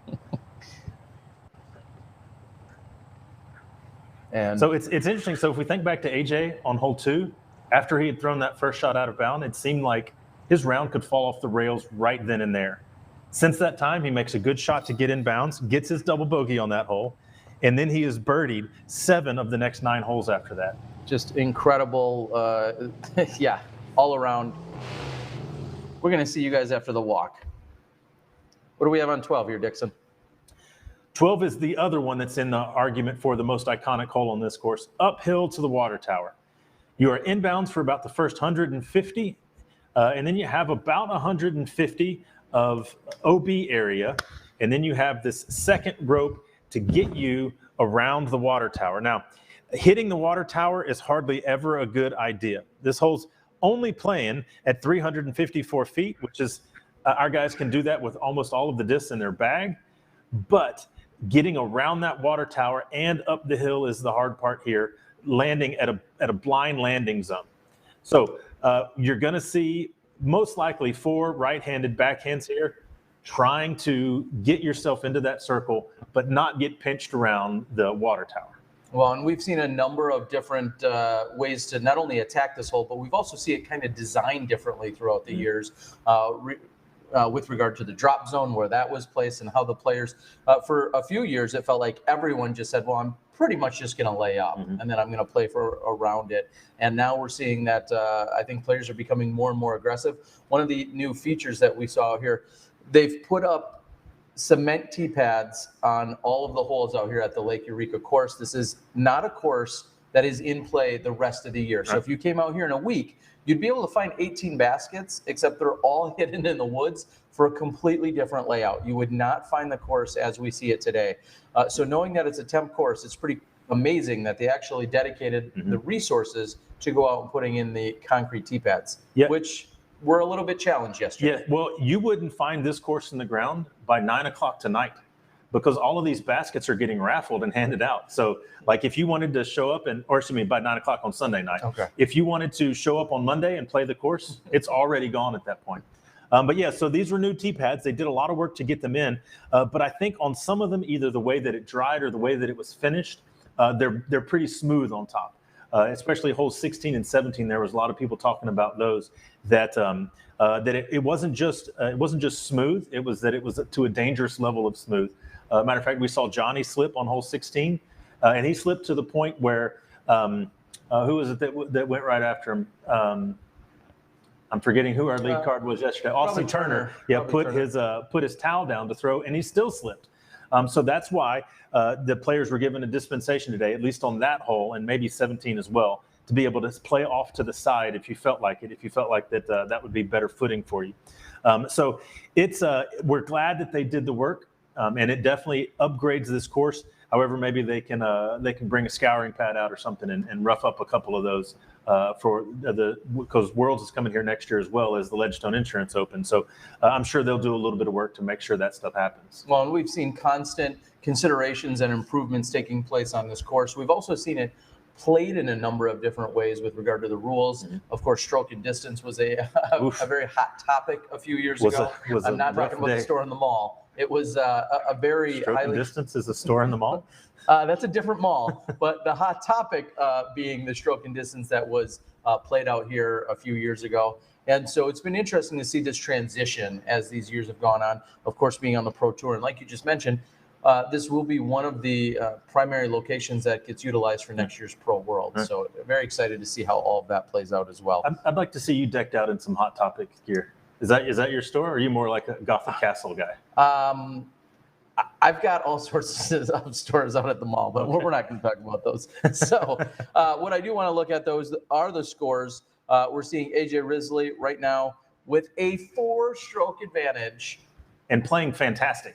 Yeah, and it's not like, okay, AJ's gotten by with a few or everyone else is falling off. AJ is just charging forward and very confidently with a 4-stroke advantage. I think it's fair to say, as much as we love and appreciate and have seen AJ's skills grow and steadily improve throughout the last few years, if I said to him, hey, about halfway through at one of our Pro Tour events, I would tell you have a 4-stroke advantage over the largest MPO field of the year. Mm-hmm. Would you take that bet? I don't think he would take that bet. Well, if you phrase it that way, I don't know if anybody would take that back. But yes, he's definitely happy to have that. Well, we are excited to see how this continues to play out. I know AJ's dad is on the board watching the live action. Alan Risley, a staple in the California disc golf community, have to be feeling proud about what he's seeing from his disc golf boy, AJ Risley.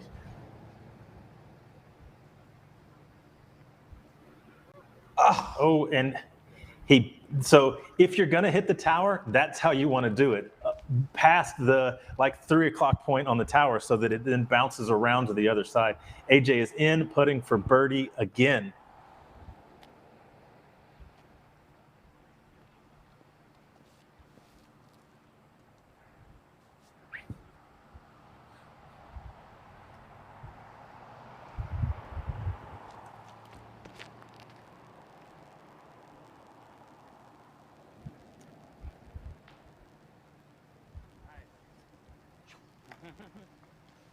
And Dickerson is in as well. And as I always say, thank you to the internet. As soon as you make a mistake, everyone will make sure you know. GBO, in fact, had more MPO players, so I stand corrected. Unless I said on the Disc Golf Pro Tour. Of the year. I was wondering. I didn't remember the number at GBO, but I was thinking. Well, there's Double G gets a red flag. I guess I'll get the red flag there as well.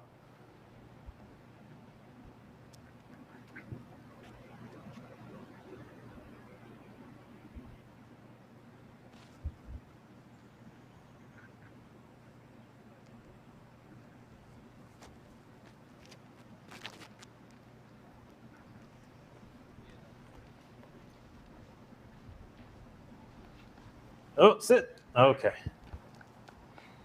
Excitable green flag, and we're going to move up the fairway. Let's check in with a sponsor here on 12.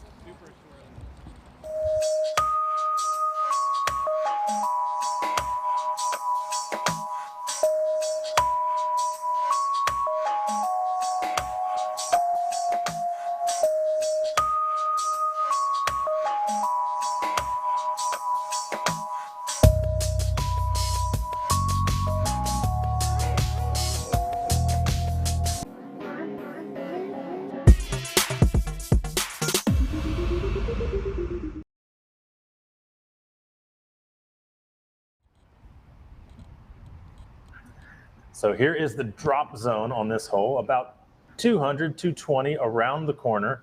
Just a little sonic shot. And off the bolt and parks it. Steve Holt.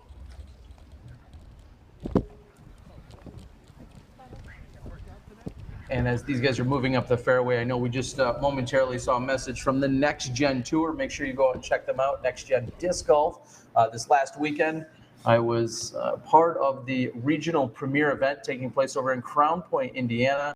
We've got 3 more individuals with their paid way on to Arizona. We'll find them there in November.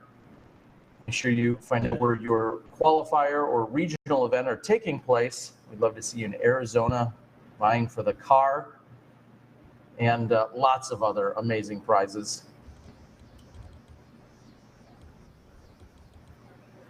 So Chris now trying to figure out the angle that he's going to have to throw it.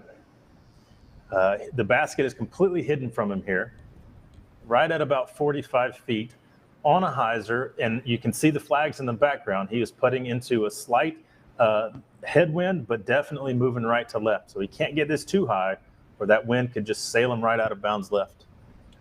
I'd have to almost call this trick shot worthy if we see Dickerson put this one in. And not enough hyzer as he's blindly throwing around the tower. There's no step. I believe the water tower received a paint job since last year. Yeah, Steve was commenting on how much better it looks. It's the first time I've seen it in person. It's got the paint job as well as all of the they're almost like giant stickers on the side with the various Discraft discs and then the Ledgestone logo. It's a really nice looking tower. And I don't know if I've ever said that about a water tower before. My, what a great tower you have there. As Barsby's off the top of the basket.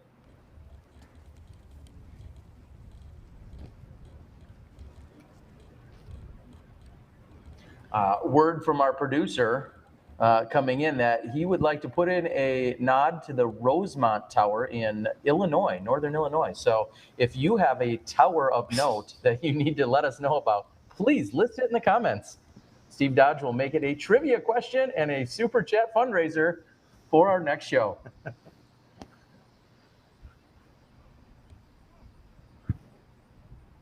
So here's AJ.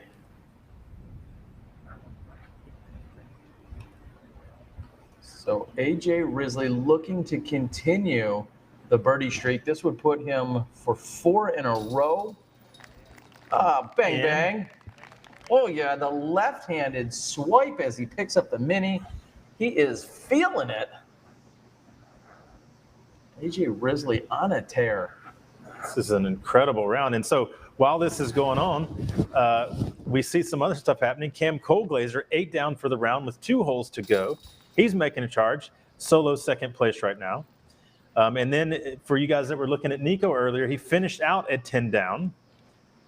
So that is the hot round of this event so far. Wow, it towers over us. We're going to move over to hole number 13. Up tower shot right there. So hole number 13, our guys are going to have a long walk all the way down 18 to tee off, actually right by 18's tee box. Your first shot here, obviously, clear the water. It's about 350 to 380 to clear at this first landing zone, which is super, super important. If you can throw 500 here, don't. You want to throw 350 to 380, land in between these trees as close to the water as you can, and not more than about 60 off of the water up the hill. If you do that, you've then got another hyzer past this first landing zone that you're looking at right now, and you want to throw your second shot around this big bush. If you're able to do that, you have almost the exact same shot into the basket. If you get too far on your drive, or if your second shot gets too far up to the left, you have to start navigating all these trees going downhill towards the water. If you can stay close to the water's edge, you've just got a bunch of hyzers coming in at great angles to just stick right next to the basket. Now, this hole today is playing to the B position. So we are leaving the one that we saw yesterday, and the new position is about 110 feet further up. So actually today, if you land in that second spot, you're going to have to throw a power shot to try to get into this area. Or you could try going up high on the hill on your second shot to then give you something that you could flex down.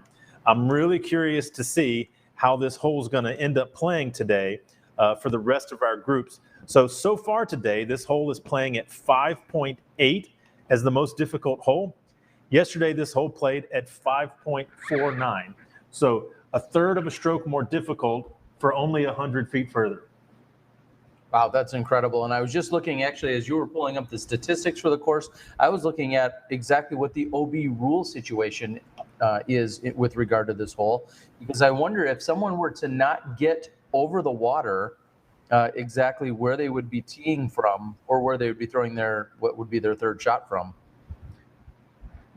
For throws from the tee area that come to rest OB, the next lie is restricted to either the drop zone or tee with a 1-throw penalty. Yeah, so the drop zone is across the water, but it's not in a good spot. You're basically forced to go up the high side.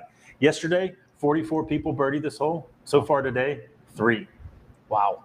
So it's not that it's necessarily making a whole bunch of people bogey, but it's just taking away all of the birdies. Hardly anybody is getting this hole because that third shot has to be so long, so precise into a treacherous place.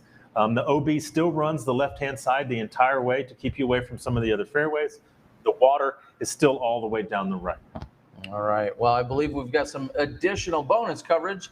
Johnny V's telling me that it's all queued up. Let's take a look. Poison ivy ruins the best day outdoors. Honey, careful. I saw poison ivy. The rash is ugly, itchy, and spreads quickly. Zanfel's your answer. Skip nutty remedies and expensive visits to urgent care.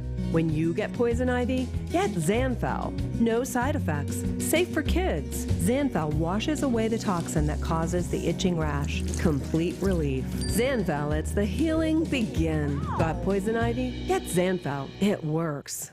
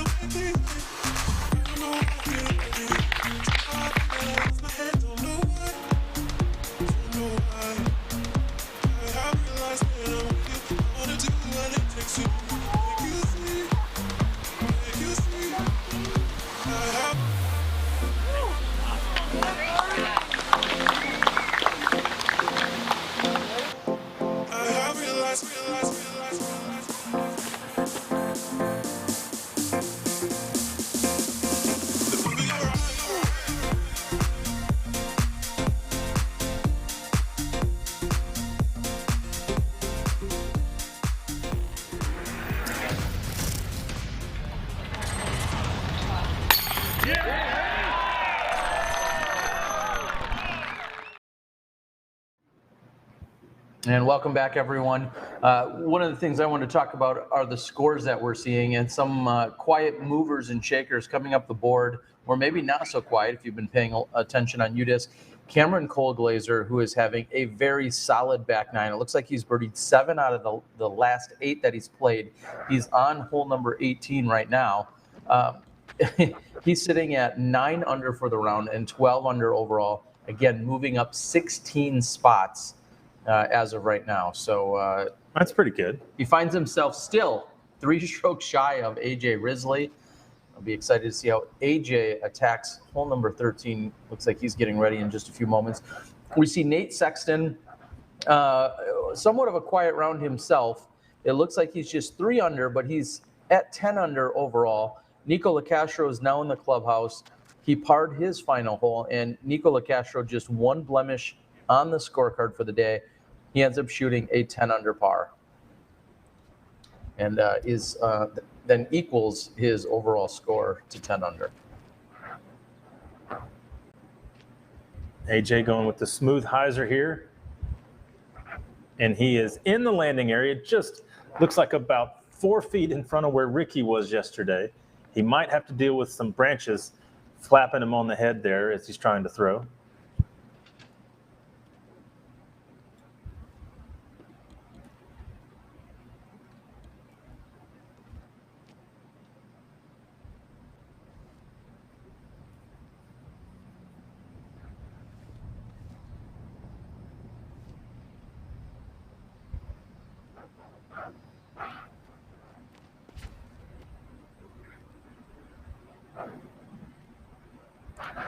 Chris looking to be a little left, and he has missed the landing area by quite a bit.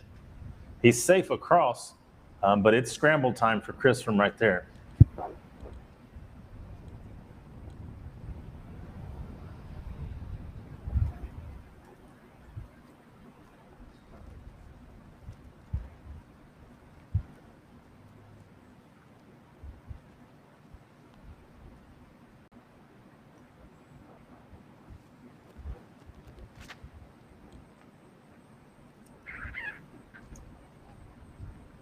seems to be pretty wide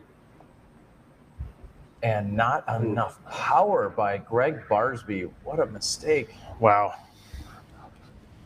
It looked a little too nonchalant off the tee there, and Barsby comes up short.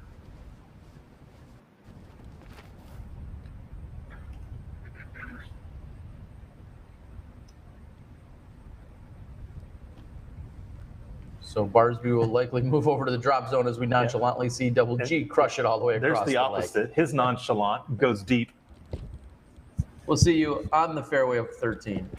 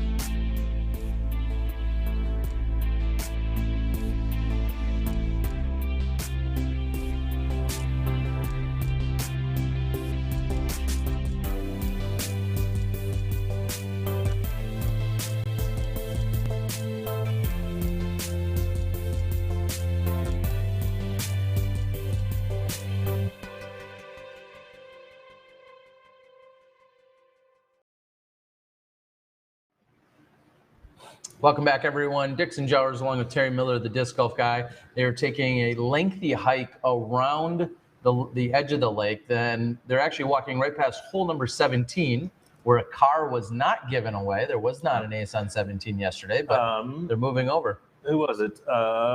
Somebody splashed out. Somebody hit chains. I'm trying to remember who the name was now. I think I do recall seeing that post on the Facebooks last night, but does not get it to stick. Yeah, it bounces out. He doesn't even get $1,000 car. Oh, geez. We could get him an Uber somewhere, maybe. Which might be quite costly when you're out here in Eureka because there's not a lot of stuff nearby. Are you paying for that? No. I'm not paying for that. No.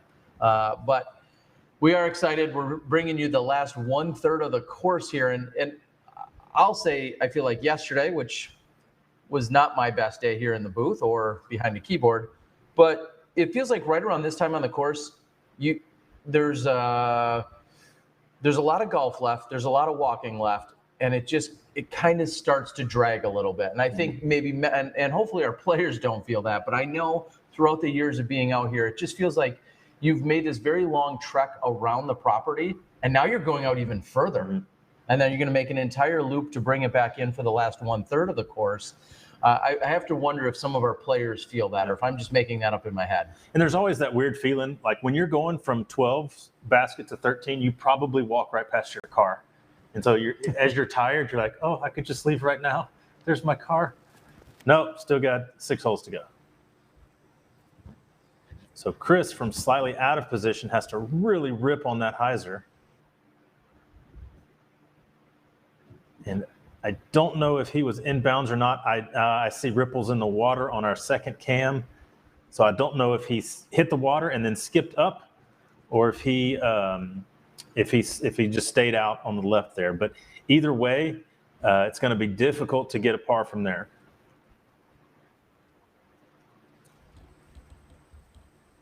So yeah, AJ now from just barely in front of Ricky's spot. A couple of quick clarifications. It was, in fact, Trevor Harbolt who... Yes, Trevor Harbolt. There we go. Yep.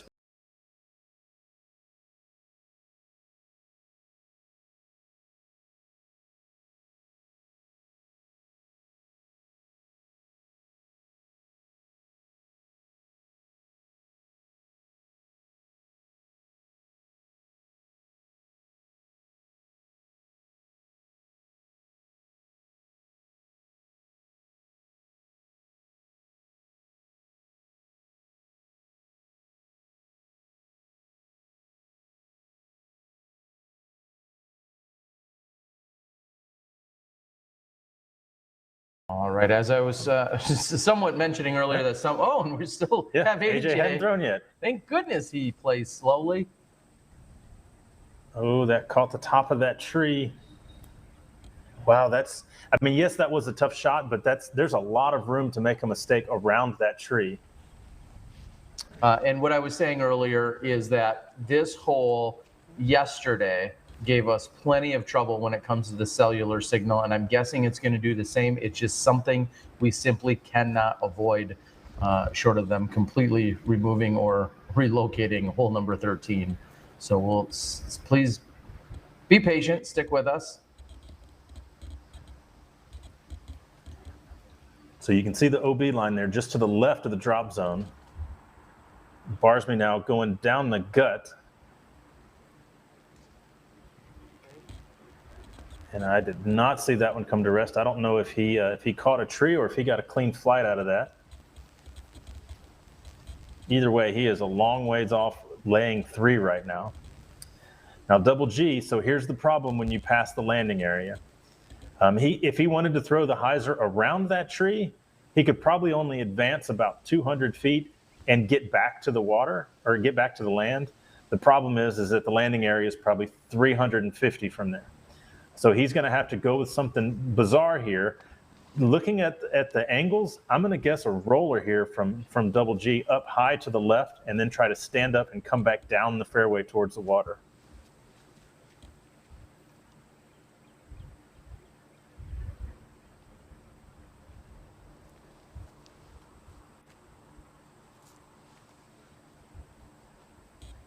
Double G eyeing up his shot. Ooh, and that was high. High leg kick as well. I thought he was going to have to go with the low roller there.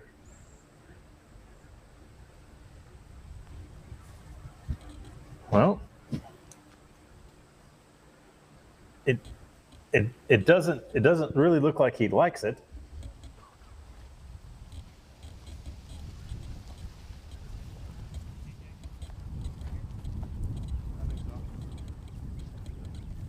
Saw a moment ago the hair, Robert McCall, Dynamic Disc team manager out there. I'm not sure why he hasn't just taken the bag from AJ Risley to lighten his load. Well, Robert, he's actually playing this tournament, so he's already got one lap around. So he was might be playing. Kind of tired. He was playing. He's registered. He's done for the day. He's turning in scorecards. I don't know if he's playing. No, he did better today. Yeah. He did better today. He had a rough day yesterday, started out better today, but did have a couple of holes jump up and bite him again. But improvement, anytime you play a tournament where it's the same course, that's what you're looking for every round. Improvement each time. Cam Colglazer, definitely improved from yesterday. 3 down yesterday, 9 down today. We're still waiting for the conclusion as it looks that he is possibly on the backup, I'm guessing, on hole number 18 at the moment. The 18 and hole 13 interchange that we have. There's Dickerson going out and over. I'm going to guess he called a provisional here. But he is in safe at the second landing zone. And you can see that even though he was in an absolutely prime spot, there's no real reason to try to rip that shot. You just get to the next landing zone because there's not a whole lot to be gained from smashing past it. And a question that had come in off our board, someone asked if we could possibly touch on what the Festival of Flying Discs is. And Dixon, you and I have played against one another, a few of the games out there. A bunch of our supporting sponsors and partners of the Disc Golf Pro Tour have themed games that take place. They're all related to throwing a disc of sorts. It might be a mini disc, it might be to a mini basket, it might be baskets that are positioned in a tic-tac-toe version, yeah. disc-tac-toe as it's called out there, which is presented by DGA. And then there's the MVP tower. Exactly. Right? So there's a lot of different games. Come out and participate. You can win prizes. You can challenge your buddies. You can have a really good time. It's going to be lit up really well tonight. I believe there's going to be some kind of glow disc golf component going on tonight. I think Plastic Addicts is running a glow golf out there. So make sure you come on out. And then there are going to be hundreds, if not thousands upon thousands of discs actually available in terms of the Fly Mart that's taking place. The Disc Golf Pro Tour will be set up with all the gear and merchandise from the Pro Tour, as well as other supporting sponsors and supporters that are out there. Yeah, so if you're nearby to any time that the Disc Golf Pro Tour is around, come out and check the Festival of Flying Disc. It's games that do with putting, but none of them are just regular putting. So it's fun stuff. I mean, the Discraft pendulum basket is super unique. I mean, it is a basket that swings 20 feet left to right on an arc, and you're racing against somebody to make as many as you can during the swing. So, I mean, it's fun stuff. More fun than digging around in the bushes trying to find your disc that AJ is doing here. Robert fixing his hair. Yeah. I guess that maybe is a foregone conclusion or something we would just assume. Robert definitely not wanting to mess up his hair. I've got to say, I can appreciate the play here. He doesn't want to stick his head into those bushes just in fear of his hair possibly getting messed up. Good call, Robert. I mean, you don't get to not very sportsmanlike. You don't have hair like that, but sticking your head in bushes. You know, I mean, No. so you gotta protect the. You definitely don't maintain hair like that by sticking your hair. Yeah, for sure. there. You know, did your esthetician quaff that for you? And looks like there's an official search party. And here's a great chance to just provide a PDGA rule, which states you have 3 minutes to locate your disc. Once all the competitors from your card are together and then looking, there should be a stopwatch of sorts that is started, or a timer that started, to indicate the start of a 3-minute time frame that you have to locate your disc. If you do not locate your disc within those 3 minutes, you then have to go where you previously threw from with a 1-stroke penalty. And now it seems as if they might be looking up a little bit higher in the tree here.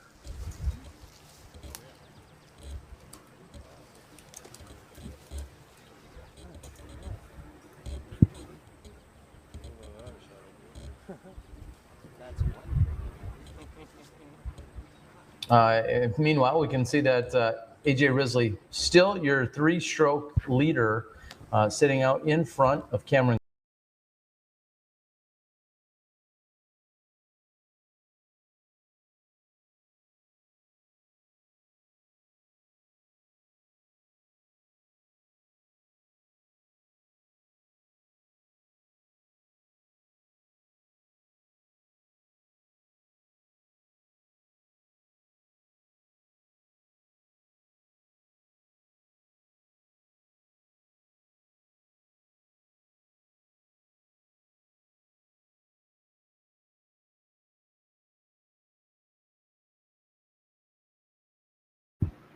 Dip in the signal there. As I think they were looking for AJ's and Greg's. So I'm going to guess both of them are found since one of them is throwing.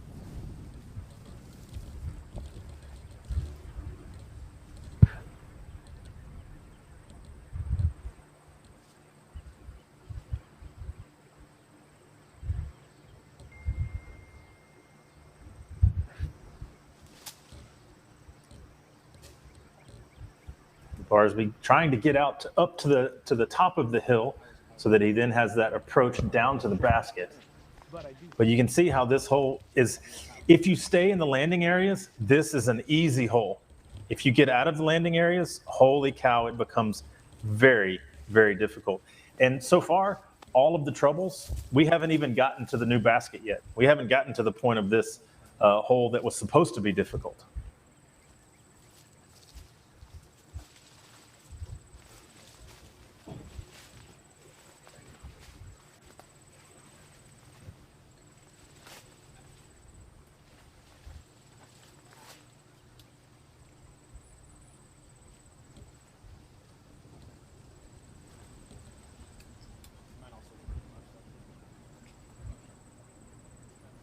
Question also asked as AJ's lining up his shot.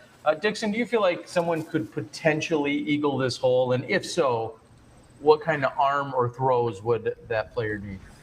Well, really, you need 3 of the exact same shots: 350, 350, 350. And even if you could crush, you can't land in the second landing zone from the box, and you can't get to the basket from the first landing zone. So, I mean, it's the only way that you're going to eagle is throwing one in from over 300. Okay. Now, I mean, I guess in theory it would be possible that somebody could get to the second landing zone, but you're talking about that would have to be an absolutely full power, giant flex 360 sort of drive to try to clear water 550 away. So, I mean, if it was just a practice round and people were goofing, yeah, maybe somebody could get to that second landing zone, but you'd then have to throw another 350-foot spike shot to put it in the circle. So, I mean, I'm not going to say that Double G couldn't do it because he does all sorts of things that I don't think are possible. However, it's highly unlikely. There's no way anybody would try it during a round. Let's put it that way. And AJ Risley, ultimately with what looked to be a roller uphill, just trying to punch out from the trees or the bushes on that right-hand side.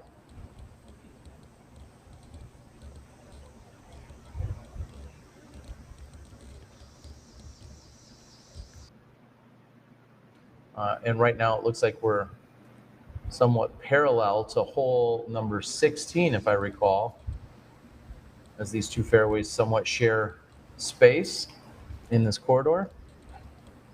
Yeah, you can get a chance to say hi to your friends that are playing the other hole. You know, hey, hermano.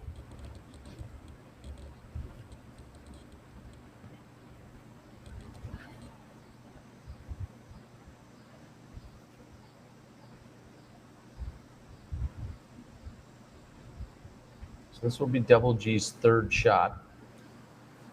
Well, he just has to stick this for the eagle. Well, I don't know if he was out of bounds or not. I mean, he's standing a meter from the OB line there. It seemed to have blended in with the yellow grass form. You might be right there. Yeah, UDisc has him as one throw OB.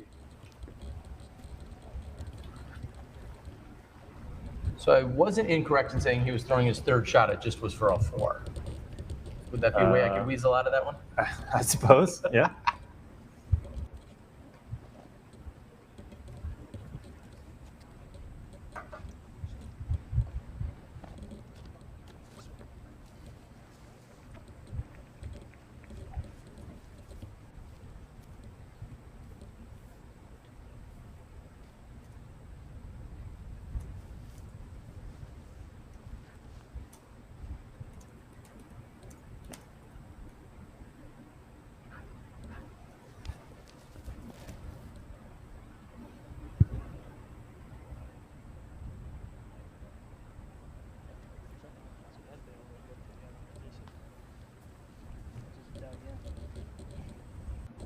Dickerson with a little bit of a grin on his face as he walks away after the drive.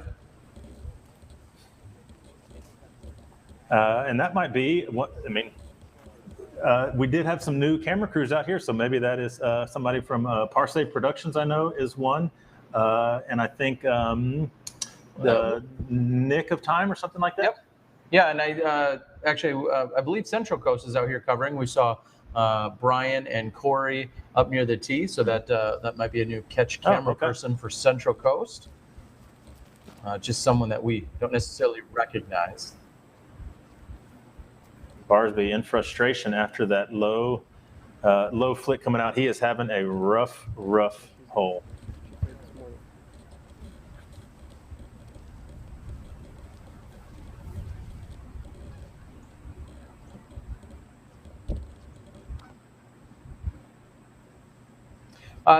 Did I speak of momentum earlier before we entered this hole?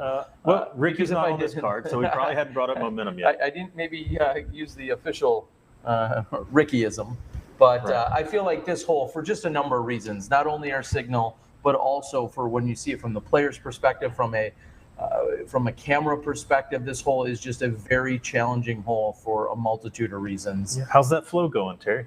Exactly. Yeah. Feel my flow. Yeah. Hear me now. I mean, this is just this is how it goes sometimes, and I have no problem with that.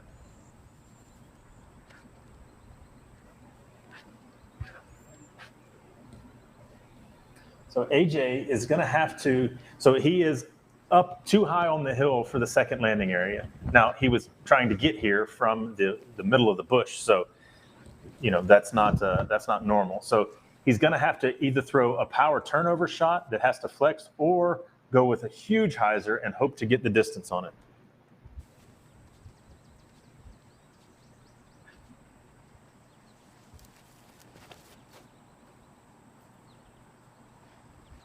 He is going with a flat shot straight over the tree.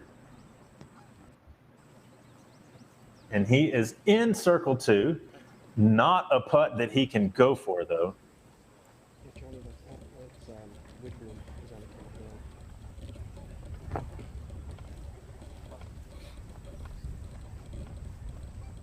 Yes.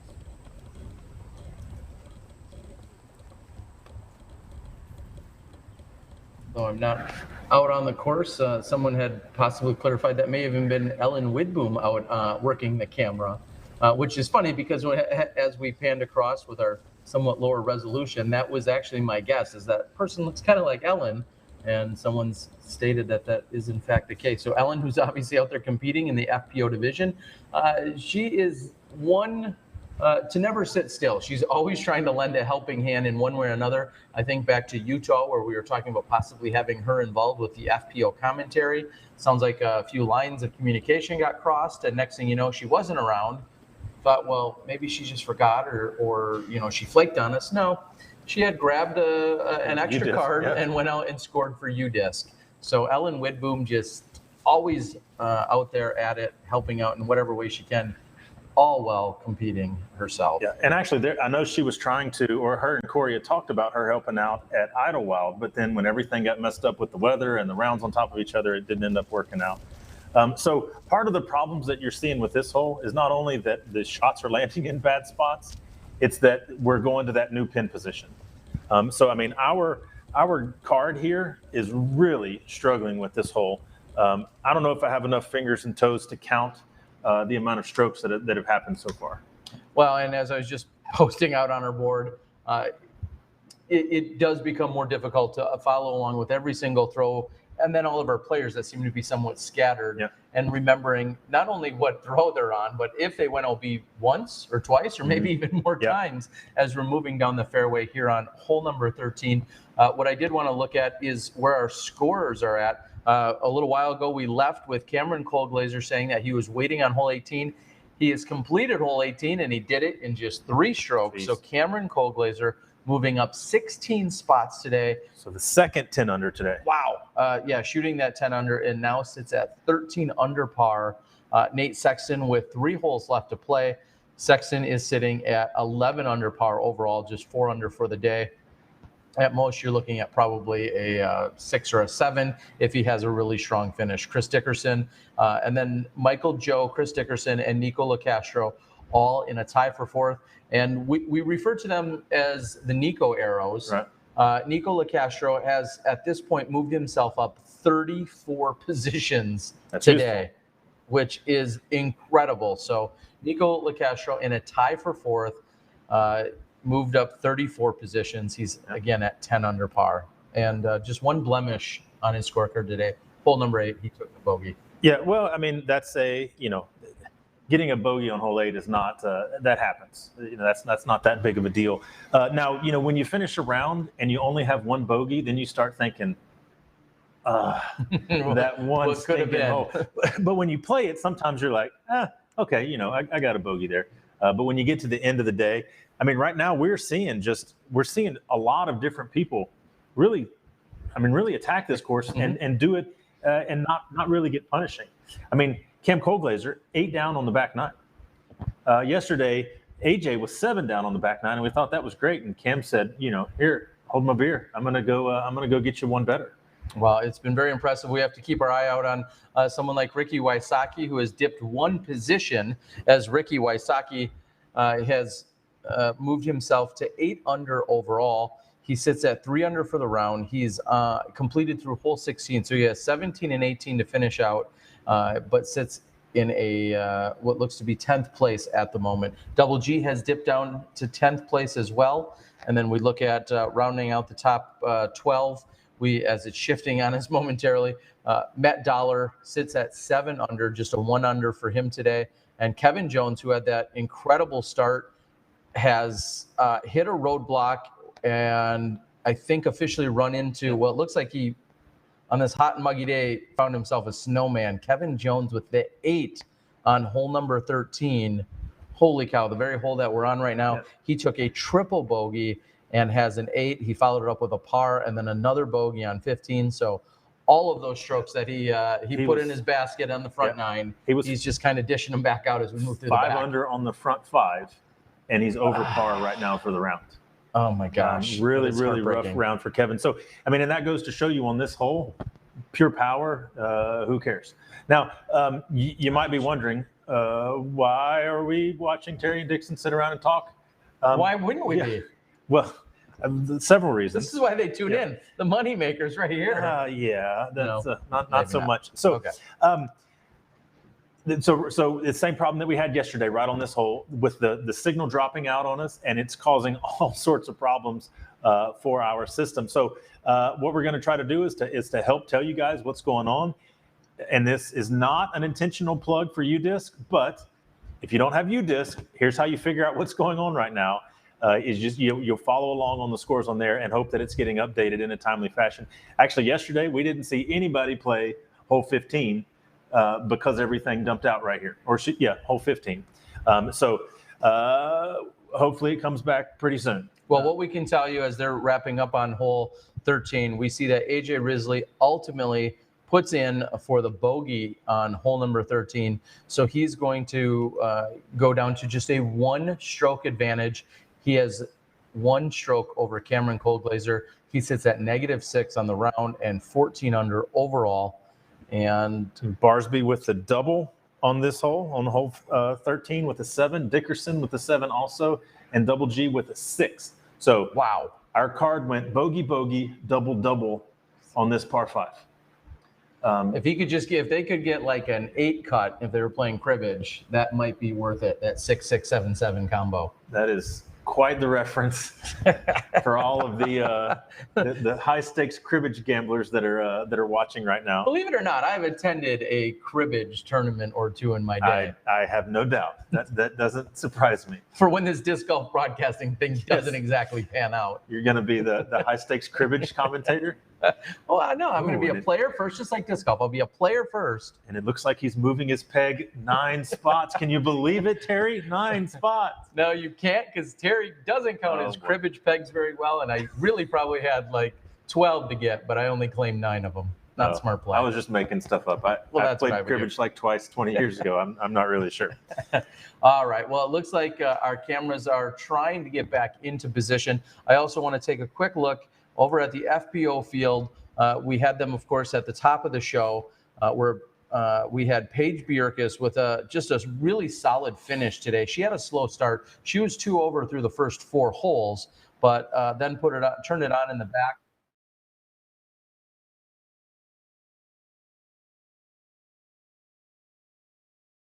Over Jessica Weese. And we're back with some of the action on the men's side, and he wishes, but it looks like that's probably stayed in bounds. It was right on the water's edge by Chris Dickerson.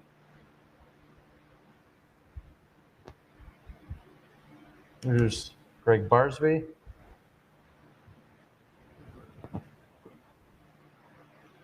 Barsby is in. Nice shot there.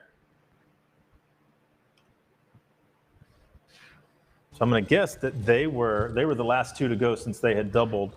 AJ is in the fairway after 1 throw, and Double G is as well. So everybody is safe after 1. We'll see if they can manage this hole and try to put the bad feelings of hole 13 behind them. Let's see what our sponsors say on 14.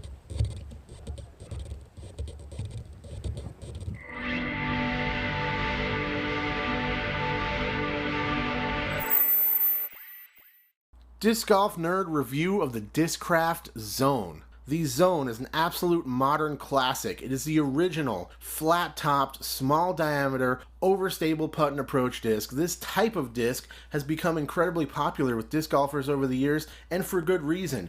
Equally as effective forehand, backhand, on short-range approaches, and tee shots, the Zone is a disc that you can rely on. You know what it's going to do every time you pull it out of the bag. It's consistent, it's overstable, it has low glide, you don't have to worry about flying too far past the basket. It's a disc that just inspires confidence. You know what it's going to do time after time. Reliable, overstable, consistent. The Discraft Zone is an absolute must for windy conditions and all of those approaches that you need to throw something that you can trust. This has been the Disc Golf Nerd mini review of the Discraft Zone. Now let's get back to the action. You're watching the Disc Golf Pro Tour. Thank you to Disc Golf Nerd. We've got Greg Barsby throwing his second shot here on hole number 14. Nice shot by Greg there into circle 2.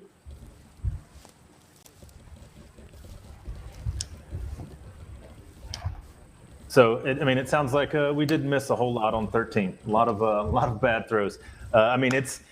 Sometimes it just completely drops out. Sometimes it's super blurry, but hopefully we're getting it back. It's not very fun to watch, a darkish area with points. We like it to be clear.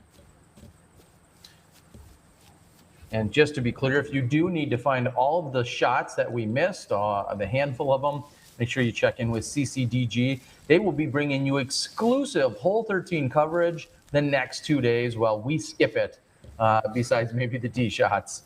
You're going to Skype it? Skip it? Is it a long eye? Dipe it? Dipe it? I'm not sure. Okay. Either way, we've got Chris Dickerson now throwing his second shot. Now, he didn't find the water, but he is right near the water's edge, and you have to wonder, is it a little bit wet down there? Is the footing solid? And you have to think, is it also uneven? Those are all things you have to think about when you're that close to this water's edge.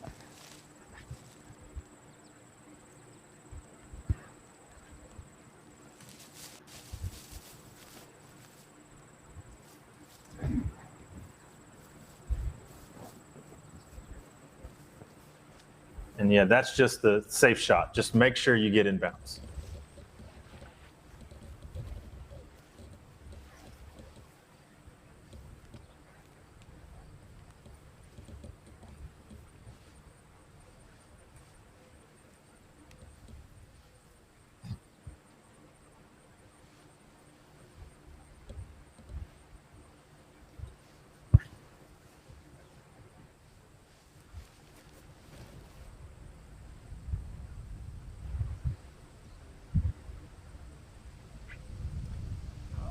Oh, sit. Double G past the basket. He's outside circle 1. Looks about 50 feet.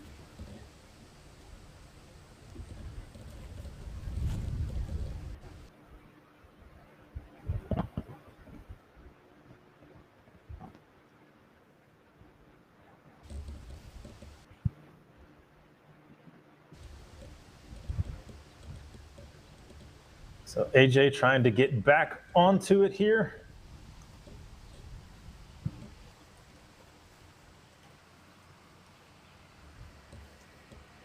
So he is right up there by the OB line, but he was not OB on his drive.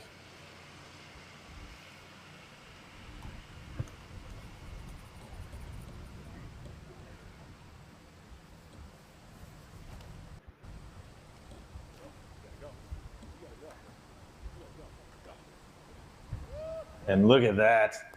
He's back to his birdie putt from 15 feet ways that we saw in the front 9. Great shot by AJ from out of position.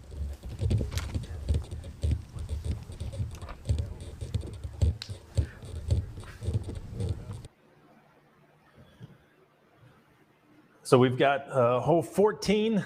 Obviously, the rest of the round still to go. Get terribly easy after this.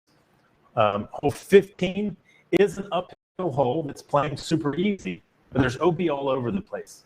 It's kind of like hole 5 where the birdie is there, but also bogeys are readily available. And then we have 16, not the easiest. 17 is probably the only easy hole we still have to go. And then the difficult 18. So even if people are sitting good right now, there's still a lot of places to mess up for the rest of the round. Certainly no guarantees. And as I'm scrolling down and looking at the last few holes, you just mentioned hole 17. Certainly it looks like one you almost have to count on. Otherwise, you're certainly losing strokes to the field. Even people further down in the listings here, we're finding plenty of birdies, a whole string of them. So 17 is one you need to count on.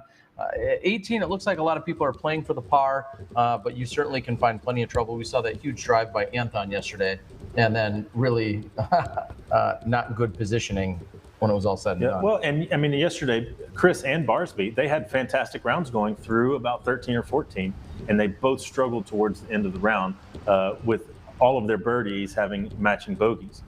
So for those two guys particularly, they were sitting good yesterday and then finished poor, so they're going to have to fight through that.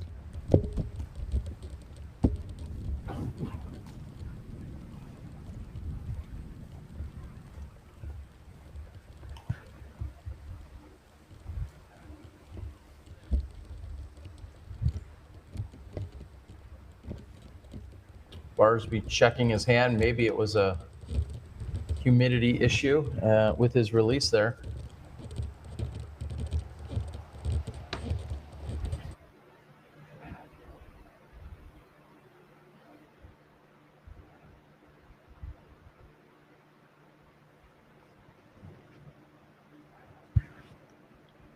It's currently about 10 after 6 local time. Beautiful views out here at Lake Eureka, and Double G's attempt is short off the front side of the basket.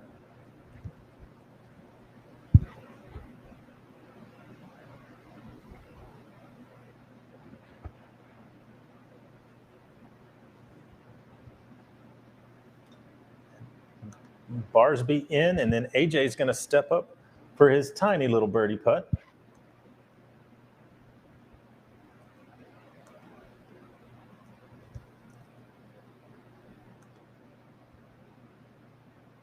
Well, and he is back on the birdie run here for AJ. Taking a 2-shot lead now over Cameron. Everybody else cleans up. And since if you watched yesterday, you didn't see it, let's take a look at hole 15. Yesterday, we cut away on hole 14's green and then came back to Ricky and Austin on the swing set. Here's what they did in between that. Hole 15, 315 feet. This big full tree on the right is a Mando to the left. Yet, as we go up the hill, you do have an OB line that is going to follow you the entire way. The shot here is a high, turned over fairway driver, most likely. It's not that long of a hole, but it is uphill. The big difficulty is not getting it over enough. Now, some people will throw rollers just to try to get in bounds because the shot shape is there, as well as there's a wall to protect a little bit. However, the line is inside the wall, and we had some discussion about that yesterday of people hitting the wall and being out of bounds. So a couple of different lines to take here. If you've got a power forehand like Barsby, that can get there. But for the most part, you're going to see a lot of turned over shots that just barely start to come back to flat or to hyzer at the end of the flight. Looks like we may have also set a new record for missed putts during a drone preview. So that was impressive. It's almost like they were trying to miss for as many as they actually did miss. As asked, as we're moving into this, like I said, 6:10 local time, it is still 84 degrees out, and with humidity, it says it feels like 89. And I know plenty of people around the country saying no big deal. 89's nothing. Come to Texas. Yeah. Well, it is. It's uncomfortable usually if you're in the Midwest and you're out here experiencing that right now. That's not something that you particularly enjoy. And I know plenty of places get hotter, but that is a very uncomfortable 89 degrees out there. See a light wind blowing. Looks like possibly a tailwind here.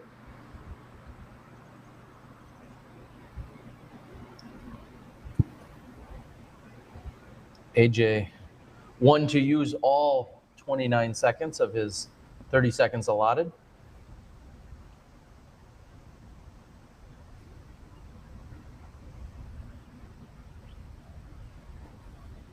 Yeah, his angle was fine. He just needed a little more height on that. You don't really want to get close to that tree. You actually want to push the OB line to the left.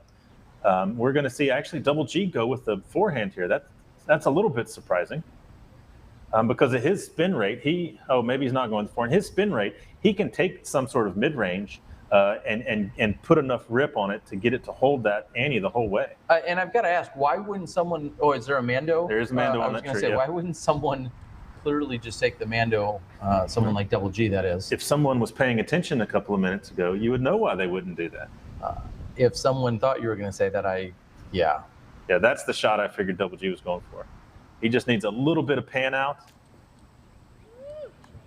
And I believe safe. Yeah, I think we're getting some signals from the crowd saying safe. Absolutely pin high. This is the second of our elevated baskets out here at the Temp course.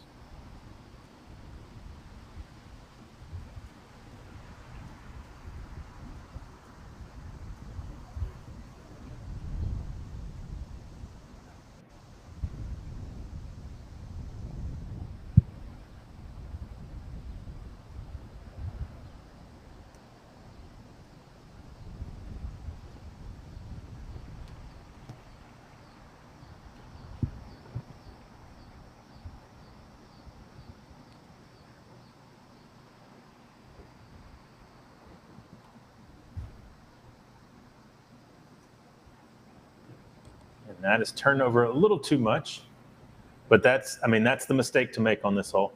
As long as you don't get it too high, it's almost impossible to go OB right. But going OB left is very easy to do if your throw gets just a little bit loose. And there's the power forehand that I would love to have. Wow. And just skip it into the circle. Let's skip into a word from our sponsor here on 15. Hey everybody, this is Nathan Skinner from Team Discraft. I'm here to talk to you today about the Discraft Meteor. When thrown smooth and flat, you're going to get a nice, consistent turnover with a lot of glide that doesn't finish back to the left. For beginners looking for a straight mid-range, this disc is perfect. For the more advanced player, you're going to love it for hyzer flips, long, touchy tunnel shots, and, of course, for anhyzer shots. Try the Meteor for yourself.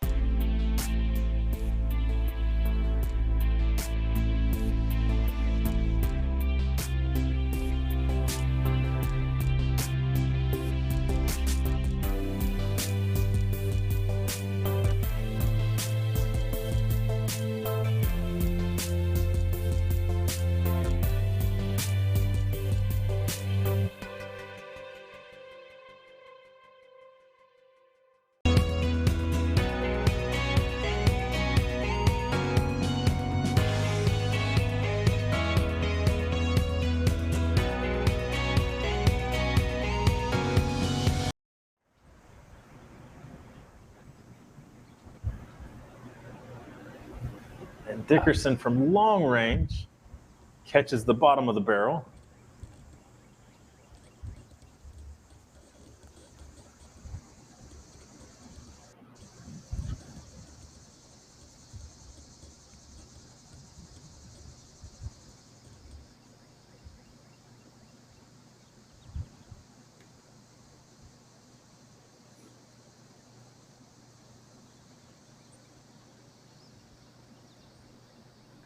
This is AJ from about 45 or so. Let's see if the putt monster can strike again.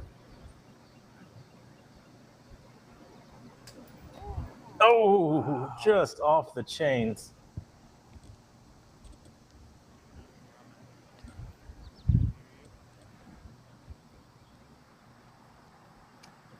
I think it's fair to say that is one of the very few mistakes or missed opportunities that we've seen by AJ Risley today. Yeah, he's played so well. He hasn't had to have a 50-footer on most of these holes.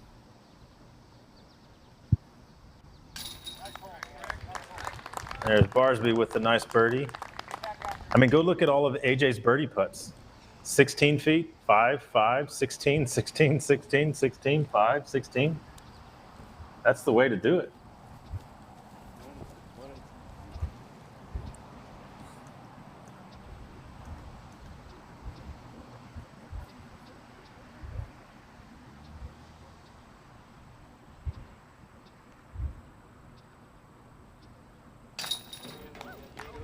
Nice in for double G.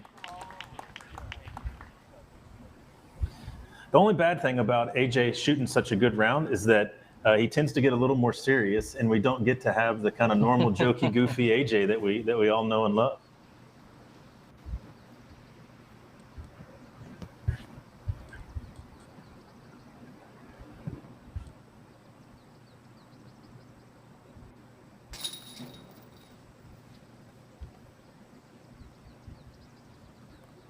So if things were going to hold out the way that they are now, and it looks like Barsby's maybe the only one that can do anything about it, our lead card tomorrow would again be totally mixed up from today. AJ, Cam Colglazer, Nate Sexton, and Nico would be the lead card for tomorrow. So we're going to head over to hole 16 and see what we can do for the rest of this round. Hole 16, you have a super thick bushes on the right, and you have an OB line on the left. Both of those are progressing from way outside and angling in towards each other. A lot of guys are going to go with a roller here. Once you get over this hill, the fairway then breaks off to the right. So anything that's going to go down the hill and then roll back up is the ideal shot. The air shot here doesn't have near the potential of the roller. This telephone pole on the right is a Mando left to protect the road over there. But once you get past it, the hyzer into the basket is actually a really good shot. We remember seeing Ricky yesterday with the incredible roller, had a jump putt down to about 25 feet, and he got his birdie 3. So let's see how these guys attack the hole today.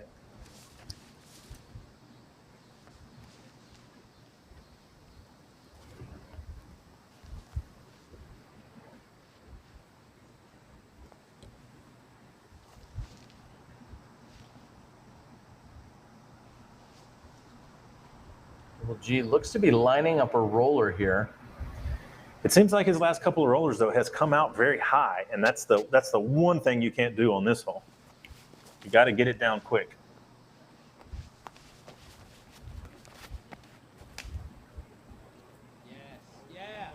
And it is down and cooking. Holy cow. That is up and over the hill and curving right, and the crowd likes it. That is an absolute smash roller. Now, this is something worth noting, as we've seen on the board. This is the tee pad that, by some accounts, people have said is especially slippery. And so we'll have to take note of that as our last two competitors here throw. It doesn't seem like it affected either of the first two drives. AJ assessing just that.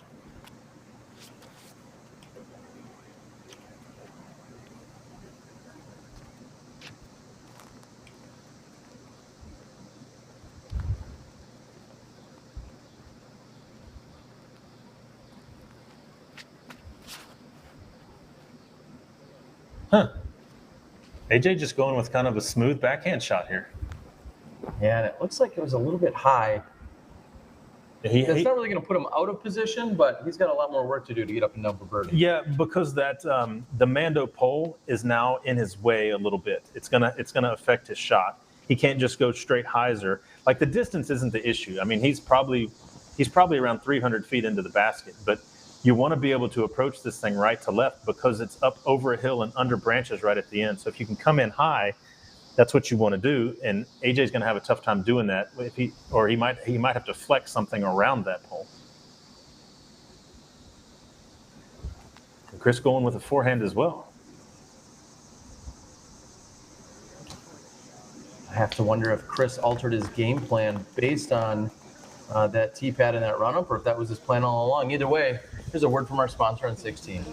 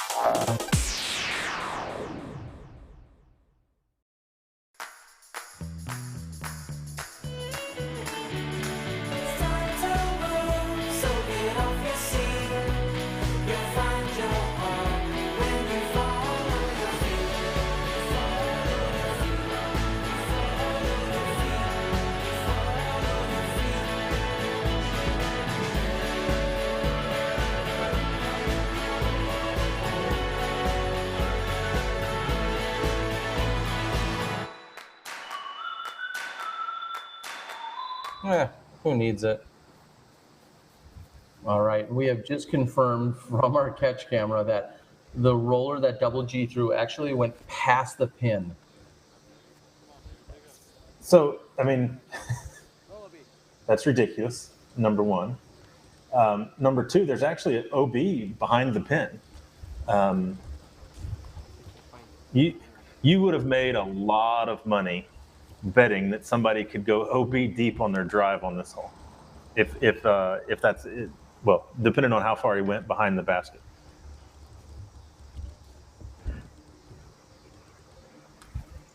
So AJ now.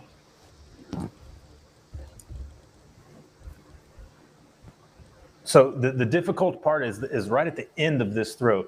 You have a little slope that goes downhill, starting at about circle two's edge, and there's a tree there that you have to get under. So going over a downslope under the branches is what makes this shot difficult, not the distance really.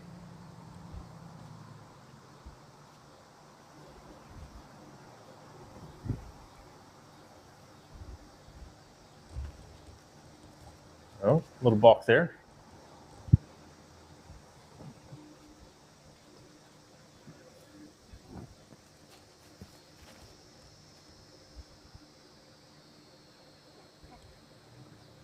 That's a great angle. Oh, that might be absolutely parked. That was a really, really tough shot there by AJ, and it looked like he got his float on perfect. Well, AJ is firing on all cylinders right now. Every shot is working. He certainly has. His putt, of course, has been on. Just watching him throw with such a fluid, smooth motion, I think maybe even Danny Lindell may suggest that you do just that. Danny's out on the board. Danny and a few others participating this weekend that we're seeing. Now, I wanted to check in. We have to talk about where our two highest rated players are. When you talk about Paul McBeth and Ricky Wysocki, McBeth is in the clubhouse. He's officially shot himself a 2-under par. Looks like he birdied 17 and then parred 18. He's sitting in a tie for 35th. And then Ricky Wysocki, we see, is also in the clubhouse. He shot just 3 under par today, but sits at -8. So he's in a tie for 9th. Ricky Wysocki, one of the gentlemen who has yet to win this tournament, and he's got a lot of golf to do if he's going to make it happen this year. Well, I mean, the good thing going for him is that outside of AJ, nobody has put 2 really good rounds together. You've had some average rounds and then some hot rounds. I mean, look at Nico. He's 10 under for the tournament and 10 under in this round. So same thing for Reed Fresquero. So AJ is the only one that seems to have really figured it out. So, I mean, it's still time if Ricky or Paul really could go throw 2 really good rounds. I mean, they could get back in there.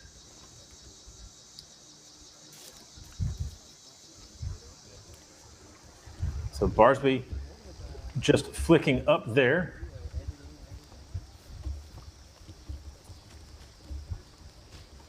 I was looking back, thinking of our last year's champion in Josh Anthon.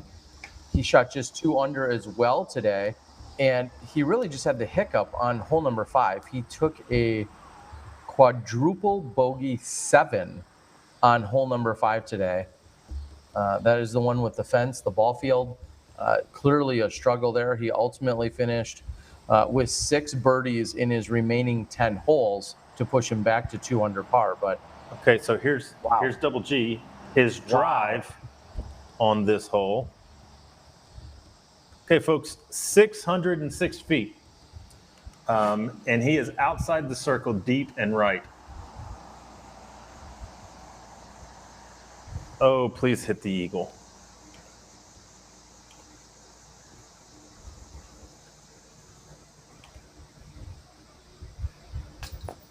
It's up, and now he does not convert. He's going to have to settle for the tap-in birdie. Yeah, the 10-foot tap-in birdie, but Double G in position with the straddle. Oh, those are the tough ones to miss when you have a chance to do something incredible like that. Can you just imagine when you're sitting in the clubhouse later tonight and be like, oh, yeah, do you guys remember hole 16? Oh, yeah, I outdrove it. Yeah, he's going to be upset. I'm a monster. I should have hit that.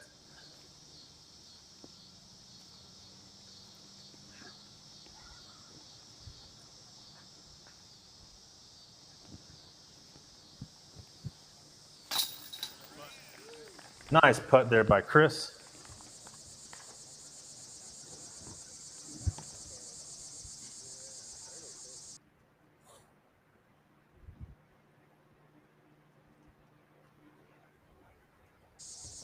So this is where AJ's excellent approach ended up and over the hill.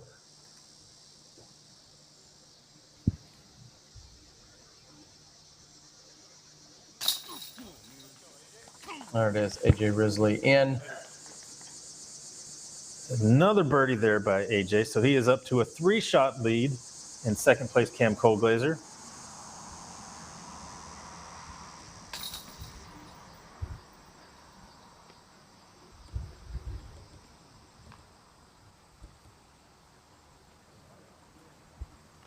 So Barsby with that par, he is out of the lead card discussion, but actually Dickerson is now back into the lead card discussion. If he can go birdie on 17-18, wow, and that was stay there. A little loose on that left side. We're going to move over to 17. What do we have there, Dixon? Well, we have probably the easiest hole on the course, either this or 7 as far as length goes. But this is wide open. You can throw anything you want here pretty much. Pick your favorite disc that you're the most comfortable with and put it on the angle that you want. Now, this green, though, is the problem. Not it's left to right, but it's north to south, basically. It's only about 20 feet from the water to the basket, and then only about 18 from the basket to the OB long. So you want to be coming in either on a right to left or left to right angle. Hyzers, backhand hyzers and forehand hyzers work great for this hole, but something coming in with an edge to stick that ground. Or like Ricky yesterday with his harp, put it 10, 15 feet away. If that's the sort of shot that you can get, if you can make sure that you clear, say, 280 or so, is probably what you want to throw to be comfortable on this hole. Yet with some sort of slow disc, man, by all means. This is a 285-foot hole, so I guess to be safe, you'd want to go 270 at a minimum. And this looks like a fat edge disc from Double G there, maybe his rock. He's asking it to do something. It's just kind of hanging out straight. And there he is, pin high, 40 feet straight to the right. I thought he was churning butter with his left hand. Is that how you churn butter? Nope. I mean, I've never churned butter, but it's just a weird reference. I think it's probably something a little more complicated than that.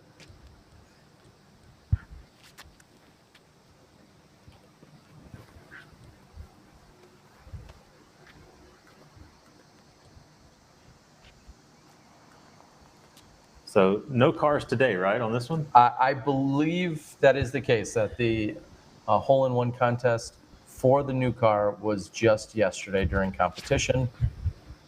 I mean, I do see the car sitting there in the background, that one with the window sticker right over the fans. Thank you. And AJ is in. Looked like he was inside the circle, but not by much. I believe the entire town of Eureka has come out to join us on the bleachers out there. Yeah, it is a small town, that's for sure.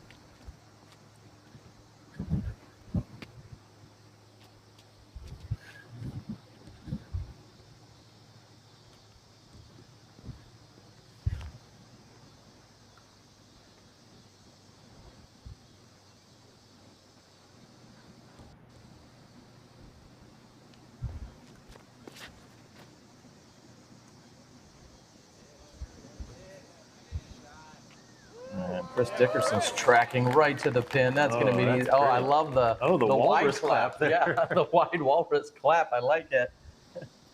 And that's when you really like something.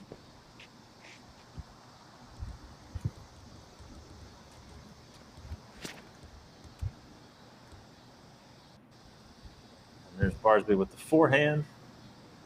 It looks like we're 4 for 4 inbounds. We'll see you on the green of 17.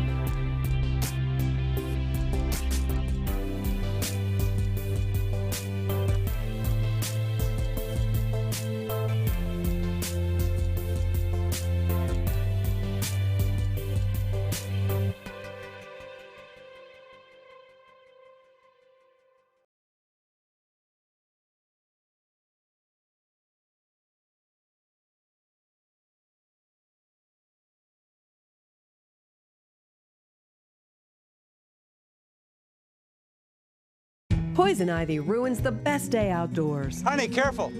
I saw poison ivy. The rash is ugly, itchy, and spreads quickly. Zanfel's your answer. Skip nutty remedies and expensive visits to urgent care. When you get poison ivy, get Zanfel. No side effects. Safe for kids. Zanfel washes away the toxin that causes the itching rash. Complete relief. Zanfel lets the healing begin. Got poison ivy? Get Zanfel. It works.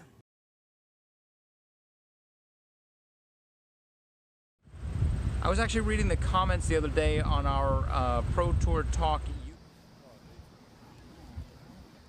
Oh, and unfortunately, we get back just in time to see Double G not convert here on hole number 17. Barsby looks to be right at or just outside circle one.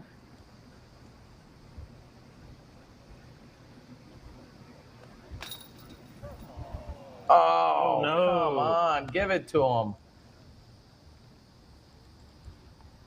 Maybe it's like a reverse attempt at the dunk tank from last night. That was all but in and down. Looked like it was in, and then maybe the ring bounced up and caught the bottom of the disc there. I'm not sure what happened, but not the break Greg Barsby needed here on 17. Let's see if AJ Risley is for realsies here. Hole 17 with the lead and nails it. Wow. Oh, look at the nod to the crowd. He knows it. He gets the catch. He was probably looking over there like, was that a walrus? I think that might be a seal. Double Maybe G. Seal's in the gallery. Yeah. Heidi Klum? I don't know what we're talking about. There's a loose seal in the gallery. And there's Double G for his 3. And I mean, for as bad as his round has felt, he's still tied for 9th place. I mean, he's going to need like an analyst or a therapist tonight. But for right now, I mean, he's not sitting awful no matter how bad it feels. So here we go. Hole 18, the final hole on this course, 711 feet. The idea here, you can throw a roller. Obviously, we have the OB left. The OB right is way, way up the fairway. So rollers work out good. If you can throw a power forehand, that would work fine. A long turnover shot, that would work also. You don't want this concrete to get in your way. You need to be right of that to have the good throwing lane down to the basket. However, much like hole 2, this is a right to left sloping fairway with water very near the basket and OB high of the basket. So there's lots of danger on this hole. At this point, if you get your drive in bounds and you're not in a good spot, take your 4, get out of town. This is a dangerous green to approach from far unless you're Ricky and you run 70-foot putts between trees right towards the water to end with a birdie. These guys, this is a long round. So just get out of town with birdie if you can, par at the worst, and wait and fight another day. It's been an honor bringing you guys the round here. This is, of course, the second day and the second round of the 2018 Ledgestone Insurance Open presented by Discraft. We're on the Disc Golf Pro Tour with just a few events remaining here in 2018. And right now, AJ Risley on the tee, hole number 18. He's sitting with a lead. He's got currently 4 strokes over Cameron Colglazer, just looking to close it out today. He's already had a solid performance as he sits 9 under on today's round. See if that can stand up for him. Yes, there it goes up towards the bench. And off to the right side. Up the tree. I don't think that tree hurt him whatsoever.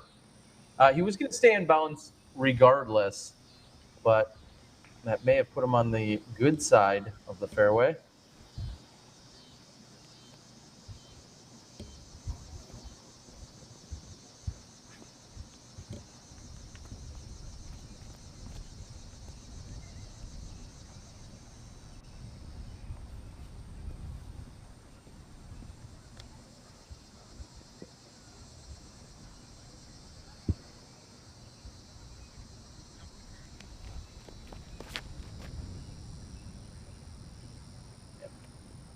And Dickerson opting. I was about to call it an air shot, but when you throw it like that, that's more of a laser. That is a long way away at a very, very tight angle.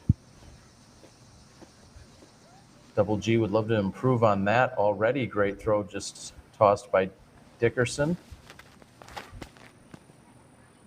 Opponent's got to stay clean. And it looks like it may have carried all the way past the cement structure there. We'll have to see when we get a little bit closer. Greg Barsby, who's also in a tie for 9th right now, sitting at 8 under par.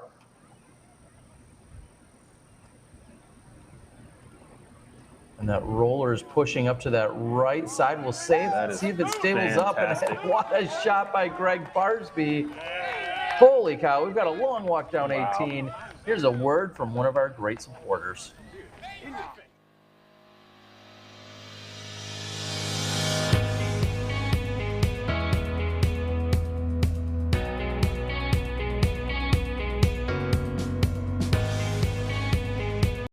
Are you currently looking for the one? How do you get hooked up usually? Through friends, players' parties, sometimes even fans. And how's that been working for you? Not so good. Have you ever tried looking online? Never. You should check this site out. Oh my gosh. Wow. Find your go-to disc at blankinkdiscs.com today. 2018 Tour Support discs available now. Gotta get one. I need one.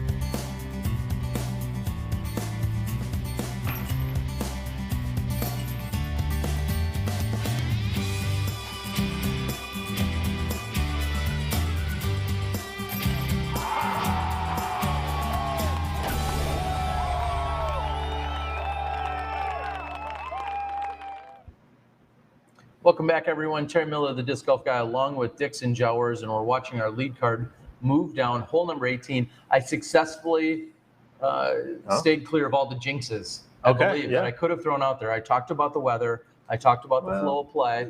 The flow kind of caught up to us there on 13. Well, that was entirely our own group's fault, though. They weren't waiting on someone else, as what we thought we might run into. As we are just about to close things out, a gorgeous Friday afternoon. We're looking at about 6:45 local time. We're Central Standard Time out here in Eureka, Illinois. Hopefully you're going to join us again tomorrow. 2 o'clock, we'll be back. We'll have the women's FPO lead card along with the commentary by 2 women, one of which will be on the card. So we'll be bringing you that from 2 o'clock until approximately 3 o'clock. Dixon will give us some insights from the Circle Zero show from about 3 to 3:15, and then we'll be back with our lead card around 3:15 tomorrow afternoon for what will be our third round out here. Yeah, U-Disc originally had Double G as inbounds right here, but they just updated it to say that he was OB on this drive. So big turnover shot coming here. He's a 711-foot hole, and that cement landing or whatever that's behind him is about halfway. So, and actually right there to the right of the tree, you can see the 250 stake. So Double G with probably about 275 to go. And that seemed to be a really nice shot there. He's getting claps and safes from the crowd watching.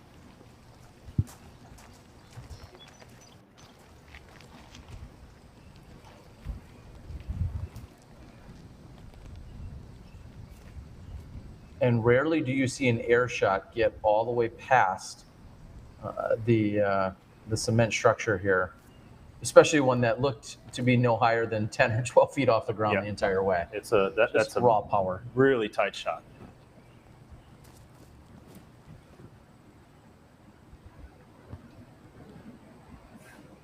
Oh, and just perfect angle. Hits high up on the hill with the skipping angle, jumps right down towards the basket. I thought that was pretty good, but it seemed like somebody was walking down to check to see if it was if it jumped OB.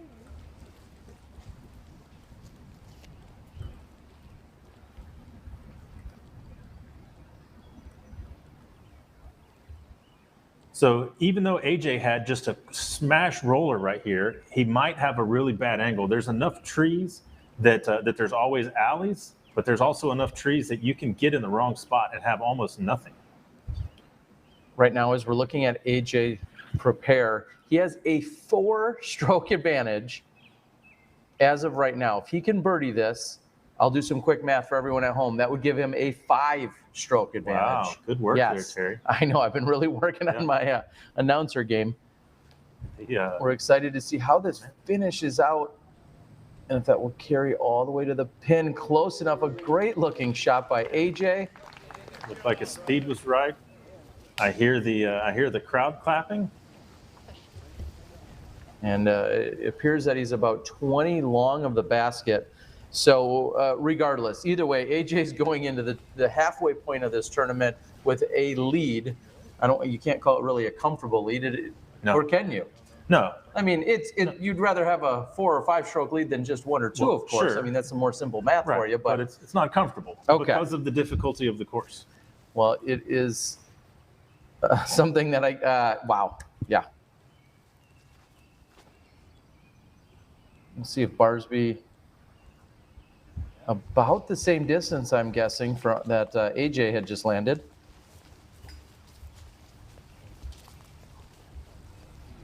So actually, with the exception of Double G's drive, just barely jumping into the water there, these guys are playing this hole fantastically.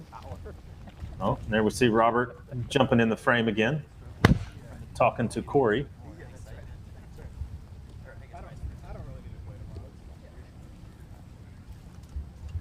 That's an interesting group of guys right there. Two completely different guys known for completely different types of hair.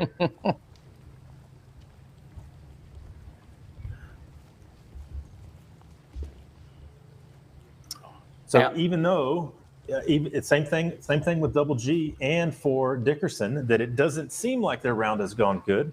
They're still both sitting in the top 10. Same thing with Barsby. I mean, Dickerson is 2 under par on the round. And if he hits this birdie, he'll actually stay on the lead card.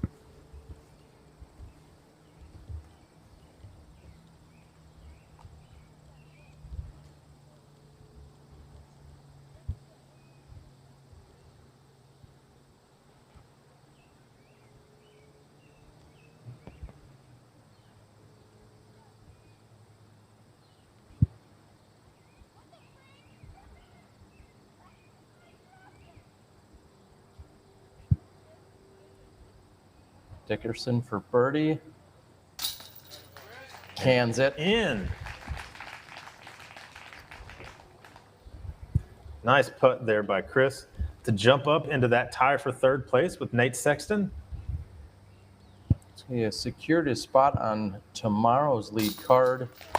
Greg Barsby with the cleanup. That's going to push him to tied for 8th. So a little bit of dip for Barsby today, moving down 4 spots. A bit of a what? I think he dipped down. Dipped. Okay.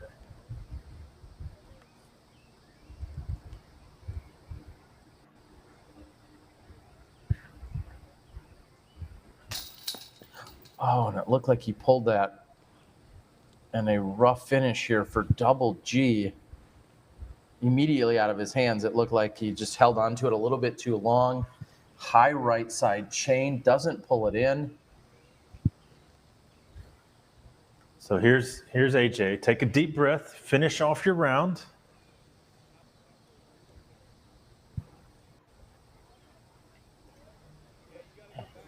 Right at about 20 feet, AJ for the 5-shot lead. Oh, yeah. And there's a little celebration. We like it. AJ Risley, what a phenomenal round. His dad, Alan, out there is still on the board watching. His dad contributing to the super chat, donated $12, said one for each birdie, and he said if he cans the last one, he'll throw in some 100? more. $100 more dollars. Wow. Thank you, Alan. For the last birdie. What a gentleman you are. So I have to say it immediately, Alan, we know you are a big-time live watcher and supporter of disc golf, and I can't imagine what you're feeling today. You just watched your son not only battle past the first 2 holes, where you certainly struggled on that second hole, and then just continued to tear it up through the rest of the course. And right now, at the halfway point here at this Disc Golf Pro Tour event, he's got a 5-stroke advantage over the best in the game. Yeah, and tying the hot round of today. So not just having a good round yesterday and a good round today. 1 shot off the hot yesterday, ties the hot today. AJ, to this point, has absolutely figured out this course. But if I'm any of those guys, even if I'm sitting there with a 10-shot lead, I'm thinking, this course is still very, very dangerous. I mean, just look at some of the giant names that are way back on the leaderboard. Great golfers can have really difficult time at this course. So we've done it twice. Let's do it 2 more times and take home a really prestigious tournament and the biggest check in disc golf outside of a major. Wow. Well, AJ Risley putting himself in a great position. Let's see if he can continue that and move that forward into the last 2 rounds. We're looking forward to seeing him out there tomorrow. Joining him, as we just said on the lead card, is going to be Cameron Colglazer, Nate Sexton, and returning is going to be, again, Chris Dickerson, due to that last putt on the final hole here today. And to quickly remind you of who we're going to see on the FPO lead card out there tomorrow, as they're going to be taking on the Northwood course, we've got Paige Bjerkaas, Jessica Weese, Catrina Allen, and a new face that we haven't seen as much up there on the lead cards. We're excited to watch her play, Missy Gannon, a Team Dynamic disc player. She was also a guest commentator for our FPO commentary just at our last event in Kentucky. So excited to watch her on that lead card tomorrow. So I'm going to go ahead and close things out, and I want to thank our cameramen are out there hustling around this very long course in Rick and Chad. Thank you guys so much for being out there today.